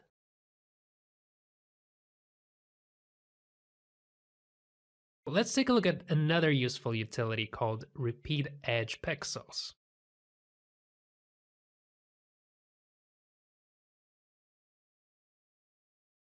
Let's say we want to move further away from the ball, but when we try to do that, we start to see those white edges on the sides that are pretty annoying.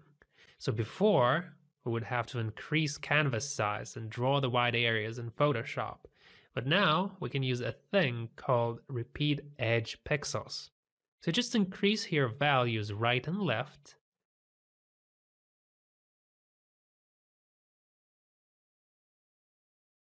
And that's all taken care of. Now, of course, this doesn't work in every scene because the plugin only takes information from here and mirrors it onto here. But more often than not, it works and just saves you a lot of time. Like in this case, as you can see, it works perfectly well. But for now, let's take a look at one in which this still doesn't apply very well. So let's open another project. It's an interior scene, and I orbit the camera a little bit so that you can see the white edges more clearly. And so let's try to fix those using Repeat Edge Pixels. So I'll apply it. Increase the value. Clearly, this approach doesn't work well in this case because the tool mirrors all of that stuff we don't want. So what do we do now? And there's a very easy way you can now solve the white area problem that otherwise can be solved with Repeat Edge Pixels. And here's how you do that. You just click Edit Projection Image. So here, we just need to increase canvas size to draw a missing area. Okay? Then you pretty much repeat the process you're used to doing in Photoshop. Take a clone stamp tool and go over the edges of the room.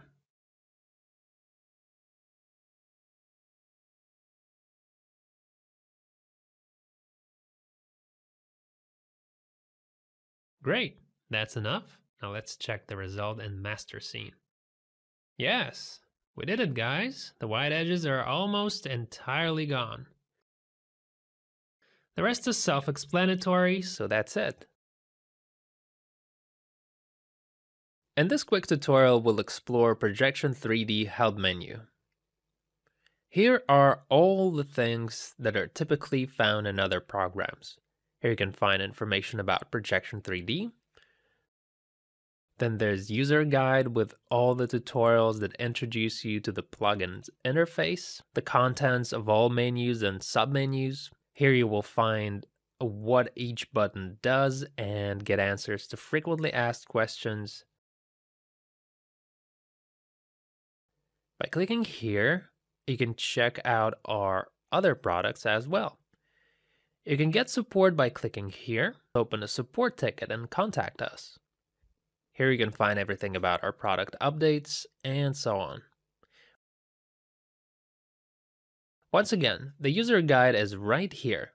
It's your personal assistant in mastering the plugin and a place to find all the basic tutorials. In this tutorial, we'll explore Projection 3D UI. And first, let's talk about the layers section. So there's comp layers here. And if we select a different scene, that changes the content. But unlike in After Effects window, here you can see hidden layers. See? Here they are visible only when we click Show Hidden Files. So in Layer section, you can quickly disable a helper grid or disable the supporting image to only see the model. Also, you can select any layer and make it solo. Alright, that's all you needed to know about this section. In this tutorial, we will talk about Quick Camera View section on UI. You can quickly switch views and see the cube from various different points. You can click here to switch and see it from the top, from the front, left, and also from custom view. If you want to get close to an object quickly, you can select it, click this button at the top, and that will make the cube become the camera's point of interest. And by clicking this one, you can switch to active camera view. You can also select 4 views, and this allows you to see the object from all angles simultaneously: top, front, and left. You can also see the polygonal mesh of your primitive. To do that, you need to select the cube and click Wireframe. And to switch back to surface once again, you click Standard. Alright, let's delete this one and create another.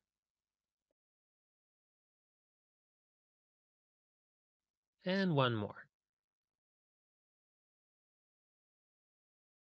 So you can see the object from different angles and you can orbit your camera around it. Right view, front view, and top. Alright, I think you get the idea. So now you know how to quickly switch views and see the polygonal mesh of your primitive. Enjoy! In this tutorial, we'll explore Anchor Point Editor. Let's open it. As you can see, we have a cube primitive here, and its anchor point is right in the center. If we scale the cube, it will go from the center to all sides. But what if we want the cube to scale in all directions and not just down? Let's say the grid is the floor and we don't want it to go beyond the grid. To do that, I'll simply click on the bottom middle point of our editor. And now, if I scale the cube, it shall scale in exactly the manner we want it to scale. Also, you can uncheck scale on all axes and scale only specific direction. You can move anchor point into any corner of the model.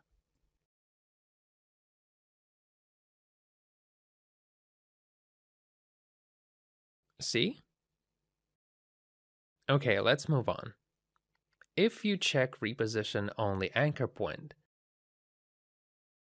then click on the bottom left, you will see that the anchor point now remains in place while the model moves.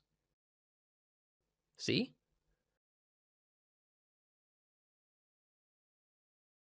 This is a very useful feature that's been used in practice very often. Here, let me show you. Let's say I want to model this part of the sofa. So I'll generate position for it. And then I'll create a cube on that position. As you can see, the cube is there, but since its anchor point is not in the corner, but rather in the center, it wasn't exactly put properly. And that's why we need reposition only anchor point. So simply check that and move anchor point to the right corner. And that's it. Now all there's left to do is to adjust the scale of the cube. Uncheck scale on all axes and scale on each axis separately. Great, isn't it? Okay, that's all you needed to know about Anchor Point Editor. Enjoy!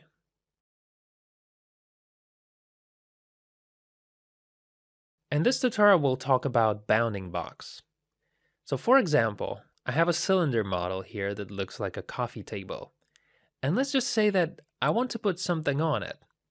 But how do I do that? As you can see, there's no position point here to generate. Well then, the solution is bounding box. I simply select the table and click faces, choose top, and that creates a temporary layer on top of the table.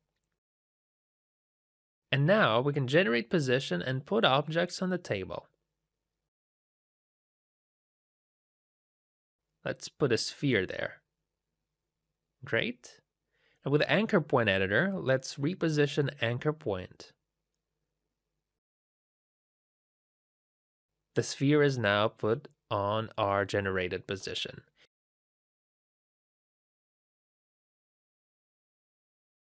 Delete the temporary layer. In the same way, you can create a temporary layer on the other side of the object. I'll show it to you with the cube. We'll select it, go to Faces, and choose Front. There's a temporary layer on the front side of the cube on which you can generate position. Or if you choose the right side, it will create it there.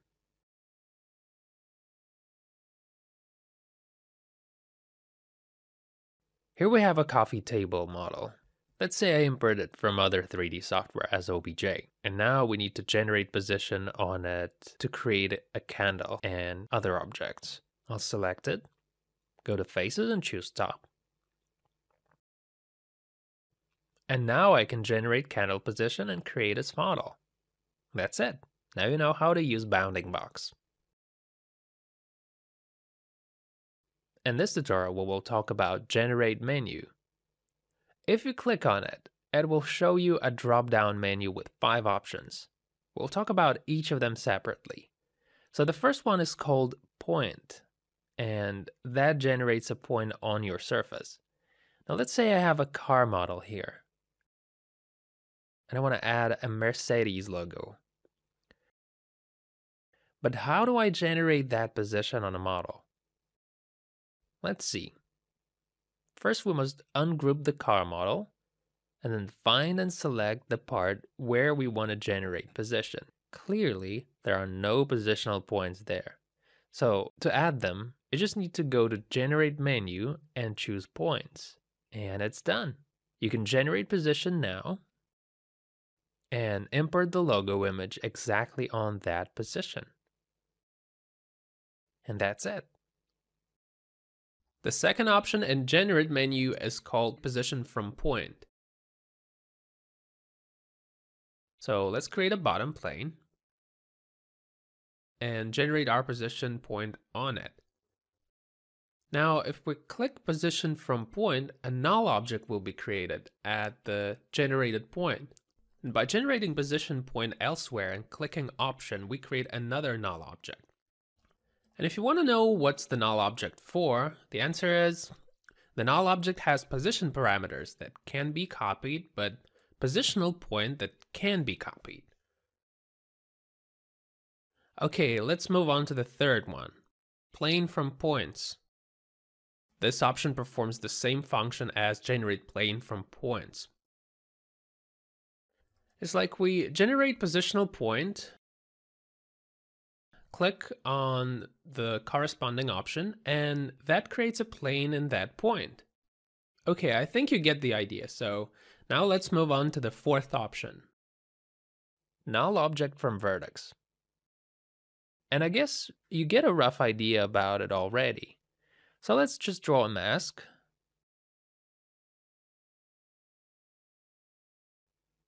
Now look, if we select one of the vertices and click null object from vertex, we'll create a null at the position of exactly that vertex. See? If we select another vertex, we'll create a null instead of that. Hope that makes sense. Now let's move on to the last option, plane from different points.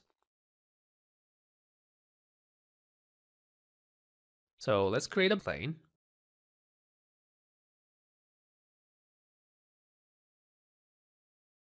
Let's create a second plane somewhere else. Now we have two different surfaces, and let's say we must connect them with a third one. Now let's generate position on the first one. Open the drop-down menu and select plane from different points. This will bring out a small window. Select generated point and click get. Now the point parameters were copied and memorized. Select another plane and generate position on it. Then hit get at the bottom here. Now we have the parameters of both points, so let's create a plane. I'll switch to custom view and show it to you from this angle. And look, we have a plane that connects the other two. To make sure the surface intersects with a point, let's select it. See?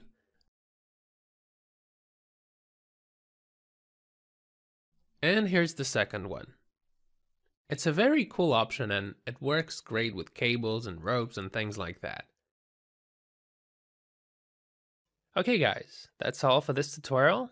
Now you know all about each function in the Generate menu. In this tutorial, we'll talk about Helper Grid. To make it appear, click Match Camera. Using Camera tool, adjust the view. Like this. You can turn on and off these sides. So I'll leave only the bottom side, just like in other kinds of 3D software. Now, when I add some primitive, it's created right on the center of the grid at 000. You can move the object from Projection 3D UI or from After Effects composition window as you want. By clicking R, you can reset transform manipulations, and the cube will return to its starting point. In a similar way, you can rotate an object along X, Y, and Z. And you can also scale them. Okay, let's go back to our helper grid. If you click here, this will open a pop-up window. And here you can change the grid lines, make them thin or thick, just the way you need them in your scene. Like I already said, Helper Grid has sides that can be turned either on or off. Left side, front side. And if we enable all sides, then helper grid shall form a cube. Helper grid is very important because it will help you match camera correctly and also give you an idea about where your scene is in space. Also, if you match camera properly, you can create surfaces using position of helper grid sides. For example, let's look at this scene. So this is a simple scene of a road in the forest going into the distance. So I matched the camera in a way that the grid lines match lines on the image. Now, if I click OK next to create solids using helper grid properties, we will get the surfaces of all these parts that repeat exactly the position of each side of the grid. Let's take a look from custom view now. See? The scene is ready, and there's no need to transform and adjust each part of the surface separately. All we need to do is to go to the master scene and animate the camera.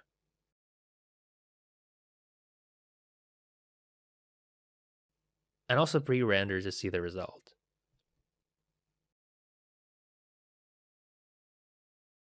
Our scene is now 3D. You can move and orbit the camera to your liking. Alright, that's it. Enjoy working with helper grid. In this short video, I will show you how to fix green color if it shows up after using clean edges. So we have a green car here and we're going to apply clean edges as we would. And so you see that not only the white edges are gone, but it actually also affects the color of the car. To fix this, I'll simply change green to red or some other color that's not present on the car. And that's it. No, it doesn't affect the car color anymore. Great, thanks for watching.